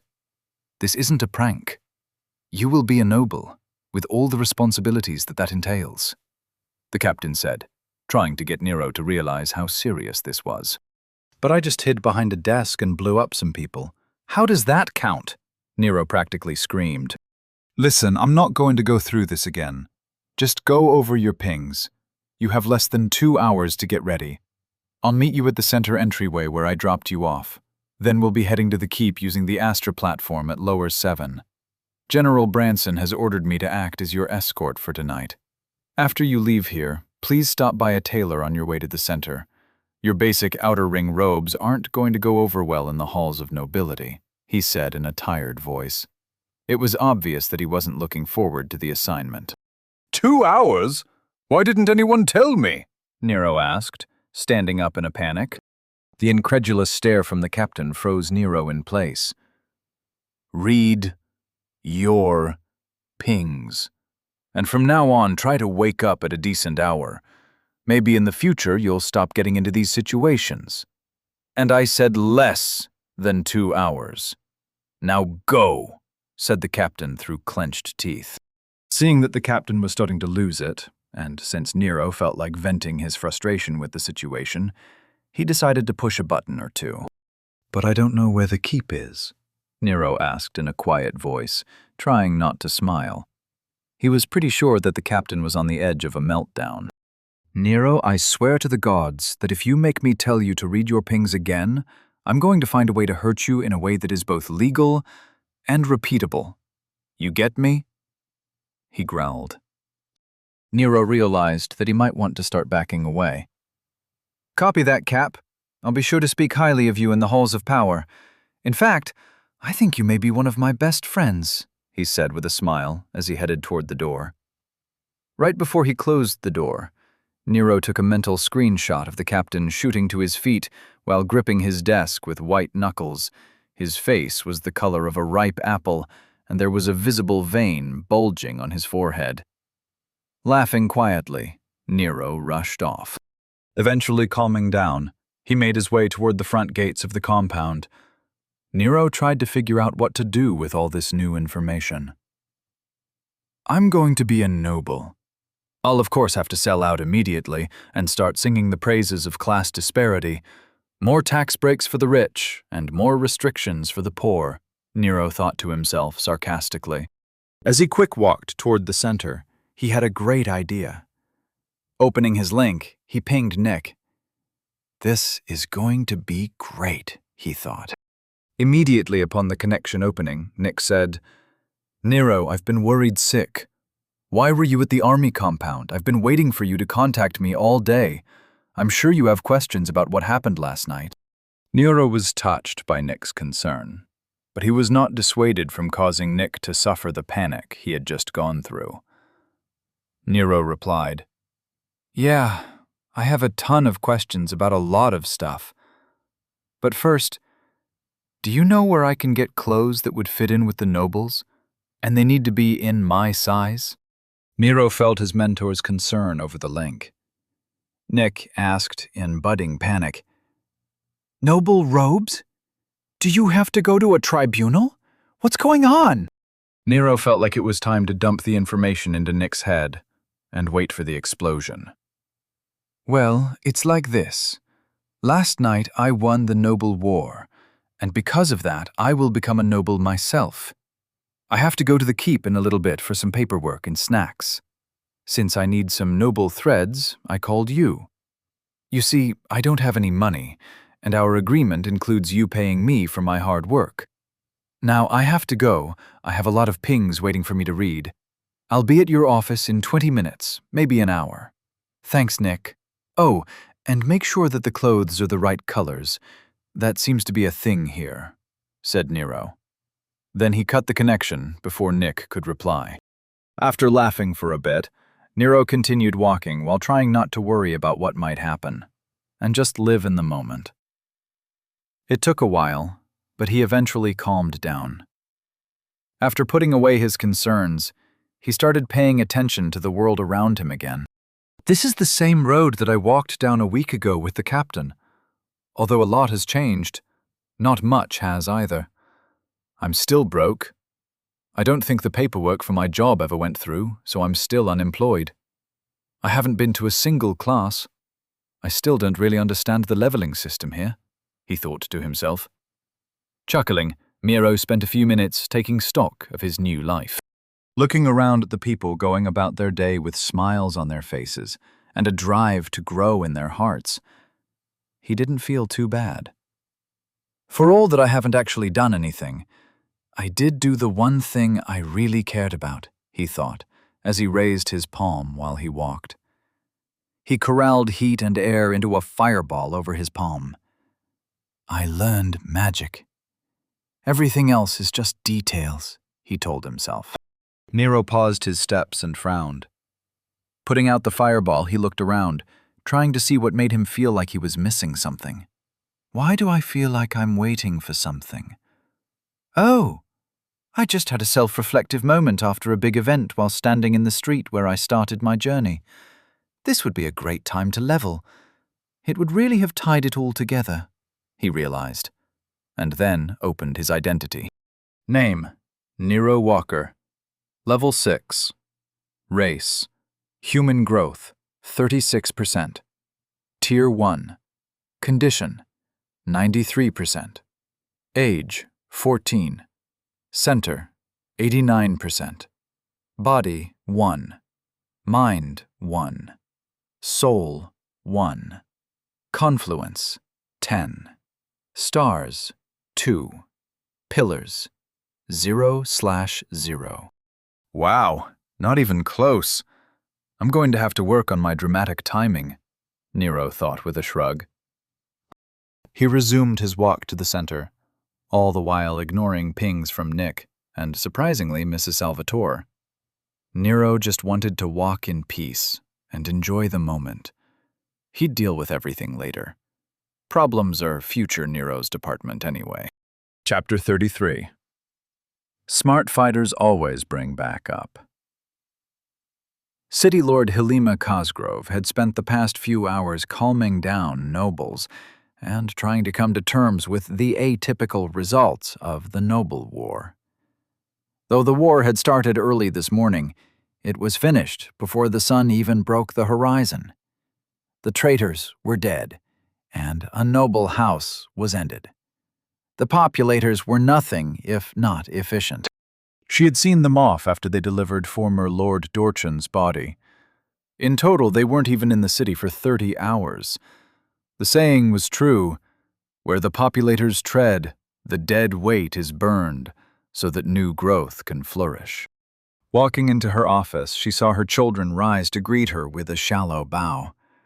Both of them, Master Derek and Mistress Deidre, had been caught up in last night's events at the center. She knew that they had visited a healer, and wasn't surprised to see them in fresh formal robes. As she sat down in her chair, Her children remained standing. The fact that she had asked to see them here, in the office of the city lord, had implications that they were unable to ignore. They knew she was not pleased. Placing her hands in her lap, she said, "Sit down, both of you."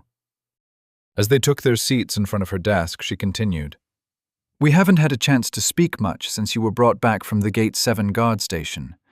I have, however, had a chance to read the reports you submitted concerning your actions during the Noble War. As a result, I have some questions." Deirdre was the first to speak. "We know that we should have taken your warning to heart. We made a mistake staying at the dorms. We didn't think that someone would actually assault a center. It was madness." Derek nodded in agreement with his sister. "It was madness," he added. Lord Cosgrove pursed her lips and frowned. Despite her best efforts, her children were spoiled. They never placed higher than the 81st percentile in the yearly games, and only Deirdre showed a particular talent in magic. Nodding to herself, she decided that it was time for her to have her consorts give her another heir. Deirdre and Derek, however, thought she was agreeing with them. Noticing this, she said, "It was not madness. It was a brilliant strategic move. Had it succeeded, Dorchin would have had you both for use as a bargaining chip. If his plan at the keep had succeeded as well, he would have won the seat of the city lord with a force that numbered less than 1,200. That has never been done.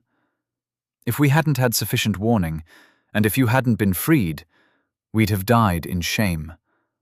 Our branch houses would have distanced themselves from us by changing their name, and the 600 years we controlled Dorchester would be forgotten.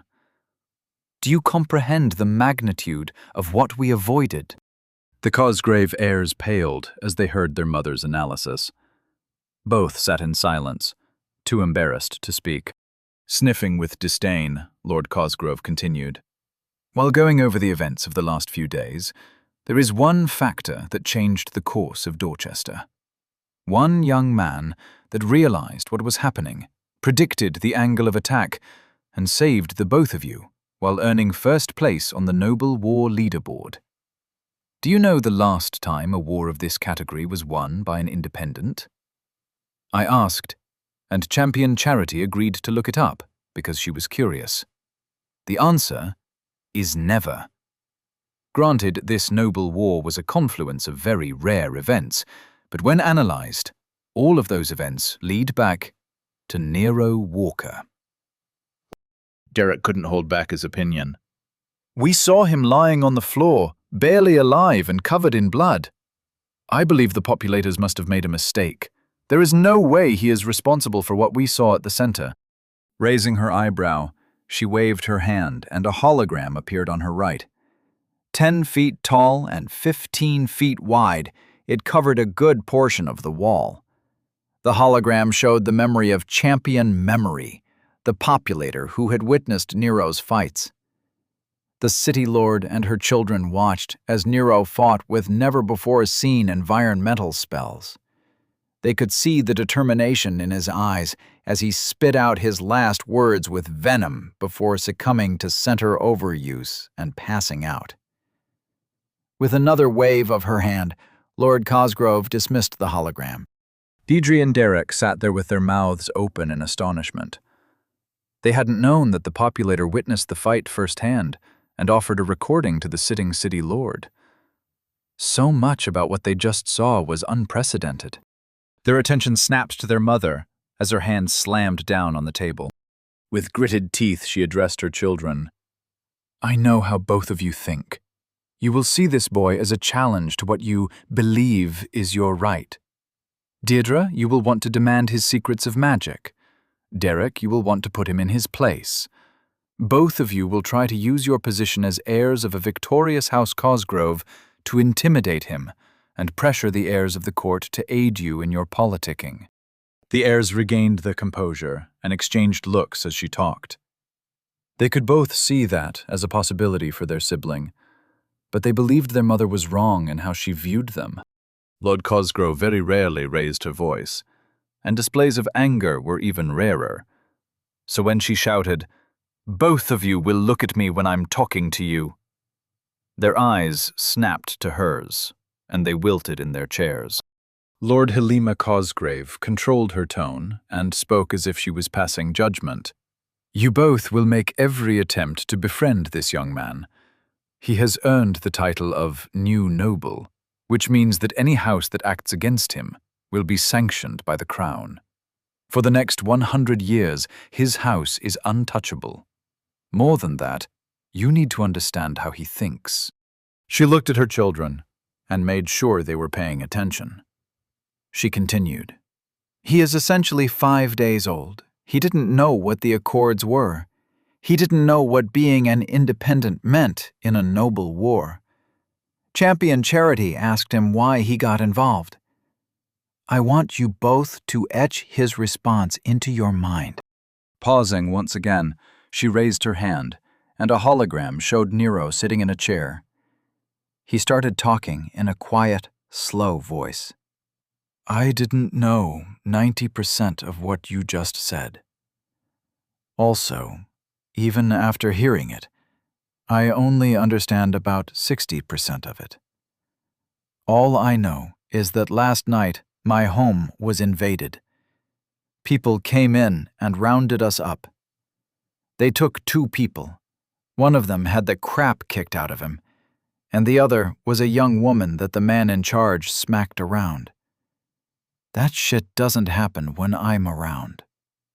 No one seemed to want to get involved, like it wasn't their problem. As for me, I didn't like the idea of letting invaders take what they wanted without anyone fighting back. So I fought back. I'm sorry those men died, but they made the choice to enter into a fight that put us on opposite sides. Nobody comes into my house and starts shit. They wanted a war, so I gave them one." Nero finished with a growl. With a wave of her hand, Lord Cosgrove dismissed the hologram and returned her attention to her children. She was pleased to see that they were both deep in thought. "What do you think you would do to someone who placed themselves as his opponent? Think it through. What is a man like that capable of?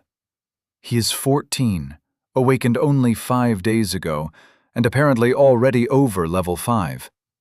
How will your games cause him to react?"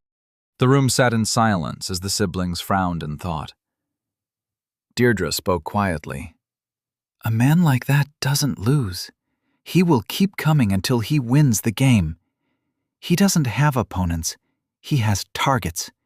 And we do not want to be that man's targets."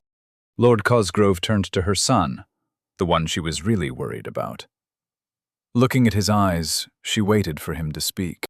"I am having trouble seeing what you both seem to see when you look at him. To me, he is just a lucky boy with more balls than sense," he said, while attempting to choose his words carefully. Lord Cosgrove's shoulders sank, and she leaned back in her chair.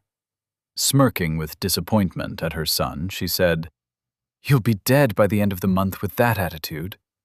Either you will anger him enough to act, or you will do something stupid, which will result in me having to kill you to avoid sanctions." It really was past time that she worked on getting some new heirs. She made a mental note in her link to schedule a meeting with her consorts. In fact, that Captain Angelton was a good-looking man. She had better start a list. Nero entered the center while rubbing his belly. Even though he had some food at the army compound, he decided that he had earned himself some cake, or cake equivalent. After all, he did just find out that he was going to be a noble. Walking through the entryway, Nero noticed crews rebuilding the office he had blown up the night before. They got on that fast, he thought. He joined the group of people surrounding the destroyed window and looked into the remains of the office.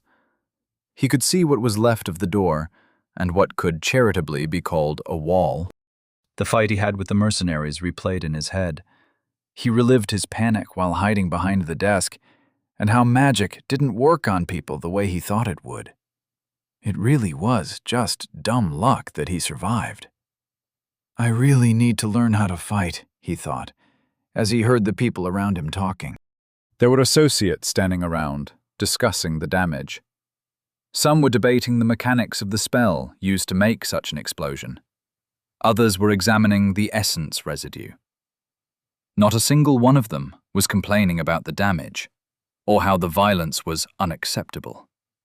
In fact, most people seemed to look at the damage in a positive light, like the destruction proved the utility of the spell.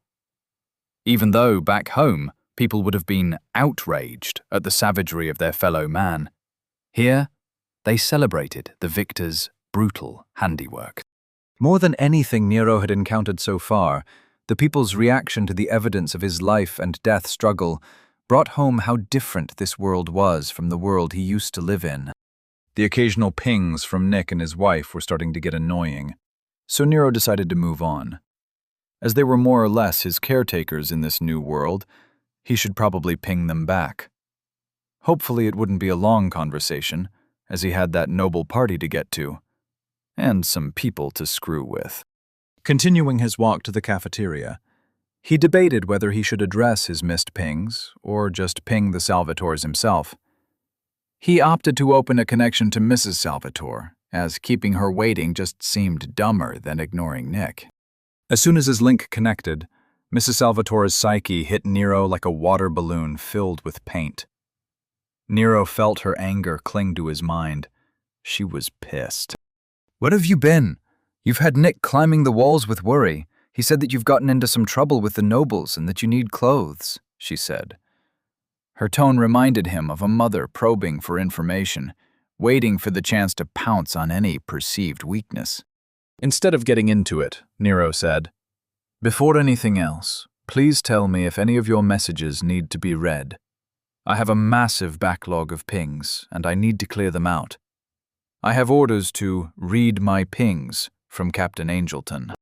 With a mental sigh, she replied, "I don't know what you still haven't addressed in your link. You'll have to deal with that yourself. Mr. Walker, please tell me what's going on, and I'll do my best to help you deal with it. I understand that you've only been in this world for 5 days, and helping people on their path is quite literally my job." "Fine, but can you join Nick into our ping from wherever he is? I don't want to tell this story twice," he said. While waiting for Mrs. Salvatore to get Nick into their ping, Nero walked into the dining hall. As he was waiting in line, he sensed Mrs. Salvatore return to the ping, alongside a very agitated Nick. Nick said, "Nero, I got some robes that should work for you. We don't have time to get you a haircut or anything, but we'll make do. What time are you being called to court?" Nero was surprised at Nick's preparations and said, "You got me robes already? You just believed what I told you?" "Hell no," Nick replied. "I pinged Captain Angelton. He let me know the situation. As I'm currently your center advisor, it falls to me to help you on your path. And it seems your path is leading you to the inner ring. Are you at your dorm room?" he asked. Mrs. Salvatore interjected herself into the conversation and said, "Can someone please just tell me what's going on?" Nick replied, "Nero, let me explain. You'll just confuse her." Last night, Nero chose to involve himself in the noble war. He ignored the accords and fought as an independent. The details are less important than the results. It seems that he fought 5 men in combat, including the leader of the mercenary force that assaulted the center. Nero killed all 5, and aided in the liberation of the captured Cosgrave heirs. Due to the fact that his battles were the only actual combat that occurred during the entire war, he took the highest place in the rankings. If you don't realize the implications of that, don't worry. I had to have them explained to me as well. "What kind of consequences?" she asked. Nero smiled as he drank his milk. "I'm going to be a noble. I've got to attend a dinner or something. The captain is picking me up in like an hour. You guys want to come? I'm guessing the food will be good," he said. Hence, Nero needed some better clothes. We'll also have to revisit his lesson plan and schedule. All that work with the previous syllabus. What a waste, said Nick bitterly. Nero replied, "Don't worry, old man. I'll still keep up with my part in the deal. We'll just have to amend the contract. We haven't signed anything yet anyway." Nick, I'll get you a change of robes and meet you at Nero's dorm. We'll not let that nest of vipers at Nero without representation. Bring his robes and meet me there, she said, and cut her connection. Left with Nick, Nero said, "She's not a big fan of nobles, huh?" "The Salvatores are a noble family. Technically, I'm a noble. However, I gave up the game and am an independent branch house. I just never completed the noble rites to found my own house. My family and Vera don't get along. She likes to focus on helping people with their path through the center, where my family tends to focus on advancing society's path from a larger perspective. Through business," Nick replied. Nero listened to the gossip as he bussed his dishes. Heading back to his dorm, he said, "I'm looking forward to seeing her give the side-eye to everyone when we get there. She's an amazing woman, Nick. Anyway, when are you getting here? I still got to take a shower, so I'll just leave the door unlocked." "Wait, can I leave the door unlocked?" Nick replied. "You can change your entry authorizations through your room's station. I'll be there soon, and I'll walk you through how to tie your robes. For once, you might actually look like you know how to dress yourself." Offended, Nero said, "Hey, I followed the little diagram thing that was in the cabinet. Anyway, I'm almost there. The door will be unlocked, just come on in. It's room 3.18 if you don't remember." 3.18, understood, Nick replied and cut the connection. Nero arrived at his room, changed the setting to allow Nick and Mrs. Salvatore to temporarily enter, and tossed his satchel on the desk. Heading to the shower, he thought, "So it looks like I'm going to the ball. I wonder if I'll meet my fated enemy. Maybe some noble heir will be all offended at my being raised to nobility, and I'll have to defend my honor. I bet I'll be face-slapping some brats in no time." Chapter 34. House guests always ignore boundaries. Mage Adept Cranston looked at the communication mirror with confusion. "I don't understand. You want me to help him, but not be seen helping him. Don't be nice to him or mean to him. Help him a little if he asks, but don't be too helpful. Stay far away, but watch him closely. Respectfully, you're not making any sense," he said. He was in his private wing at the Mage Tower in Dorchester. No one could trace this communication mirror, and it was only supposed to be used to contact the Mage Tower of Hennings when special circumstances demanded it. Cranston had been called here by a secure signal, implying an alarming level of importance to this meeting. In the mirror, he could see the entirety of the Mage Council. They all wore severe expressions, as though this was of significant importance to Oglevark itself. The head of the council, Archmage Jennings, was leading the meeting in person. That fact alone sent a shiver down Cranston's spine. Cranston had never forgotten the circumstances which caused him to leave Hennings. After he had made a small mistake with a dungeon break calculation, Archmage Jennings was furious. Luckily, his father had called in a few favors, and Jennings wasn't allowed to call him to a duel. Seeing Jennings humbled by the Council of Leadership remains one of Cranston's fondest memories. Archmage Jennings stood up and walked toward the communications crystal. In a cold voice, he said, "What is there to understand? We have been watching the boy since he arrived on this plane. He is a phenomenon that must be carefully studied and nourished so he can grow. I will not let some piddling nobles in the middle of nowhere cut his journey short with their stupidity." Echoes of "hear, hear," and banging on the table came through the mirror from the other council members. But isn't he already off-limits as a new noble? No one will want to risk sanctions by the royal family by interfering with his path. "What is it you want me to do?"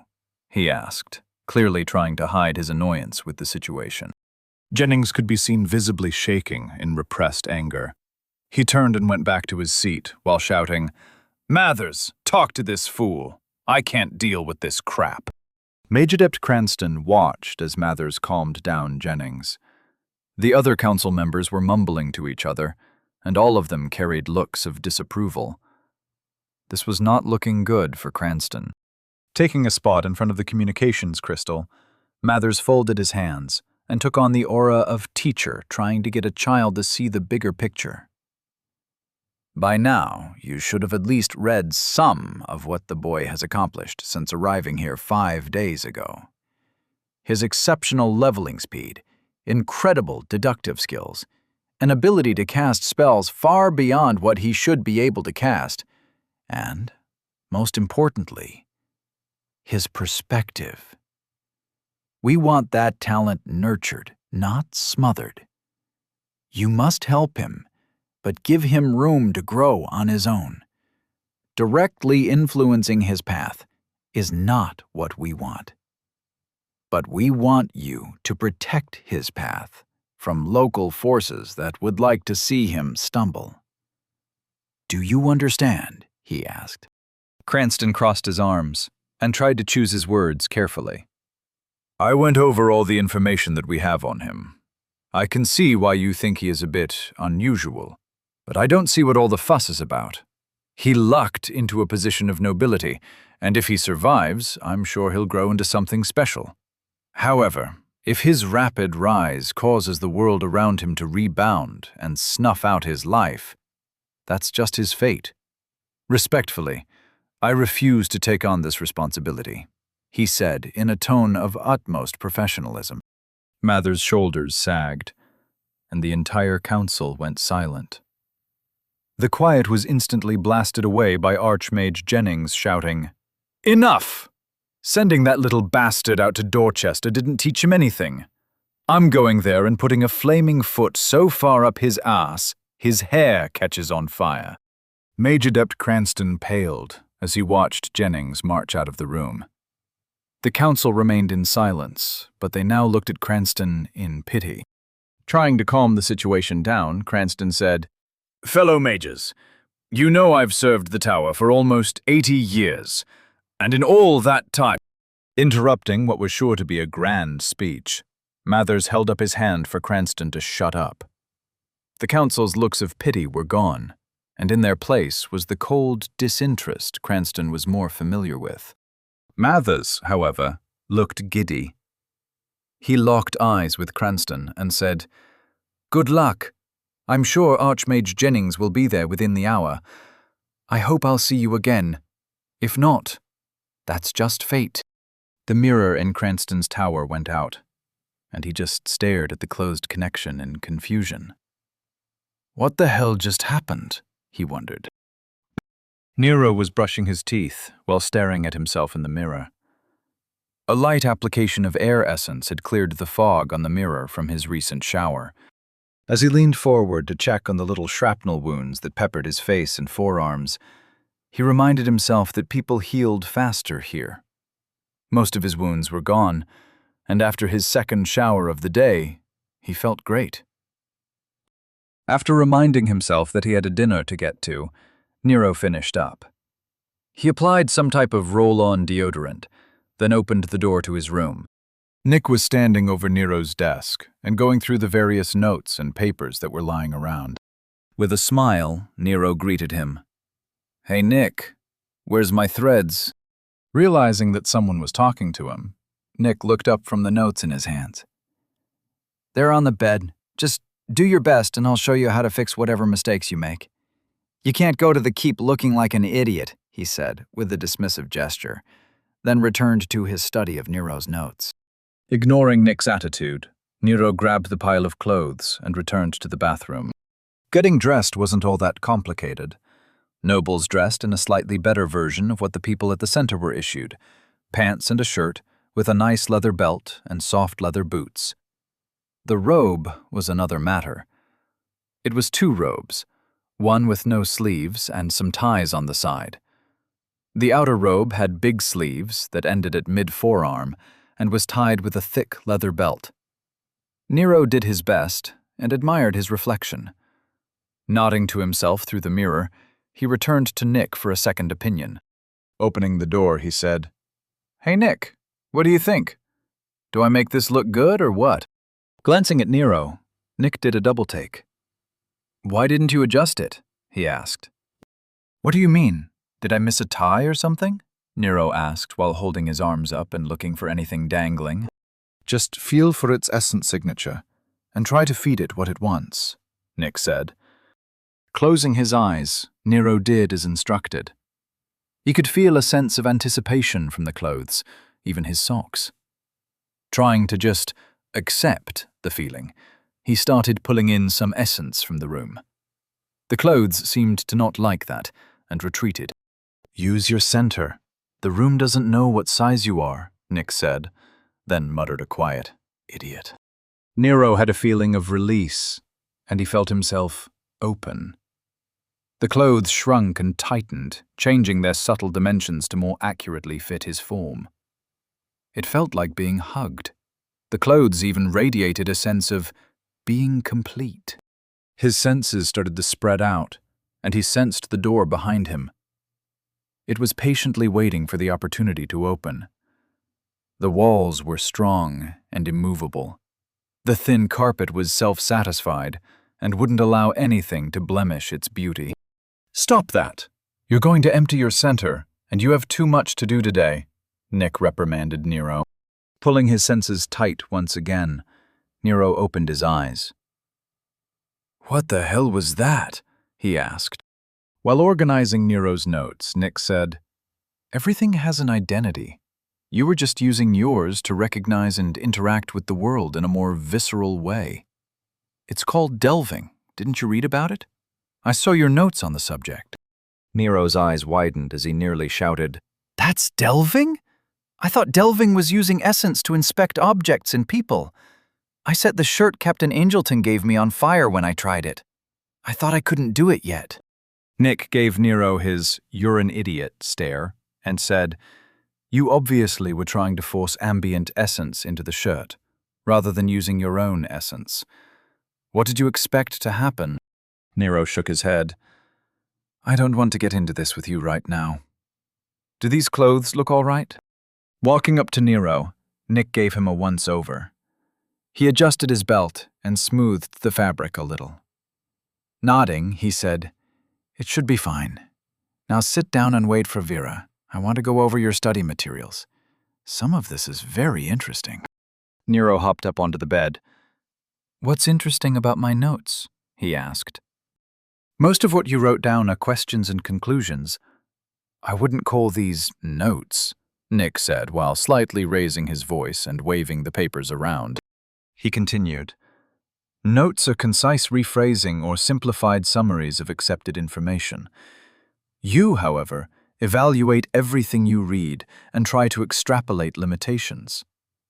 Some of these theories you have here are completely wrong. But, I have to admit, some of these theories are rather interesting. Nick flipped through pages and started talking about how these notes related to something or another. Since Nick wasn't paying attention to Nero any longer, he decided to treat Nick's impromptu lecture like a high school science class. After making himself comfortable on the bed, he started checking his messages. Nero deleted a bunch of pings from Nick and Vera about the Noble War. If he wanted information on the Accords, he could just look it up. There were several pings concerning his point totals and results from Dorchester's Council of Leadership. Those he saved. He might need them for reference. Finally, he got to his several pings from Captain Angelton. The first few were just demands for Nero to come to the compound. After deleting those, Nero finally found some useful information. Unfortunately, just after he read about what being a noble means, Nick interrupted. Are you even listening to me? Nick asked loudly. Closing his link, Nero looked at Nick with fake interest.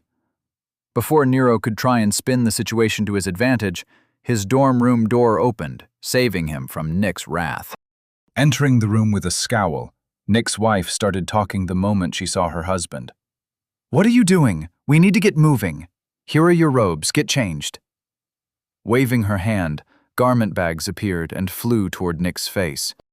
Then she walked up to Nero's bed, snapped her fingers, and pointed at her feet while saying, Nero, get over here. Your hair is a mess. I thought you'd be smart enough to prepare a little. This is your first showing as a noble. As such, everyone's initial impression of you will be solidified tonight. Nero got up and suffered her ministrations, while Nick went to the bathroom to change. So I was just about to read the ping about all this. What should I be expecting? Nero asked. While Mrs. Salvatore was adjusting Nero's robes, she replied, From what I've been able to find out, you'll be having dinner with General Branson from Central Command, 2 counselors from the noble court, the court mage, and the city lord herself.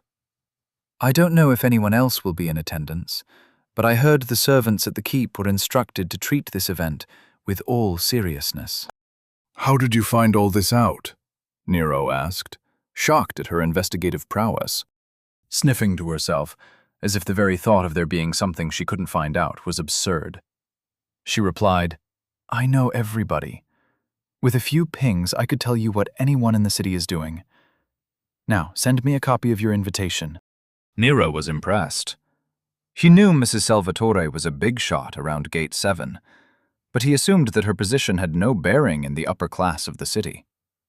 He opened his link and forwarded everything that Captain Angelton had sent him, along with all the information from Dorchester's keep. He figured that should keep her happy for a while. All right, Nero, give me a moment, and we'll see what's going on, she said, as she turned the one chair in the room toward the center and sat down. She resembled a queen holding court as she closed her eyes and started in on Nero's pile of information. Nero just smiled at her antics and returned to his seat on the bed. Grimacing, he realized he was in that awkward period before an event. He had nothing to do, but didn't have time to start on anything. So he opened his identity to see if anything happened with his growth in the past hour. Maybe he could get some clues as to what caused his rapid leveling. Name: Nero Walker, level 6. Race: Human growth, 36%. Tier 1. Condition: 94%. Age: 14. Center: 76%. Body: 1. Mind: 1. Soul: 1. Confluence: 10. Stars: 2. Pillars: 0/0. So no growth, but my center dropped a bit. Must have been the delving or whatever, he thought. Nero looked over his skill notifications that he usually ignores. There were hundreds of them. He learned nothing from them, except for the fact that ignoring them was the right call. He was about to open his expanded stats when Nick came out of the bathroom. Wearing a burgundy and black robe, Nick looked very proper. Seeing Vera using the link, he turned his attention to Nero. About ready to go?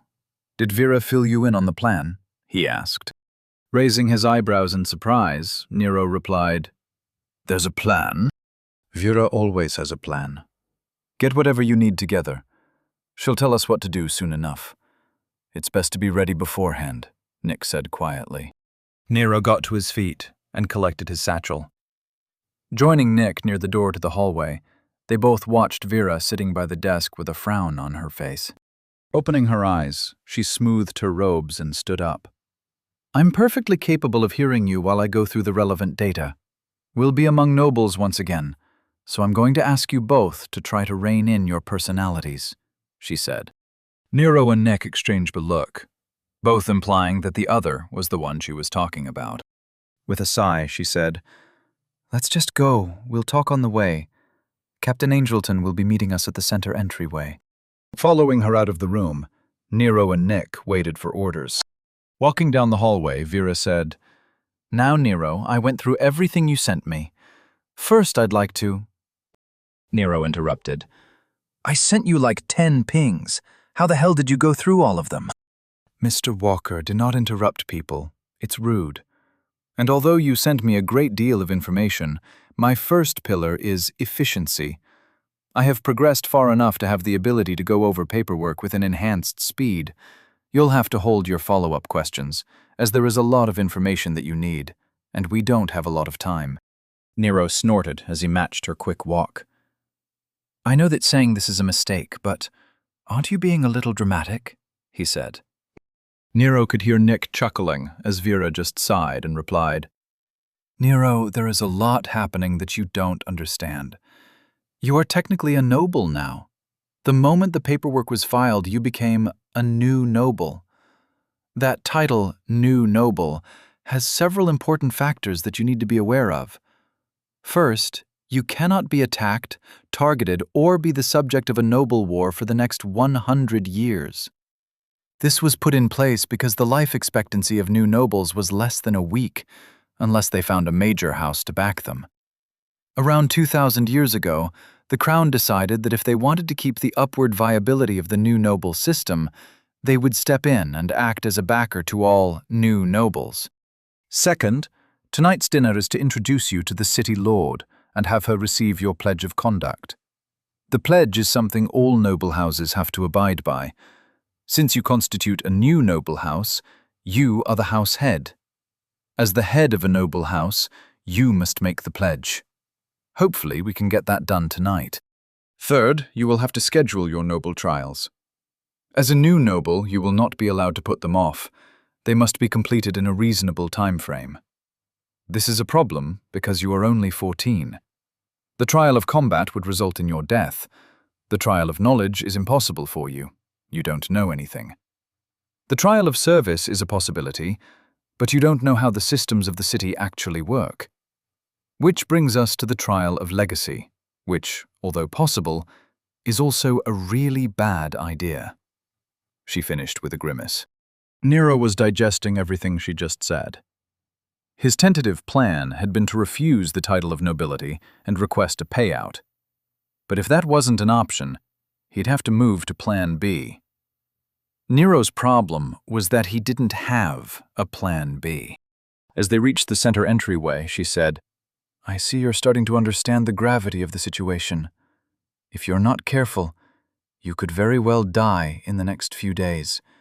And I, for one, do not want that to happen." Nero looked at her and could see the worry in her eyes. Nick placed a hand on her shoulder and gave it a squeeze in support. "Don't worry, Mrs. Salvatore. I'm very hard to kill. I'm like a cockroach. I'm sure I'll fit right in with the nobles," Nero said with a smile. Cracking a smile, she said, "I've taken the liberty of using Nick's position as your advisor to get both him and I into the dinner with you. You don't have to face this alone. We are well versed in dealing with the noble court, and we'll do our best to support you." Nick nodded along with Vera's words. "Well, thanks in advance. Let's go find the captain and get to the keep." "By the way, how do we get there?" Nero asked as he moved the group toward the entrance. Chapter 35. Cab rides are just tours without anyone explaining anything. The king and queen of Oglevark were enjoying their dinner. Rather than use one of the many dining rooms, they typically ate outside after the sun had set. They both enjoyed the stars. In his youth, the king had even developed a method to tune the palace's wards to remove the light pollution from the capital. Hurrying into the courtyard, the king's aide came to a stop. He waited for the king to notice him, but it was the queen who addressed him. "What is it, Walter?" the queen asked, while sipping her wine. The king looked over from his side of the table with a smile on his face. Walter realized the king probably already knew, but he had to be certain. "Your Majesty, I came to inform the king of an unauthorized departure of a skyship. However, based on his smile, it seems he might already be aware of the situation." The queen looked over at her husband. He had the look of a prankster, enjoying the moment his prank landed. "What did you do?" she asked in exasperation. "I didn't do anything," he replied. With a sniff, she ignored him. Turning to Walter, she said, "Tell me what we know. Have pursuit craft already been deployed?" "No, Your Majesty, not at this time. It seems that Archmage Jennings attempted to requisition a direct transport to Dorchester. Naturally, the request of such a transport raised some eyebrows, but the reason for the request was what caused Lord Hastings to report the incident to the Crown. Apparently, after receiving word that his request was denied, he went straight to the sky docks. He stole the Royal Pleasure Yacht. He sent a ping to the Crown's public inbox with a receipt of sale. He says he rightfully owns the skyship because, and I quote, That brat said he owed me one a couple 100 years ago, and if he didn't, he should have. As Jennings is the head of the Council of Mages, no one disputed his claim that he had purchased the skyship. Without even filing a flight plan, he took the ship. By the time I heard of it, he was already outside the city and in the wilds of Oglevark, Walter finished with a sigh. The Queen looked back at the king. He was stifling his laughter with his hand. The king said, "Tell her what his reason was for the transport." Walter sighed at the king's antics and said, "The wording was rather crass. He said he had to immediately go to Dorchester because, and I quote, some little bitch of a noble is masquerading as a mage and playing games. He was put in Dorchester because if he stayed in Hennings, someone would have killed him. He managed to piss me off from the other side of the kingdom, so I'm making good on my threat." Obviously, when the Lord Hastings read this, he alerted the Council of Leadership. I wanted to make sure that the information wasn't being kept from the king, hence why I am here, interrupting your dinner. The Queen turned to the king and said, "Really, Oliver? You're just going to let him go murder the man? You know the Cranstons in Cranpool will be livid." The king nodded with a smile. "I've already sent word to them. Specifically, the reason Jennings is heading there. Lord Cranston was justifiably angry, so I sent him the memory of the meeting that was logged in the Tower of Mages. As a result, he not only understands, but offered an apology for petitioning for royal intervention all those years ago. You don't need to worry. The poor man, masquerading as a mage, has been dead for a while. Jennings was just waiting for an excuse to make it official. The man was an idiot and gave him one," the king said, then sipped his wine while grinning. Narrowing her eyes, the Queen said, "You wouldn't let this play out like this unless you had a reason. What is it?" The king looked at his wife, and she didn't seem to want to let it be. "Fine," he said.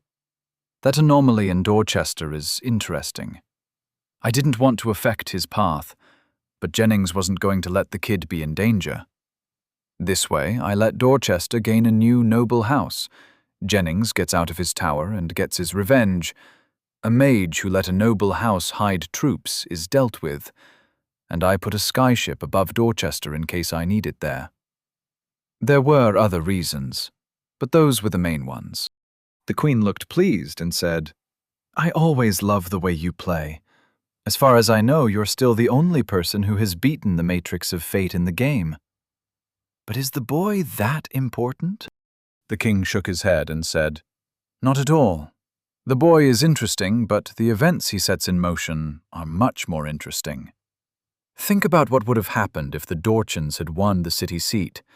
They were arming the Islangors as a noble house. What do you think they would have done when they gained real power? I can't predict what the kid will do, and I find that fascinating. Who knows? They might not even have to evacuate the city during the coming essence shift." Captain Angelton waited at the entrance to the Center for Nero to show up. He hoped the young man was on time. While reviewing his orders through his link, he nervously paced at the foot of the steps. This was not the time for Nero's mischief. He let out a relieved sigh when he saw Nero walk up with the Salvatores. At least they got Nero presentable. "You two did a great job. He looks almost respectable. I'll be sure to let you know what happens. So expect a late-night ping," he said. Mrs. Salvatore responded, "That won't be necessary. We've procured invitations. You didn't think the center would allow a young associate to face such a change in their path without their advisor present, did you?" Surprised, Captain Angelton could only nod and say, "Of course. Well, let's get going then." As they started walking, Nero followed along as best he could. Everyone was taller than him, and he found it annoying. Their immediate destination turned out to be a carriage station. It was like a really efficient taxi station. The moment they arrived, a carriage pulled up, and Captain Angelton provided the destination. Loa 7 Transport Hub 1. During the ride, Nick and Angelton provided the majority of conversation. Nick was demanding a recounting of Nero's meeting with Champion Charity. Nero wasn't really paying attention. as he was just enjoying his first experience in a carriage. Nero was surprised how smooth the ride was. He assumed there were magic shock absorbers that went along with the magical internal lighting in the cab. They passed through Dorchester's Lower 7 district at a relatively quick pace. As the ride progressed, Nero could see the buildings becoming fancier and taller with every block. Soon, people could be seen wearing more robes than regular clothes. And Nero figured that robes were the suits of this world. He looked over at Captain Angelton, who was dressed in chainmail and his hauberk, and said, "Sorry to interrupt your riveting conversation, but why aren't you dressed up like us?" The captain turned to Nero and said, "I'm a knight, Nero. My oaths require me to always be ready to defend the realm. I made the choice to forego the niceties of life and dedicate myself to a purpose. I have 43 years before I will wear anything other than armor. That's when my tour is up. Although I'll probably re-enlist, and being an officer in the army requires one to swear themselves to the code.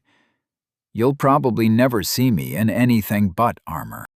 The Salvatores both looked like they respected the decision, but Nero had some questions. The cab was pulling to a stop, and Nero bit his tongue to stop his interrogation. He was going to have to stifle his urge to know everything, because he knew that tonight he was going to be introduced to a lot of things that would tickle his curiosity. The teleport station was a large building with a ticket booth and benches for waiting. It reminded Nero of what he thought Grand Central Station looked like. He had only seen it in movies, but the grand ceiling and busy atmosphere was exactly like he remembered. Instead of getting tickets, Angelton led them to a private area with a small guard station. The captain offered the guards a nod, and then led Nero and the Salvatores to a private teleportation room. It was a large room, with 2 people sitting at a desk monitoring some holograms. There was a large platform which was circular, and near the ceiling was an equally large, glowing ring hanging above it. The stone platform was lit up like it was under a spotlight. Nero could hardly see the walls of the room. The whole room looked familiar. He'd seen something like this in old science fiction shows. "So this is exactly like a medieval version of a teleport room," Nero muttered. Nick apparently heard him and responded with a smile. "You think we're unenlightened? How did you expect to cross half the city in a reasonable time frame?" Following them up onto the platform, Nero paid close attention to the symbols etched into the floor. He said, "I don't think you're unenlightened. I said medieval, which probably translated weird or something. I just meant that a wood room with a futuristic teleporter struck me as odd. Don't worry about it. So how do we do this?" Before Nero finished speaking, his senses blanked and then quickly returned. It was like getting hit in the face with the flash from a camera. Looking around, he could already see the Salvatores and the captain stepping down from the platform. Examining his new surroundings, Nero realized that this wasn't the same room. Hurrying to catch up, he shouted, "That's it? We already did it? Don't they warn people or something?" Nick gave Nero a look over his shoulder. "Everyone scheduled for transport was ready. If we weren't ready, why would we have gotten onto the Astra platform? Stop talking nonsense. Just stay close and keep your mouth shut."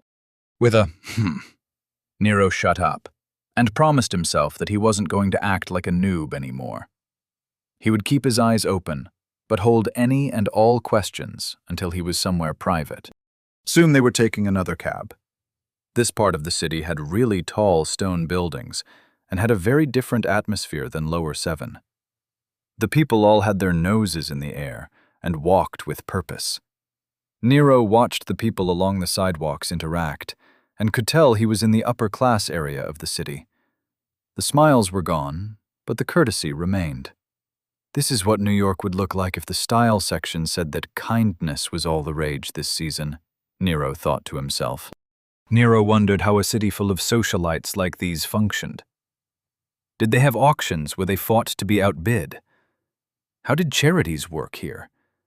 If service was what you were supposed to do, how did people prove that they were better than everyone else? The cab finally arrived near the keep walls. They were tall and wide, with large gates every couple blocks. Nero estimated that the keep must be 10 square blocks at least. He could see towers and wide rooftops with crenellations behind the walls. There seemed to be a lot of buildings inside the keep.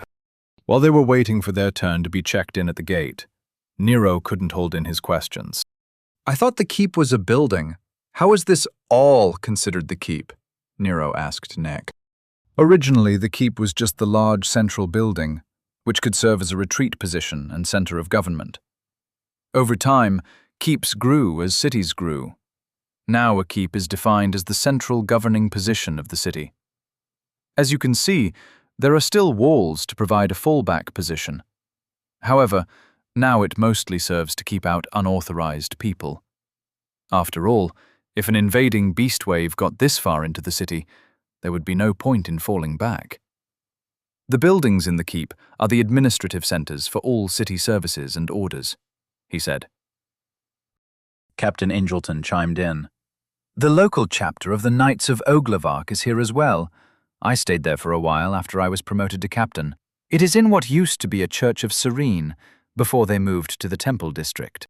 While their carriage moved through the gate, Nero watched as the inner keep was revealed. There were towering buildings, along with a great deal of open spaces and gardens. Every building had courtyards and fountains. There were statues and walkways, benches and awnings. Nero thought it looked like a landscaping catalog threw up. It was overdone to the point of being ridiculous. Eventually, they reached what Nero thought was the castle. It was a huge building, with towers and ramparts. It even had a drawbridge and a moat. The moat had floating flowers and looked well maintained. It didn't look like it was for defense at all. The entire castle seemed like a parody of what a castle looked like.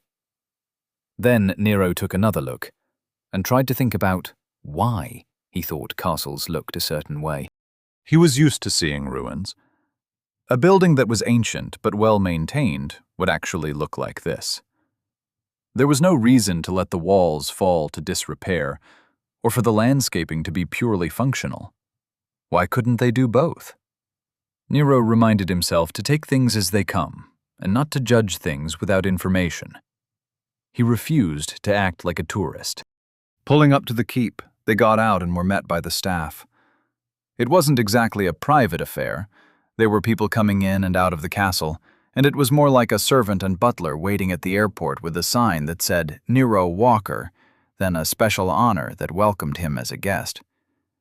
Once their identity was confirmed, they were ushered into the castle and put in a room off to the side. As expected, they were told to wait, and they would be called for soon. Checking out the room, Nero thought it was a typical fancy person waiting room. Yet he was disappointed to find that there weren't any cookies or anything. Plopping himself down on the couch, he said, "Well, at least the couch is comfy." Mrs. Salvatore sat opposite him, while Nick and the captain looked around the room and made appraising remarks about the ark. "So, is this your first time at the castle, or whatever this place is called?" Nero asked. Sighing, Mrs. Salvatore said, "Nero, I need you to listen to me. If you insult someone here, they can invoke the right of duel. Refusing to duel is shameful and can have economic and social consequences that you can't afford. You have some protection as a new noble, but if a case can be made that you started it, then you are on your own. I haven't had time to go over the relevant laws, so just watch your words." Nodding, Nero said, "No problem. I'm the picture of a well-behaved young master. But seriously, what's this place called?" "This building is either called the castle or the central keep," she replied. Nick chimed in. "Also, make sure you don't make any promises or agree to anything without checking with us first. And this is important. Do not accept any challenges to a game. Bet nothing, accept nothing. Do you understand?" Nero replied, "Yep, I got it. Trust no one. Everyone here will smile at me while trying to stab me in the back." He turned to Captain Angleton and continued, "The captain knows what I think about rich assholes. I wouldn't trust them with a butter knife. Nick asked Vera, "So do you have any plans on what to do about his noble trials?" Vera nodded and replied, "Yes, I have a few ideas. We'll have to see how Lord Cosgrove wants to play it. I'm also interested in why the court mage and the general are at this dinner instead of the royal heirs. From the reports of Nero saving them, I figured they'd offer a formal thank you. This would have been the perfect venue for that. This is unusual, even for an unusual situation like this. We'll just have to play it by ear and make sure Nero doesn't get himself killed." Nero had his feet up on the table and was leaning back into the couch. "Hey, I'm not completely without—" He trailed off, like he couldn't think of the word. "Guile!" he shouted. "Yeah, I'm not completely without guile. I can be all noble and whatnot. You don't have to worry. I got this." He was met with blank stares. The door to the room opened into the silence, and the butler said, "Dinner is served. Please follow me to the dining hall." Chapter 36. Noble Nero's First Dinner at the Keep. The door to Lord Cosgrove's office opened, and Lord Hector Salvatore walked in.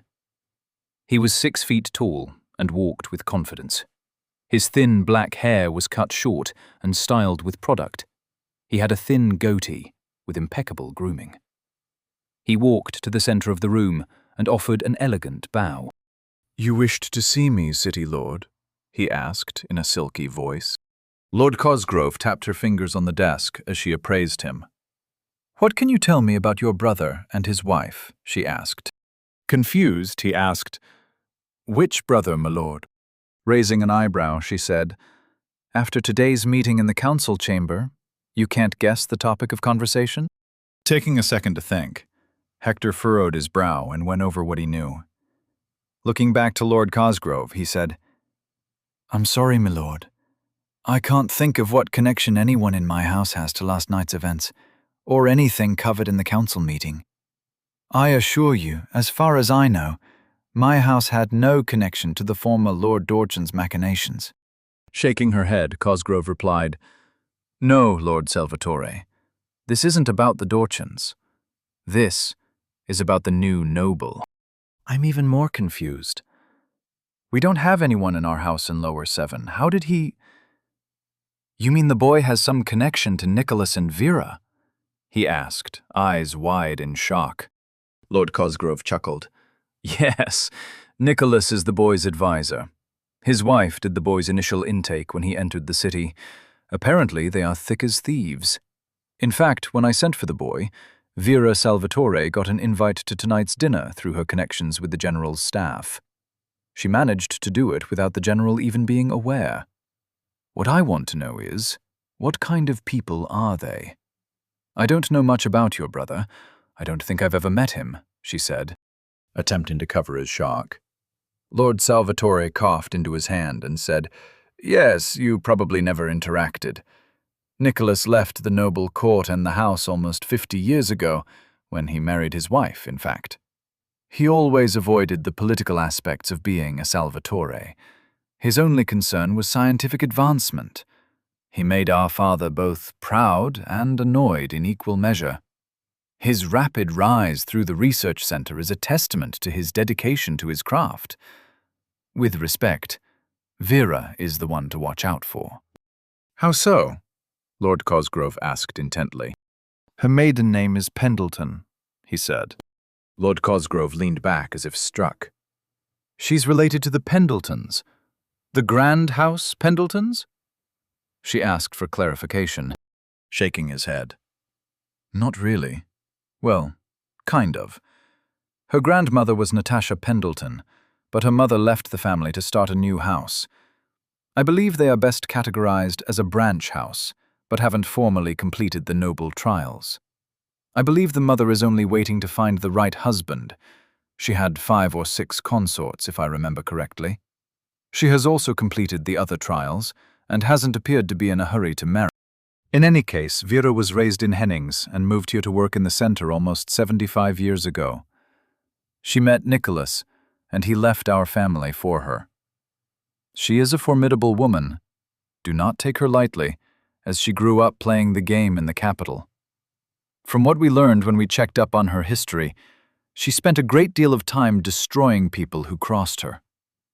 She prefers to eliminate escape routes and then cause her opponents to make a mistake. I've personally seen 2 of her duels.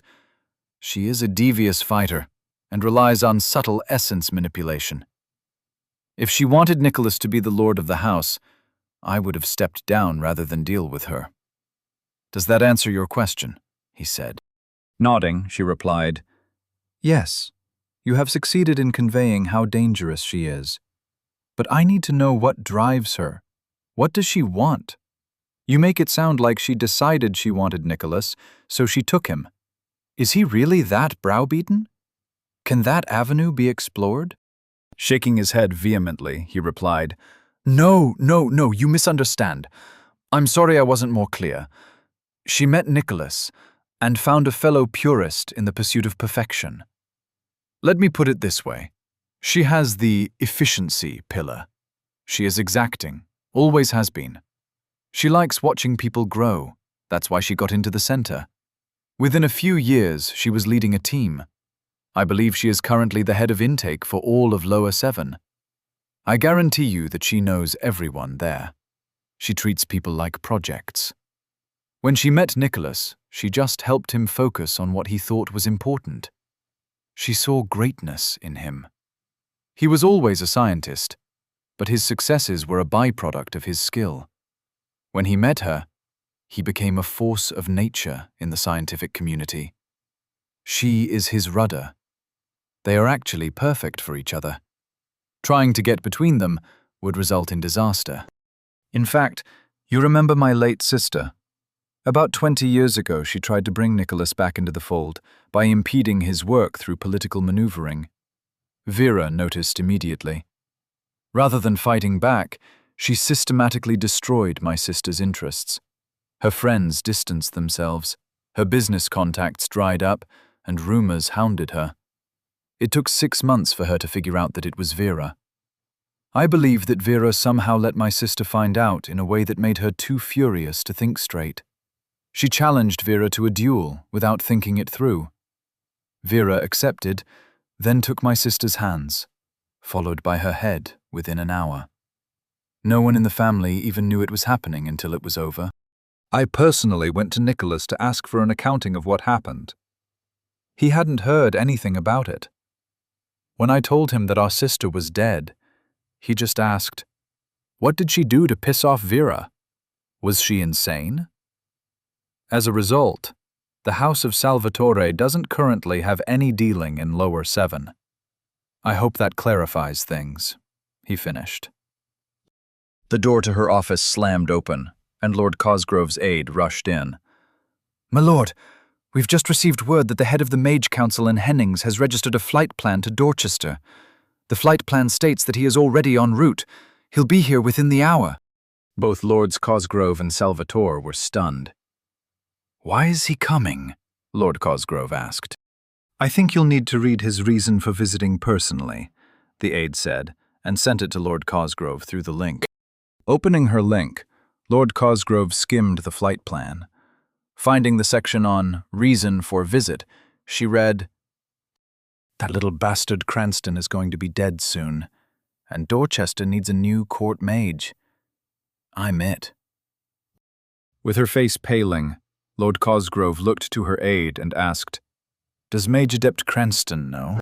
Shaking her head, the aide replied, "Not that I know of. Should he be alerted?" Lord Cosgrove replied, "No, never stand between an archmage and his target. It won't save the target. All it will do is get you killed as well." Turning to Lord Salvatore, she continued, "A place just opened up for dinner at the Keep tonight. Would you like to join us?" Nero looked at the dark wood walls, fancy floating lights, and artwork on the walls. They're really leaning into the aristocratic theme here. Oh look, suits of armor. How original, he thought. The butler was wearing tight grey robes, and walking with his chin so high, Mira wondered if the man could see where he was going. Checking on the captain and the Salvatores, Nero realized that the display of wealth didn't faze them at all. He'd have to make sure that he didn't stare, like a commoner, or whatever they call the peasants here. Eventually, they were led into a dining hall. Nero couldn't bring himself to call it a room. The table was massive, and the place was larger than most bars he used to frequent. The chandelier was a rotating series of lights that kept the room's lighting even and pleasing. The entire room screamed sophistication and class. Lord Cosgrove stood up at the head of the table and gestured for them to sit. She said, "Welcome, and thank you for joining us. We have a lot to cover, and I'm glad that we can do so while enjoying a meal. Let me introduce everyone." Nero took his assigned seat between Nick and Vera. He noticed that Mrs. Salvatore looked at the seats like the placement implied something.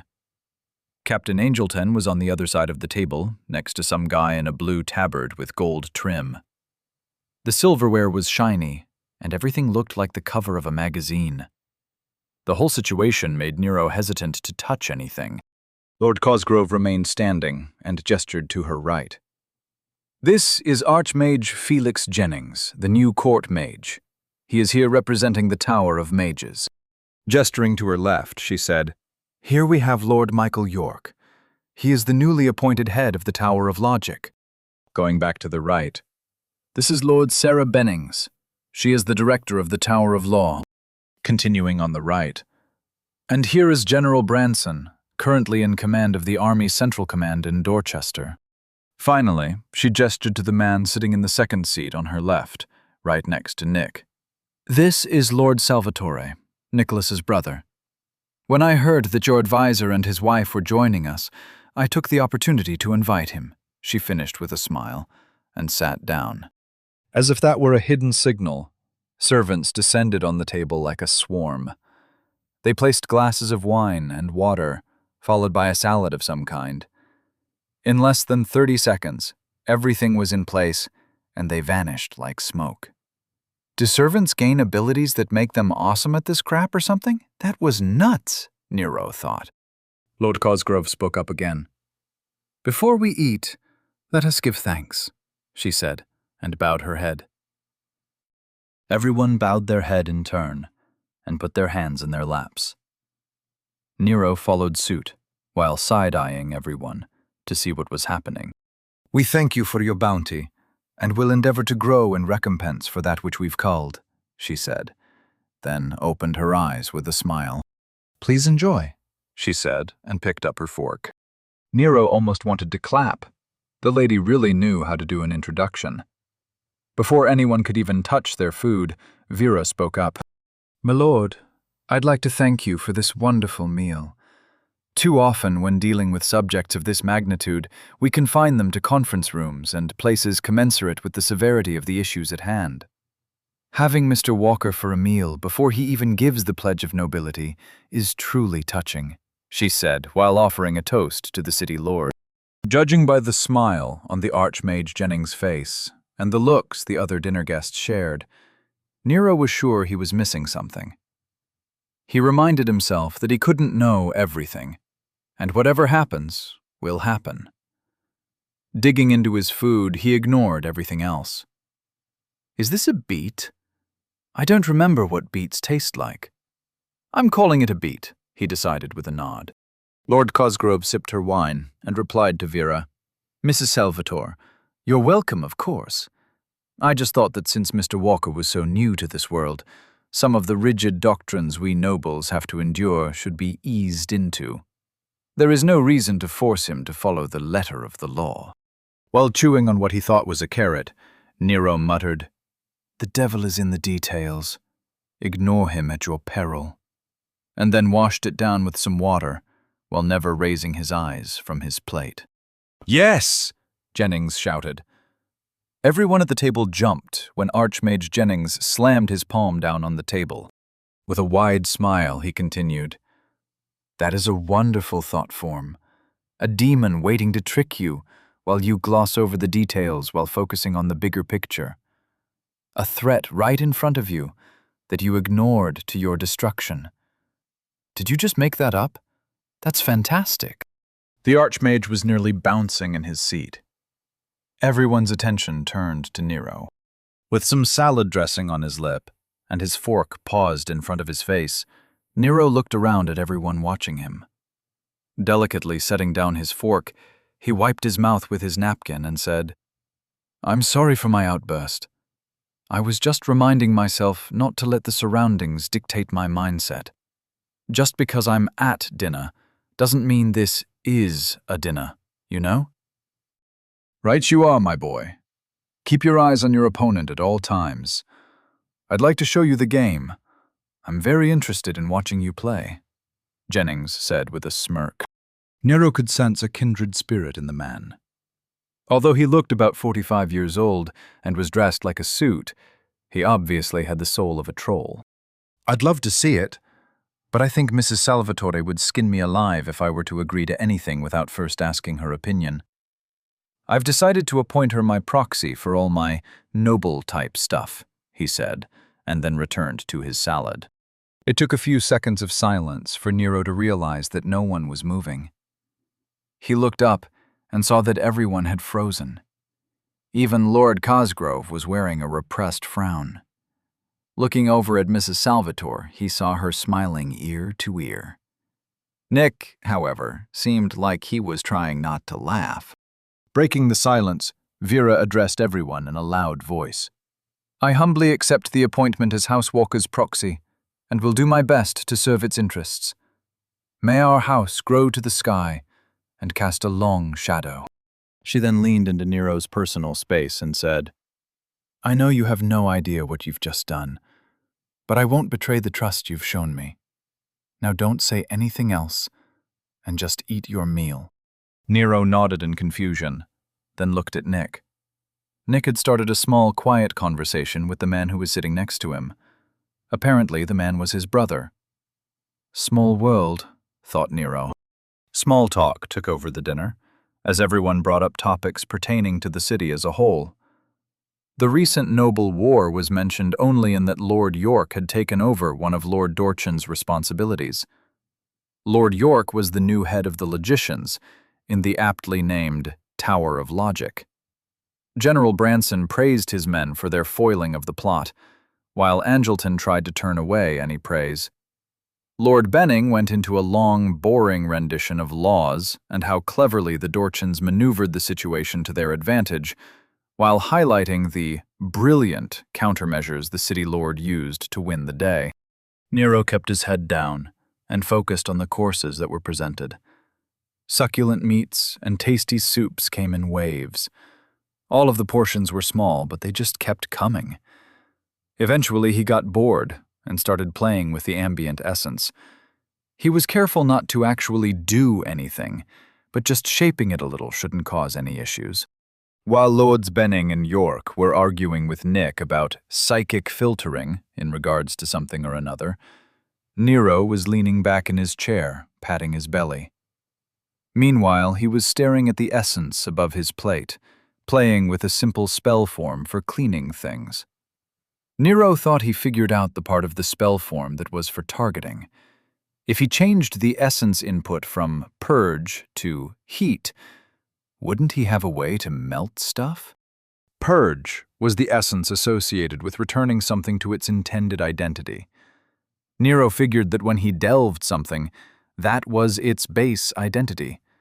So purge just removed, or more accurately, separated the stuff that wasn't part of that identity.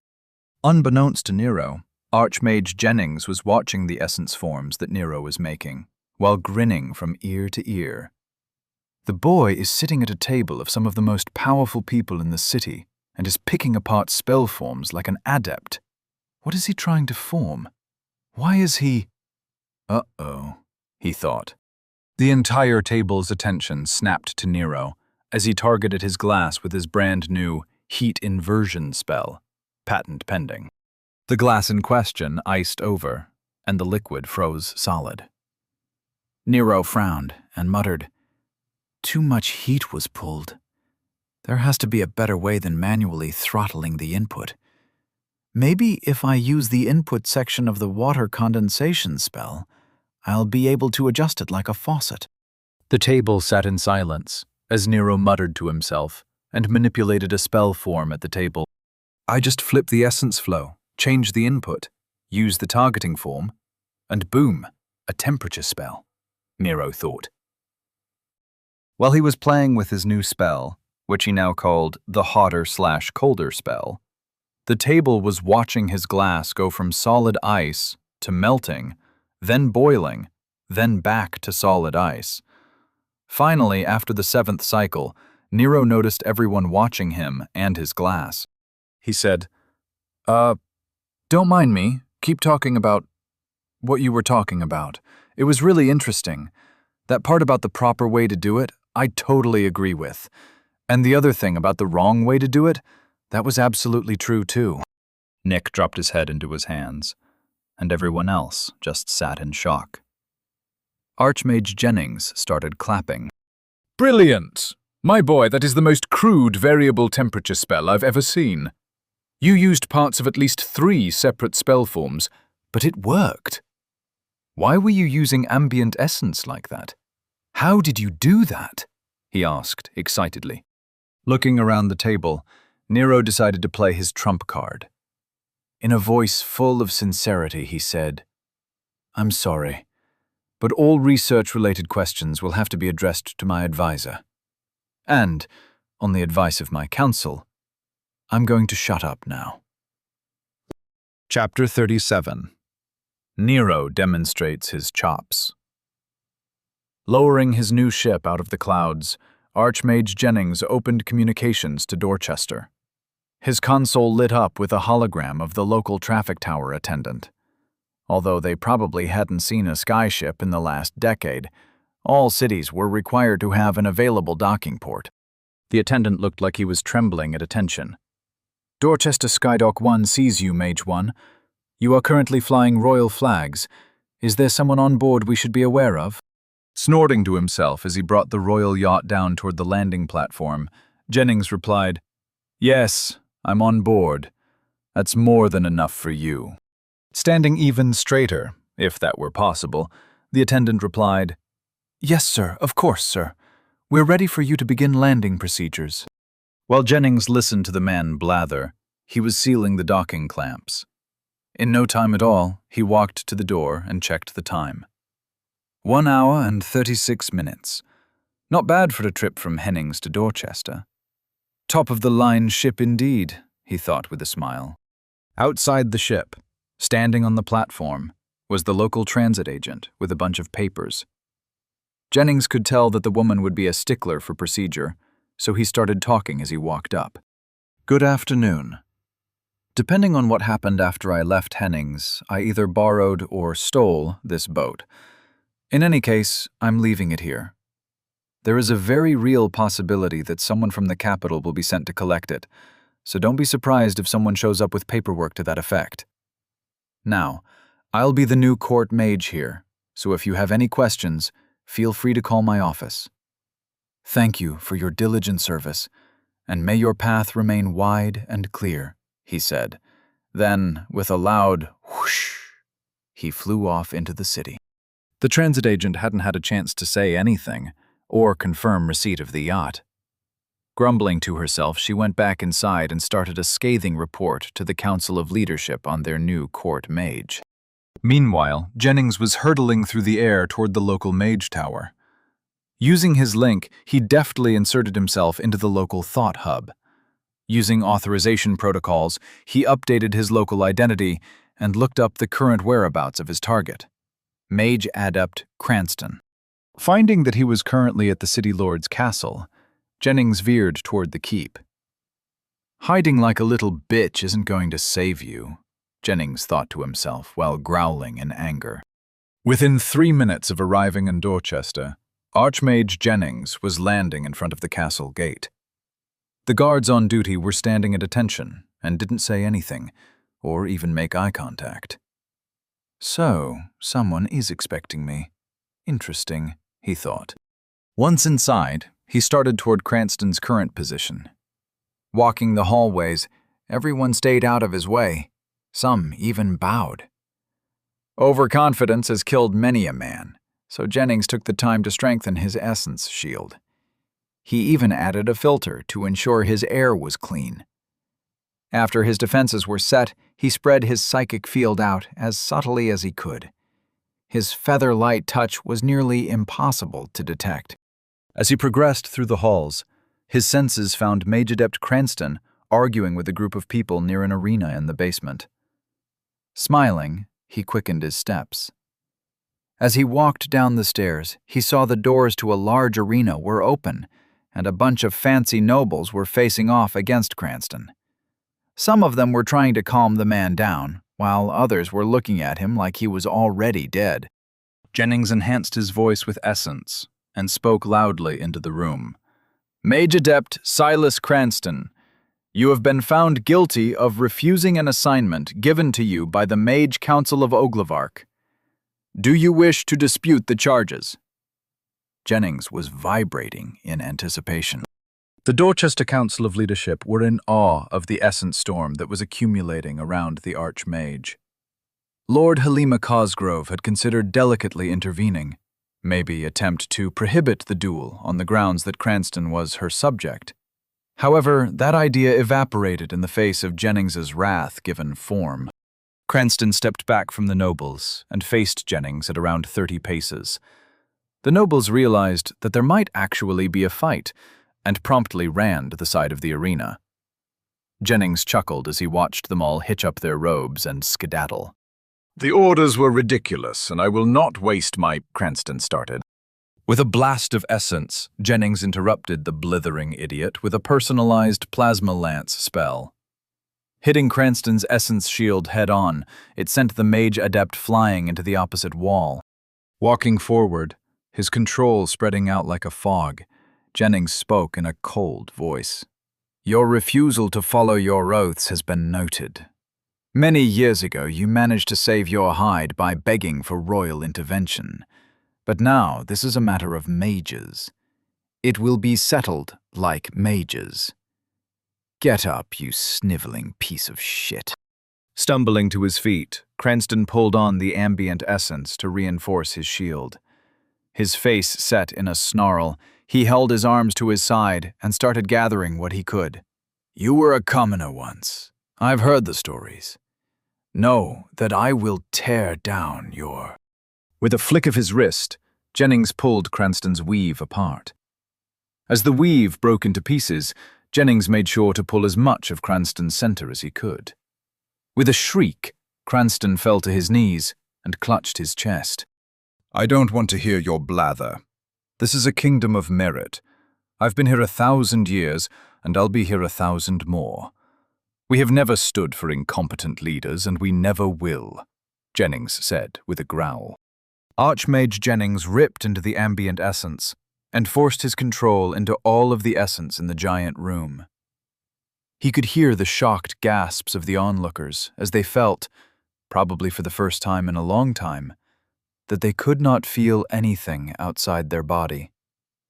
Cranston just looked up in horror as his meager shield was violently torn from his body. Well, technically this execution is for refusal to follow your oaths. I want you to know that for me, it is about more, Shire. Your laziness and dereliction of duty resulted in the death of over 150,000 people.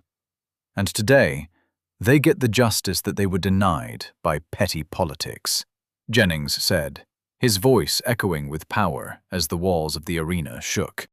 Waving his hand, a pillar of fire erupted over Cranston. Extending from the floor to the ceiling, it was 3 units wide and so bright that the nobles hiding in the corner had to avert their eyes. As the pillar went out, like a light being turned off, the arena seemed dark in the aftermath. It was as though the light that remained was ashamed it couldn't compete with the pillar's brilliance. Jennings looked at the charred remains and wiped his hands like he just finished throwing out the trash. Turning to the nobles, Jennings said with a smile, I read on the Mage Tower calendar that there is a dinner for a new noble tonight. What's on the menu? I haven't had anything to eat in hours. Vera took advantage of the stupefied silence in the dining hall and said, That's good advice, Mr. Walker. Dessert's coming soon, so focus on that. Nick looked to Archmage Jennings and said, Young Nero here hasn't had any formal mage training. He has been getting into books on magic and experimenting. I've looked at his notes, and I don't think he will be casting like a regular mage. He seems to interact with essence flows directly. I don't know why, and I haven't had a chance to ask him. I'd be honored if you wanted to aid in his first lesson. We keep having to reschedule it. Lord Bennings interrupted any response. That's all well and good, but he shouldn't be practicing at the table. Furthermore, there are more important things to address, like we need to have him make the pledge, and figure out what we're going to do about his trials. He can't take them at 14, that would be barbaric. We also have to formally induct him into the nobility, and Lord Cosgrove still has to decide the distribution of spoils from the noble war, not to mention assigning responsibilities to House Walker, she said in frustration. Immediately, the entire table heard Nero mutter, I'd rather have that magic lesson if it's all the same to you. Archmage Jennings burst into laughter, and chuckles came from everyone, including the two military men. With a smile, Lord Cosgrove said, I understand, young man, but soon you'll be Lord Walker, and with that comes some responsibility. You and I have some decisions to make. Nero looked at Vera, then turned back to Lord Cosgrove. No, I don't. The first round of negotiations is with my council. Mrs. Salvatore will represent my interests. You guys can rough out a plan, then she'll explain it to me. It's better for everyone. Well, it's better for me, but Mrs. Salvatore seems to approve, so I'm going with it, he said as he saw Vera's smile widen and her face morph into a fighter gearing up for battle. He looked to the Archmage and Nick and said, You guys want to take the dessert to go and head somewhere to talk magic and drink? Without waiting for a response from the table, Jennings shot to his feet and said, Gods, yes! Come along, Director of Research. Let's show this young man how magic is supposed to be cast. Nick stood up and gave a wry grin to his wife. He said, Vera, dear, please don't go overboard. They haven't done anything to us. Just look out for Nero. There's no need to unleash hell. Jennings and Nick were already heading for the door, so Nero stood up. He bowed deeply and said, Thank you very much for dinner, Lord Cosgrove. It was lovely, but I guess I have to go with them. Until I am officially a noble or whatever, they both outrank me. He leaned over and gave Vera a side hug. Thank you, Auntie Vera. Let me know what you decide. As he went to meet Nick and Jennings at the door, he heard Vera's reply. I know what you're doing, and I find it amusing enough to play along. Don't worry. Your interests will be looked after. Have fun. With a quick wave over his shoulder, Nero and the two overgrown children went to go play with magic. Archmage Jennings said, I know the perfect place to walk you through some beginner spells. I was there earlier. They should have cleaned it up by now. As Jennings led them down the hallway, they heard a voice come from behind them. Captain Angelton was taking long strides to catch up. Hold on. I'd like to observe, if you don't mind. I've been wanting to see the spell Nero developed. I've seen the aftermath, and now I want to see the spell. As they continued on, Nick turned to Nero. So you developed a spell? He asked. Nero nodded as he ate his ice cream. He was the only one that picked one up on his way out of the room. It was very similar to vanilla, but it had a white chocolate syrup with some kind of jelly on the side. Overall, he liked it. However, he thought cookie dough with hot fudge would have been better. Well, what was the spell? Nick asked, exasperated that Nero wasn't paying attention. Oh, it was a bomb, Nero said. Turning to Archmage Jennings, he asked, Hey, why couldn't I cast anything at the mercenaries? All of my essence threads fell apart when they got anywhere near them. Jennings raised his eyebrows and said, Essence threads? I'm not familiar with the term. I understand what you mean, but it isn't right. Do you mean essence flows? No, I could throw essence at them, but I couldn't control it while it was near them. I read about essence flows. That whole coaxing and filtering essence is really hard. I just grab what I need and shove it where I want it. It's much easier, Nero said, and then he went back to his ice cream. Annoyed, Nick said, "Nero, what about your spell?" Nero swallowed and replied, "Oh, right. Since I couldn't figure out how to cast magic near them, I had to come up with some kind of area of effect. So I made a bomb. I tried to just push a bunch of air together, but it was too hard. So I used a spell form from my household spells book. It was a spell form for condensing water vapor out of the air to make water. I figured that if instead of air and water essence, I used air and heat, I could condense hot air into a more controllable space. Then the more air I packed in, the more pressure would build. Right before I lost control, I threw in as much heat as I could. The air wanted to expand, and then the containment failed. And then it exploded. I put like a room full of air into a little ball, then heated it up. It was awesome. I was lucky there was a desk to hide behind, 'cause damn did that spell work. Unfortunately, I was a little too close when I set off the last bomb. But it still worked, Nero finished, then went back to his ice cream. Nick and Angelton were confused. That shouldn't have worked at all. Jennings chimed in. I was lucky enough to observe the fights he mentioned. Although a lot of what he just said is accurate, some of the details are a little bit off. He did use air and heat in a water condensation spell form. However, he used his psychic field for containment. Furthermore, he modified the spell form to accept an unrestricted flow of essence in only one direction. The spell form acted as the initial containment field. He also was compacting air essence, not air. He relied on the heat essence to warm the small amount of air until it almost ionized into plasma. Then he flash-converted the air essence into air while right on top of the protoplasma. The resultant change in pressure created a very large shockwave.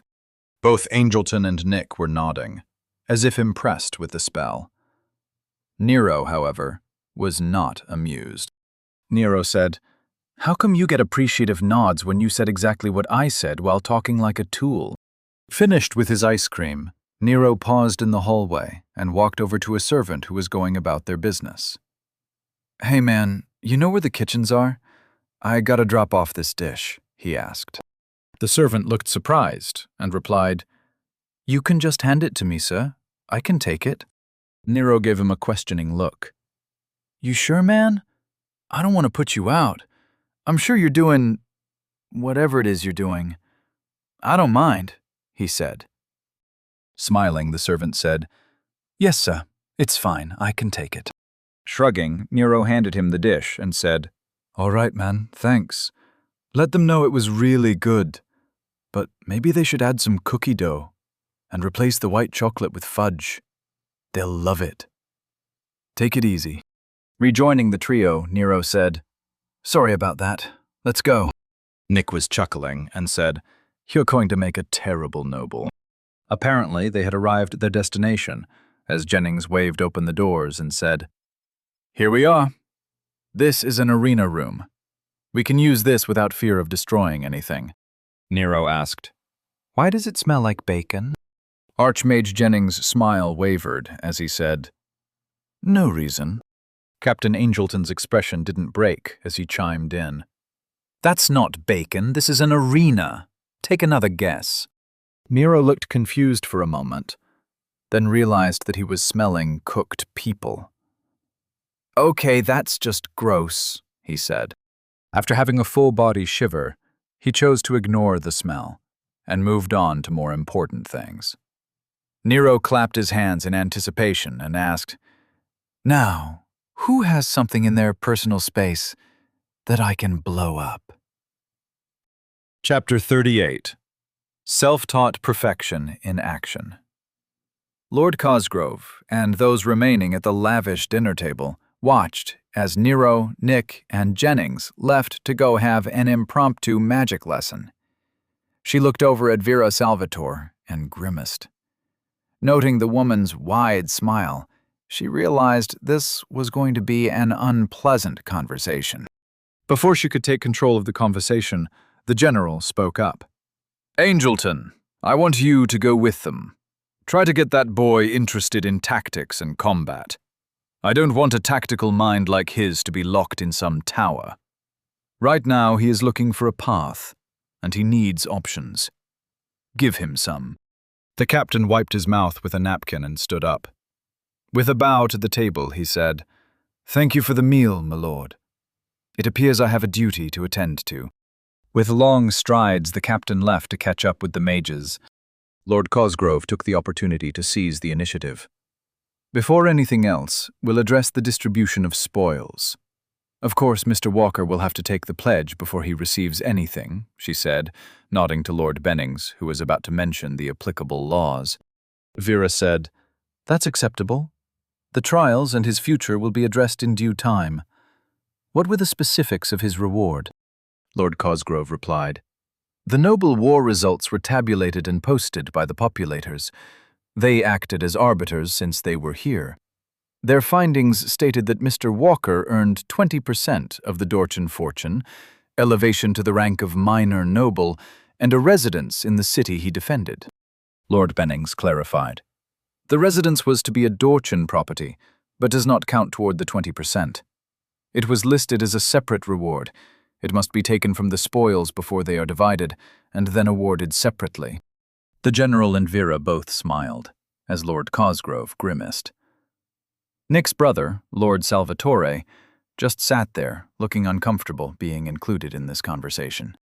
Lord Cosgrove gave Lord Bennings a cold stare. "Thank you for the clarification.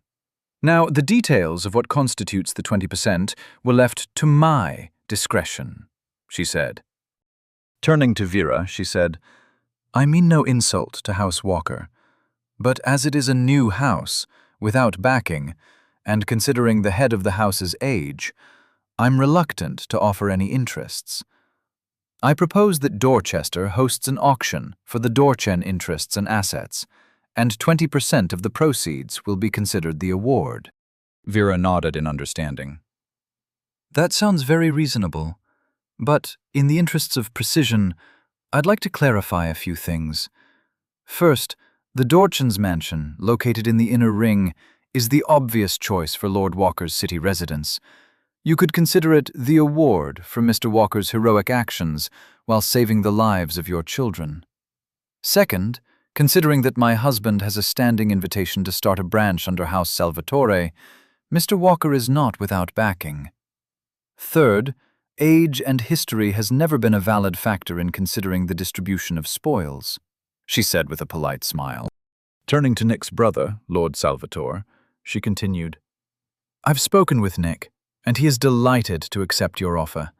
He will be applying for the patent of nobility tomorrow, and we look forward to a prosperous working relationship with you."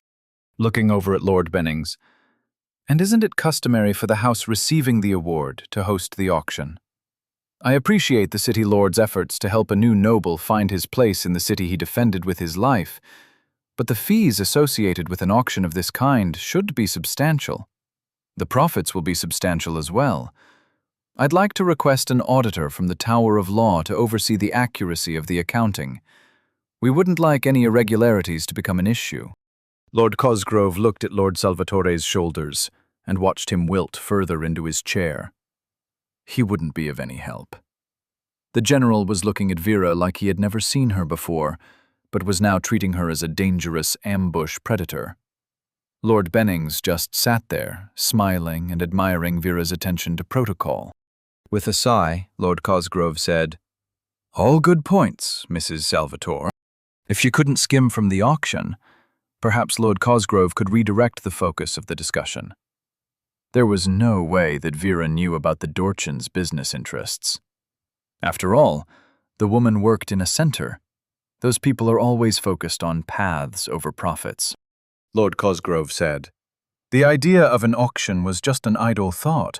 Of course, it would be simpler if one of the interests could be transferred to House Walker directly. Finding one that constitutes 20% of the Dorchen fortune exactly would be difficult, but accountants can be very precise. I'm sure within a month, an accurate audit could be performed." Vera smiled politely and took a sip of her wine. "Another splendid suggestion, my lord. I do wonder who would be running the interests during that month. As the noble war ended last night, come tomorrow the interests will be adrift. A firm hand will be required to make sure that they retain their value and don't sell off portions to family, friends, and associates. I'd again ask for an auditor from the Tower of Law. They have an entire division to examine unethical business practices just for occasions like these. I'm good friends with the departmental head. I could ping her if you'd like, Vera said, causing Lord Cosgrove's smile to tighten. Lord Salvatore's back was sweating. He could feel the pressure in the room building. He'd seen this countless times over many years. No one, absolutely no one, got one over on Vera Salvatore. She already had the optimal outcome determined before she sat down. The discussion they were having was a farce. He could only offer a pained smile in commiseration with Lord Cosgrove. Vera Salvatore sat in her chair, the image of calm, sipping her wine and smiling politely. She didn't seem in a hurry to push the conversation forward. She just directed her polite, unblinking stare at the city lord and waited for the next turn in the game. Lord Halima Cosgrave was tapping her finger on the table. How had she never noticed such a viper in her city? Her thoughts went back to her mother's teachings. She had told Halima, "There are always sleepers. Be cautious with your moves, because you don't know who you will provoke. Some people prefer not to get involved. Most of those people will buckle under your pressure. However, there are some who don't get involved because they fear what they do when they become involved. You can't plan for them. No amount of preparation can prepare you for their entrance into your game. All you can do is minimize their impact on your interests. You must feed them an enemy, or give them a reason to resume their lives, even humble yourself if you have to. And remember, they didn't want to be involved. As long as their reason for waking is addressed, they'll go back to sleep. Your game is not with them. It is with your original opponents, for they are always awake, and they hunger for what you have." Nodding as if she had decided something, Lord Cosgrove's posture relaxed. She leaned back into her chair at the head of the table and said, "Mrs. Salvatore, your suggestions are welcome. You have a keen mind, and I'm sure that you can offer great insight into the matter at hand. What would you suggest we do to address House Walker's spoils?" Raising an eyebrow in surprise, Vera saw the city lord's play for what it was: a surrender. Lord Cosgrove hid her smile as she noticed Vera's smile dim. The woman was unhappy that the game had ended. She now had the measure of Mrs. Vera Salvatore. As long as the woman wasn't provoked, she was content to live her life in peace. Perhaps, in the future, that trait could be of use. Vera sighed and said, "Thank you for your words, my lord. I think it might be easier to just transfer a small shipping interest to House Walker. As I am the silent director of Precision Shipping, I can offer some help to House Walker with running the interest. If I am not mistaken, Dorchen Shipping accounts for approximately 18% of their annual profit." Everyone was both surprised and confused at Vera's knowledge of the Dorchen interests. Seeing their confusion, she continued, "As I knew the Dorchens were the source of the spoils, I made a few pings during dinner. With the addition of 20% of their account balances, verified through the Tower of Law, that should be enough to address the spoil distribution until such time as the Tower of Law can oversee a fair auction for the remainder of the Dorchen estate. That should fulfill the reward requirements. Am I correct, Lord Bennings?" With a look of shock, Lord Bennings replied, "Yes, that should account for 20% of the Dorchen estate, and the Tower of Law would be happy to see to the dissolution of the estate. It shouldn't take more than a month or two." Lord Salvatore spoke up. "When did you start a shipping company? How did I not know about that?" Vera replied with a smirk. "I didn't start a shipping company.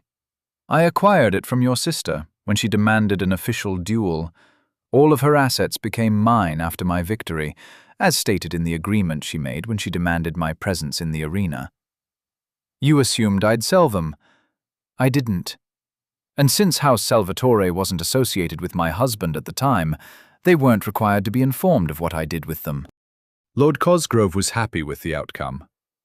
Although she gained substantially less than she could have, she managed to put Vera Salvatore back to sleep. It had cost her nothing, only lost profits that weren't hers to begin with, and some pride. Her mother would be proud. Captain Angelton summoned a large square shield in front of them.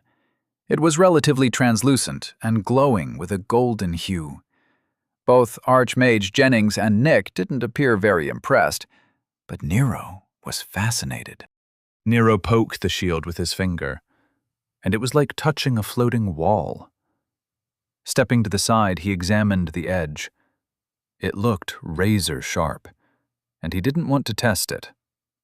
While he was doing his examination, the other three just watched on in amusement. "All right, young Nero, enough waiting. I want to see your spell in action. Just treat the dummy like an enemy and hide behind the shield," Jennings said while sounding rather impatient. "Fine, but someone is showing me how to make a shield. If I had one of these, I wouldn't have blown myself up," Nero finished with a mutter. Focusing on the dummy, Nero spread his psychic field and took hold of the ambient essence. He didn't notice as the three old men exchanged perplexed looks. Using air essence to sculpt the spell form, he started pumping in air and heat essence. It seemed easier to compress his spell than he remembered, but he chalked it up to not currently being in a life-and-death situation. It only took a moment for Nero to decide that it was ready. He released his hold on the heat essence so that it would transfer the collected energy into the compressed air. The air essence condensed into actual air, and the temperature spiked.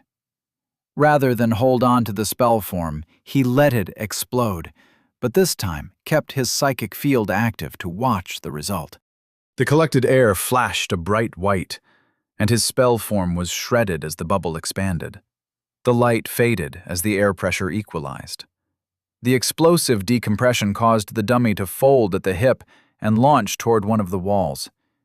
It stayed airborne for longer than Nero expected, but it didn't reach the wall. It just slid to a stop in a tangled heap. The bubble of air reached the shield, and it flashed a solid gold. The air whipped past the observers, and they felt the room shake. Silence held for a second, until Nero said, "Huh. The spell form really only collected the compressed heat essence. The explosion was just air pressure. I thought I remembered fire, but it was just really hot air."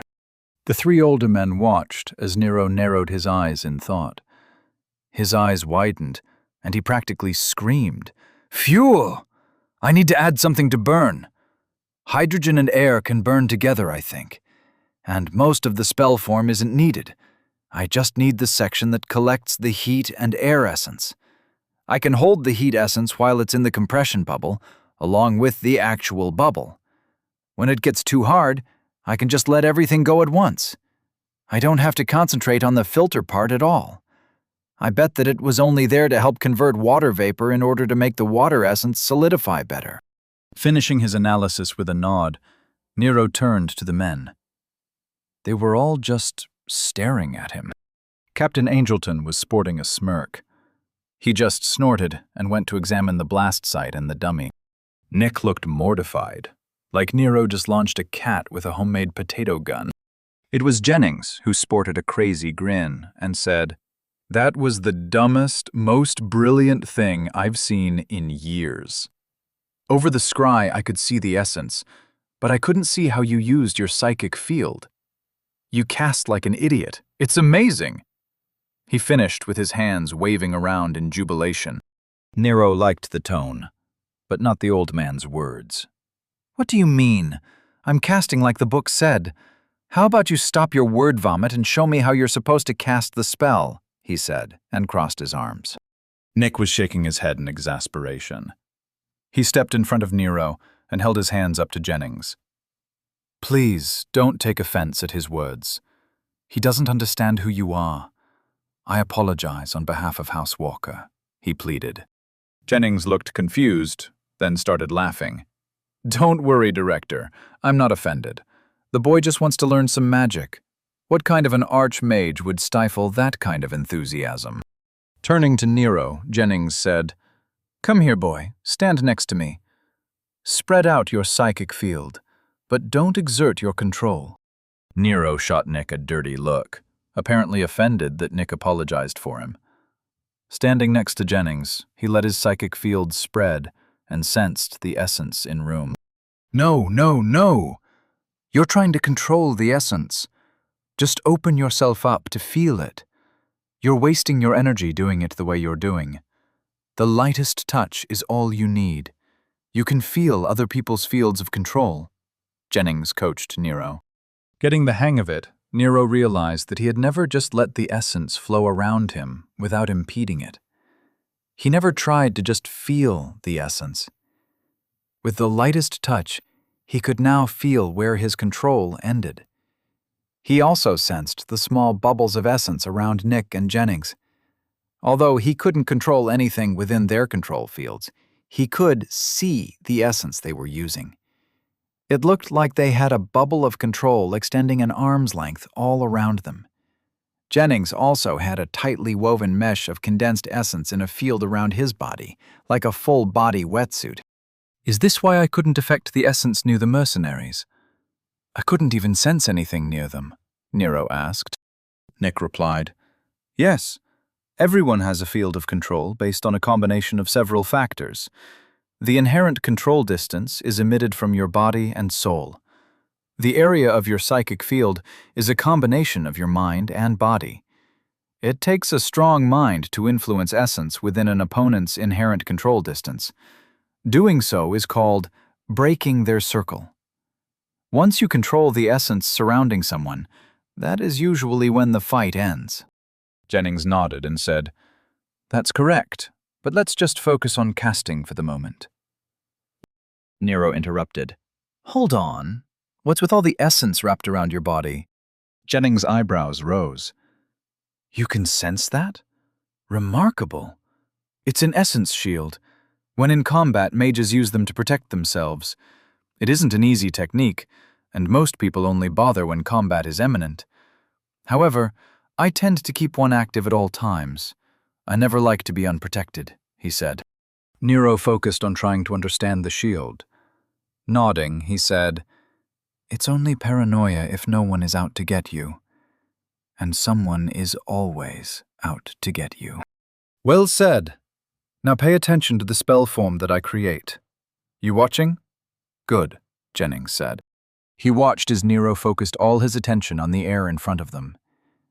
Jennings formed a simple essence collection form using his center, and then created a ball of hydrogen and some oxygen.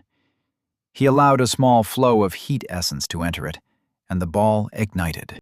Nero used his psychic field to see the spell form appear from what appeared to be Jennings' essence.